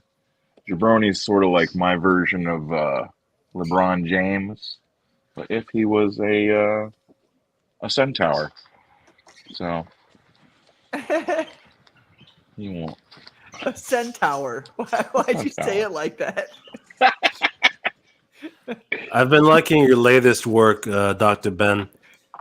Have you been smoking like a new strain? There New has strain been of the some, ganja? there has been some changes in the legal status of assorted substances here in Ohio. So I'm enjoying myself. I think that's what's doing it. You're a different man lately, Dr. Ben. And You're the cough vest I had before. Yeah. Bro. Yeah. I think you should pull a Jimmy Reyes. Ben, I think you should pull a Jimmy Reyes and redraw everything in your new state. State, yeah, Oh new my state of mind. That's possible. Well, like I said, I still have like a dozen pages, at least You a wanna, dozen I need to do. Go ahead, Johnny. Is there anything? Can you scroll down on your campaign? Is there any other pictures, or is that just it? That one. The You know cover? what? Doctor, you should show them your eBay page. Show them your eBay page. Oh yeah, we could do that. I could show you the let me pull it. I put all this on easily to grab on my my Twitter because Hang I on. thought about this. Do you want me to take? Yeah, I forgot. I've got like the Are you sharing something as well, Peter? I've just got Patrick's thing pulled up, but I'm assuming he's got it pulled up already. So it's, Yeah, I was just waiting to not. I didn't want to. oh well, I shall stop sharing mine then. You can share yours. Sorry, I just didn't want to. I wanted Dr. Ben to have his. Oh yeah, no. You see, I'm a professional. I get these things up. Get this shit done. You know. Yeah, well, I mean, get it there, ready to everyone go. knows I'm kind of slow. It's fine. I don't. Yeah, you know. yeah. That's my fault. Oh no, I It's my wasn't fault. talking I to you. gotta say, Peter. I seen it pop up, and I thought it's all right. We'll share it in a minute. You carry on, Doctor. Yeah. Ben. No, I was just. Yeah. But yeah, so I put the eBay in there too in the private chat and the bottom chat. So I think other people can, All right. whatever. If you can pull up that, but that has other pictures on it. That has the picture of who's going to win tomorrow. So your heart and your mind. Right. There should be pictures of the. We'll have a quick look at that. And then Tell we'll you who's pull going to up win numbers. tomorrow. Big Willie Brown. Big Willie Brown. Oh, shit, that's what I should put like. Big Willie Brown. Would you vote for Big Willie Brown? Brown's in town. Over Kamala, yeah. Big Willie. A vote for Johnny, Big Willie Brown. your is a black vote man voice is one of my favorite voices.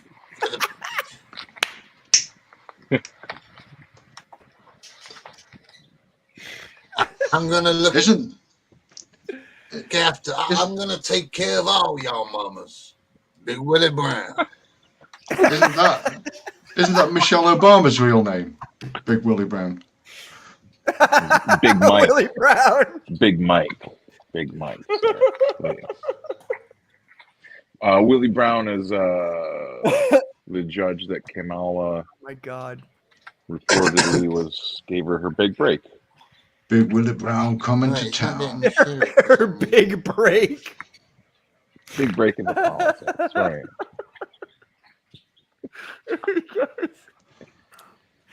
Oh my God. Oh. But yeah, so the comic will have like the Satan story, and it'll have like other goofy little bits in it, like political stuff. Like it'll have a couple of like it has like a couple of panels from like different hearings and stuff. This was right after the gunman on July 13th. Like, is it a lone gunman? And they're like, I'd have to attack the FBI. Like there's a whole. Well, why didn't you have anyone on that roof? Well, the sloped roof. We can't put people up on a sloped roof for the. I have to say a comment on that. Did you guys see the photo of the gunman after he was apprehended? Oh yeah. Mm-hmm. Yeah. But I mean, the photo of him on the roof after they shot him. Yeah. Yeah. Yeah. Right? With the blood like dripping down. Mm-hmm. Didn't do a drawing of him. Dude, that photo, there was something haunting about it. I mean, aside from the fact that it was just a dead body, but like, I remember when I gotta look that photo up, man. Like, there was something almost hauntingly beautiful about it too. Like, he looked like he was resting in a state of euphoria. And then and then the blood in the background was very bright red. You know what I'm talking about? I think so. It was grotesquely beautiful. Yeah. You don't know what I mean by that. I thought you guys were artists. I do. No, I get you. Know, I get you. I'm already. Peter can't really say anything else beyond guys are artists. he's going to incriminate himself even further. Like I'm gonna look this up. Mm-hmm. It sounded a bit gay. Oh, here, yeah, this is. What I said sounded gay. Yeah. Okay, Peter. Peter, no, how is talking about a dead body gay? I'm saying seeing a bloodied up dead body. It was a beautiful photo.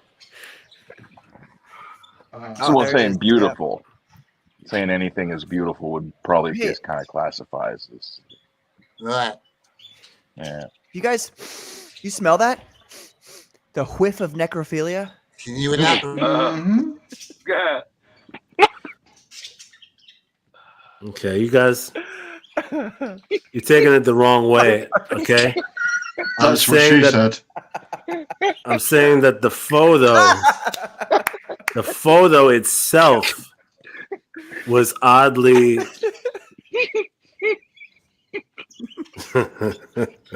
Continue. Artistic. It was oddly artistic. Oddly arousing. Just the photo itself, nothing else. No person. So there's nothing. There's no philia going on here. Oh my God. Of any kind. Has anyone got the number for the FBI? Can you just go and Well, they're here. They already know. They're. We'll go check Carbon's basement, please. They're on the same page as Carbon, so they're Yeah. Only real ones will know what I'm Carbon, talking you're good about. sport, Carbon. Hey, I got some wild artwork I'd like to share with you. I have a friend of mine that gave me some artwork to hold for him, and then I lost track of him, and I haven't seen the guy in like literally years. But this dude was an amazing artist. He used to draw just stuff out of his head. Look at one of these pictures he did. This is like really incredible right here. There it is. I don't know if you could see that. It's coming into focus. It's because you've got the plastic over it. It's not gonna. All right, wait a minute. Let me see if I can pull it out. Wait a minute. Oh, that's what she I have said. quite a few pictures of this guy's art. It's like yeah. I got it. I see it. Siamese twin. Is it like blended or is that like hatching? Conjoined. Conjoined. Yeah, I'll say Siamese anymore. That's just straight up pencil. Then he did this other one. Look at this one, if you could kind of see it. Nice. Kafkaesque. And then they got this one. Yeah. Oh. Do it again. Show again. There you go. Nice. I like that. Beautiful. Jeez. Yeah, this guy is incredible. I wish I could get a hold of him.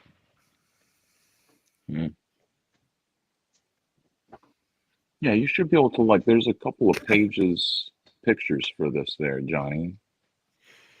So you got these in your art collection over there, Apple Pits? I have quite a few actually. I mean, literally. Like there's hundreds of photos this guy did. Maybe start putting them. You have your Twitter or whatever, or yeah, maybe I should start doing that. That's what I'm saying. Especially if you're trying to find them, you know what I'm saying? Somebody's gonna recognize. Somebody's gonna see that and be like, "Oh yeah, that's fucking Tommy or Sammy or you know what I'm saying? That's whatever his name Tommy, is." Dude. That's fucking he's Tommy, dude. Oh yeah, it's my mate Nigel. Yeah, that's Bruce. Fair dinkum Bizarre. bloke. Yeah, dinkum. Don't know if you ever hit a Nigel, but he's a top bloke, mate. All right, guys, I take it back. I just found the picture, and I was wrong. There's nothing appealing about it at all. No. Yeah, can't take it back now. Just a photo of a guy with blood all over his head. There's nothing. Oh no, Carbon. The whole internet knows now. You've already said too much. No, I mean, I'm looking at it, and it's not great at all. I'm looking at it. I love that. Hi, Johnny. Nope. You're muted. You're muted, dude. Uh-oh. Unmute The yourself. eBay link is also on my Twitter link for this, and all the. I put them all below in the chat. Thank you, Johnny. I didn't realize. You muted yourself again.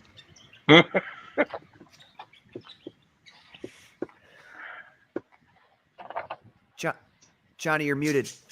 Now he's frozen. Oh, no.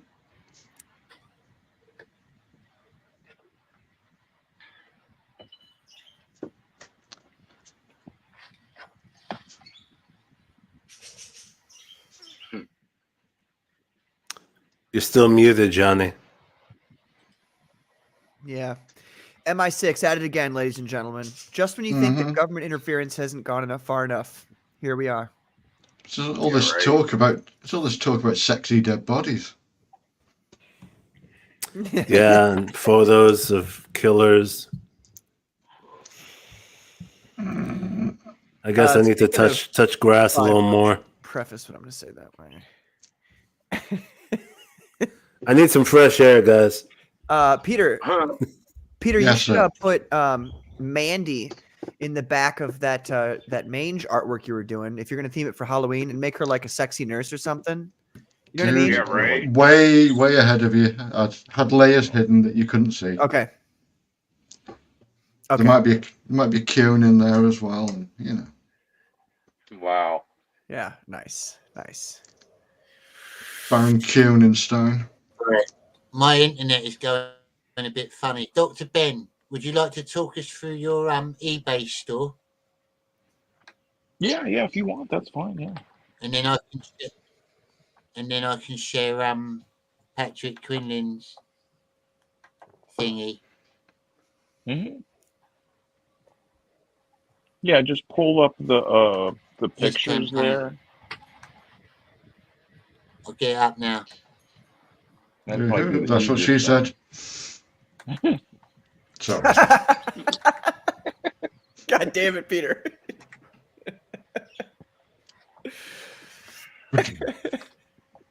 Right. Everything's going a bit slow at the minute. Bear with me. That's what she Yeah, I'm said. having a little bit of internet issue That's what myself. she said. I fucking knew that was coming. That's what she said. Oh my god, fuck. It just never ends, really. Like it just. That's also what she said. Never ends.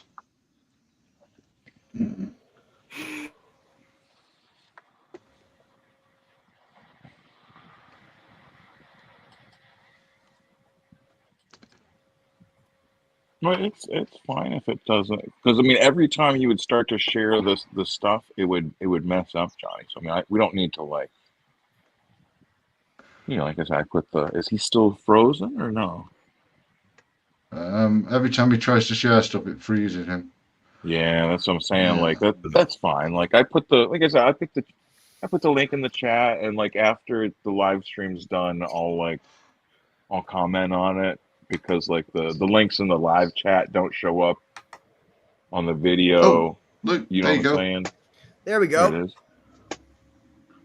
Yeah, see if you can just make the art big. I don't know if that'll. Well, anyways, $10. It's over on the eBay store. It's a 12-page mini comic, and And you also Oh, get the yeah, sorry, it's on bonus. my end, isn't it? Mm-hmm. Yeah. Oh dear. All that. King Charles, no, he's jealous. He's jealous of Johnny. I understand. No. Yeah.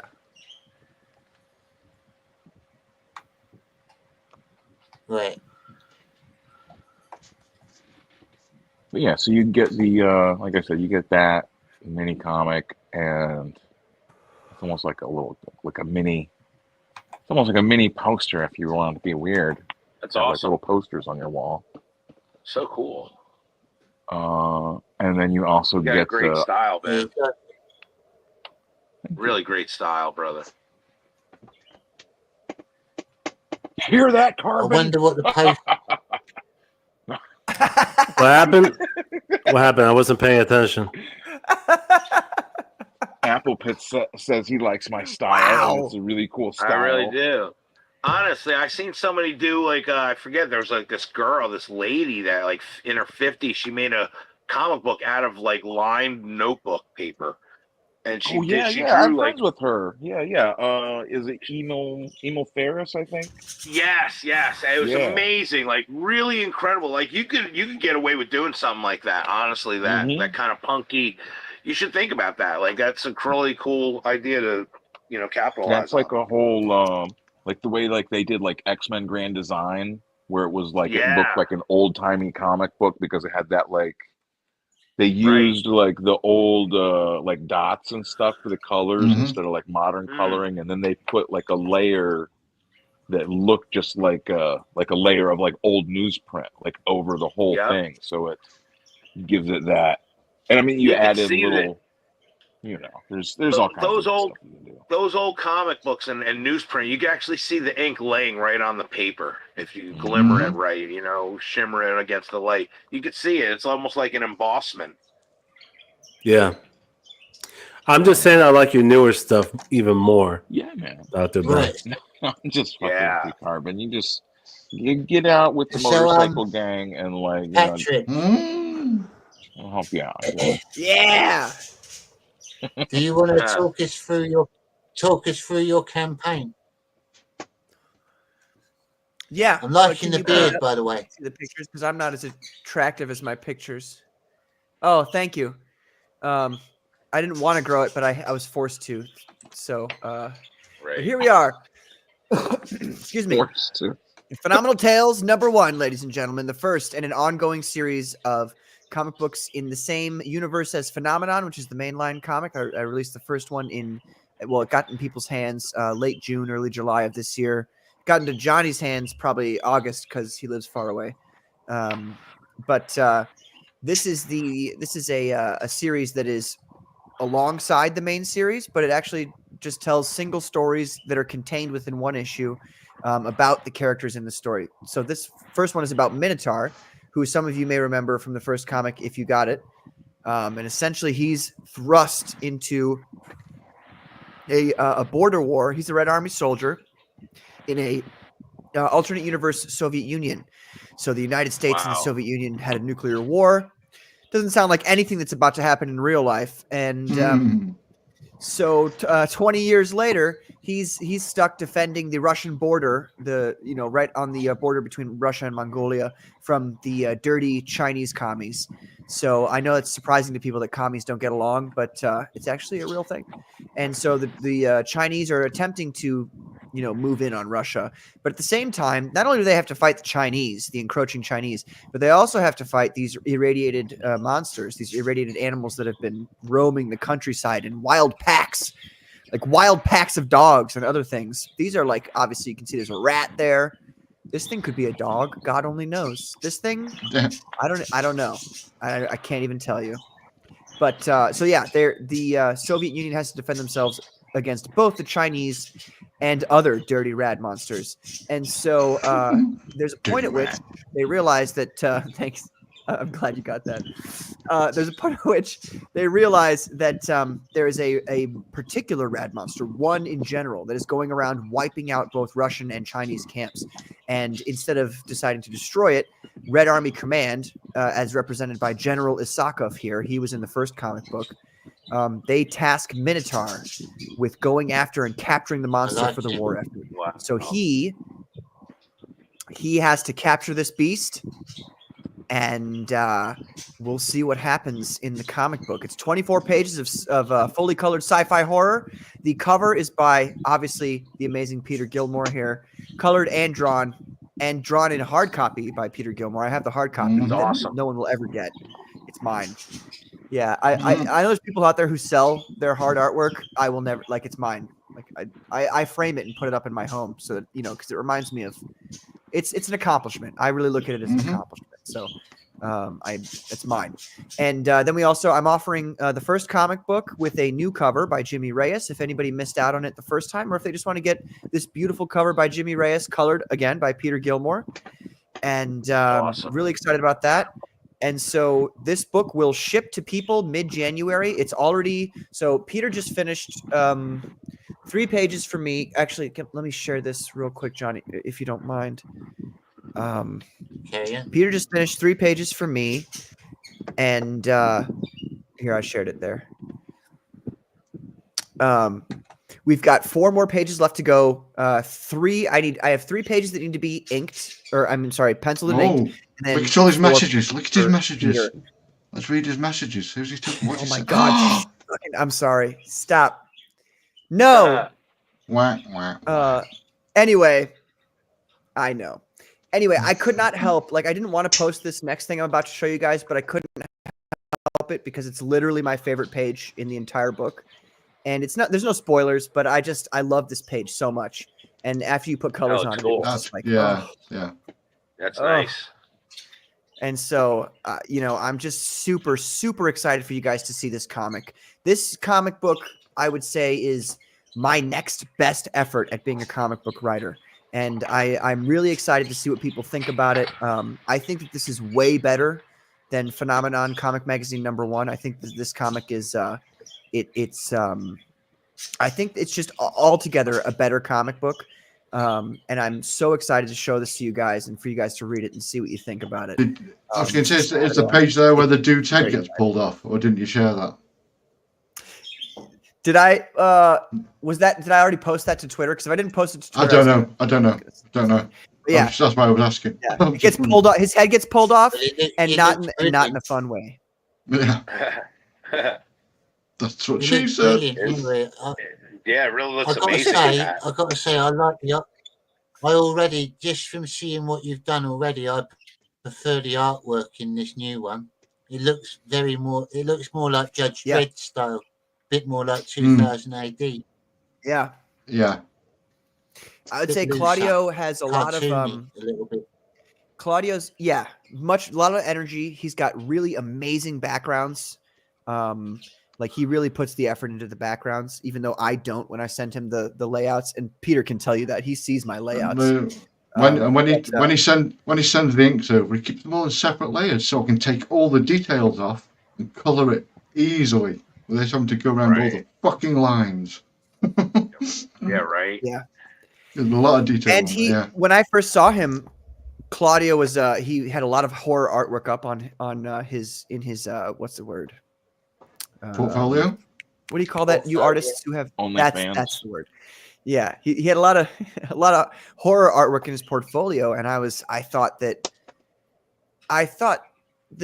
the first of all, this particular comic and the stuff that we talk about in this comic and seeing this comic is perfect, like great for it to be horror themed.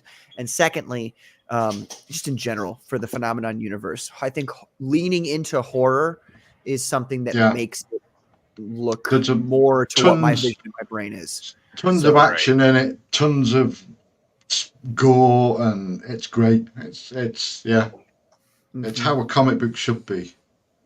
No pages and pages of people talking. It's like action. Yeah, I know, right? No. Yeah. But now at the same time, you're not going to be like, oh my God, they didn't talk about things that we should know about. At least hopefully people will tell me, how the writing was when it comes out. But like, I feel like I did I feel pretty happy about this comic book. I feel like I did a good job and perfectly like adding enough action in to keep people interested so they don't like, there's too much talking. I'm out of this book. You know what I mean? Like you turn a page and we're back into the action. That was my goal. Another goal of mine for this comic book was every right side page, is, with few exceptions, every right side page is intended to make you be forced to turn the page, so that you would be like, oh, what's gonna happen next? That's my main goal with this book. Just to force you to turn the page, and then at the end be like, well, I want more now. So hopefully people will enjoy it. I feel really good about this comic. I have to be honest. That's awesome. So if you guys want to back it, it's only $10. If you want to back the old comic book, it's still $20. In the future, my comic books will be cheaper, but I didn't want to undercut the people who had backed me in the first campaign, and they paid $20 for issue 1. So we're going to keep it right there. And every time issue 1 sold, it'll be at $20. But in the future, don't worry, I'll make it a little bit cheaper.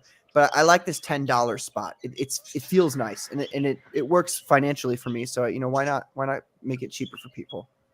Right. Great stuff. That's a good Thank method. you, Patrick. Thank you for sharing that with us, and thank you for letting me show Ben for sharing your campaign. Mm-hmm. Thank you to all the chat and anyone who watches this back, and thank you for coming in tonight, lads. It's been a brilliant show, and I'll have you on again very soon, hopefully. I'm going to say good night to you all. Happy bonfire night, and I hope the election goes the way you want it. Get voting. Vote. If you ain't already voted. Pray for America. Absolutely. Pray for America.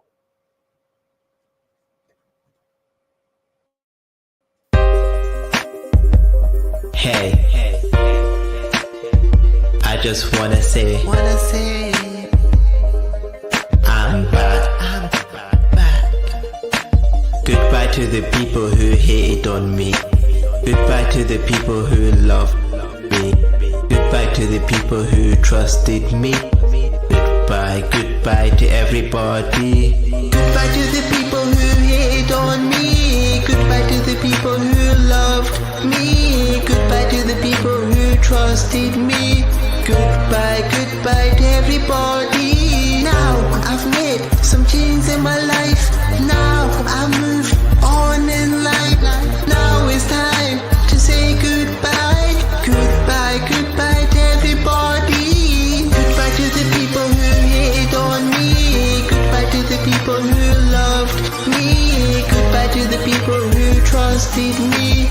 Goodbye to everybody. Goodbye to the people who hated on me. Goodbye to the people who loved me. Goodbye to the people who trusted me. Goodbye to everybody. I'm thinking deeply right now. My life without you, it's like wow, but I don't know how to explain this. I don't know why it's happening to me, but I just realize you're not the person you used to be. Now I've left this city. This bullshit is not gonna happen again. Goodbye to the people who hated on me. Goodbye to the people who loved me. Goodbye to the people who trusted me. Goodbye to everybody. Goodbye to the people who hated on me. Goodbye to the people who loved me. Goodbye to the people who trusted me. Goodbye to everybody.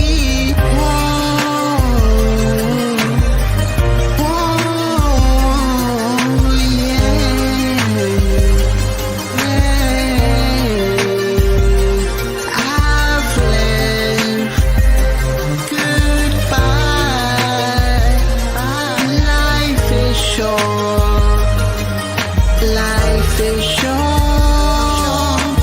Don't waste time worrying about me, holding the one that cares for you.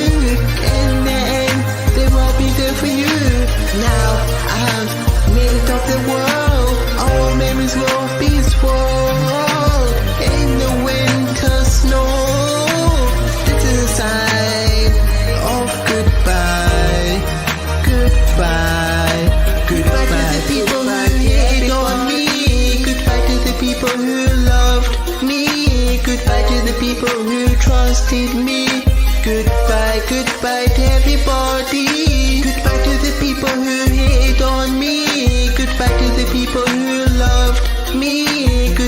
the people who trusted me. Goodbye, goodbye to everybody. Goodbye to the people who hate on me. Goodbye to the people who loved me. Goodbye to the people who trusted me. Goodbye, goodbye to everybody.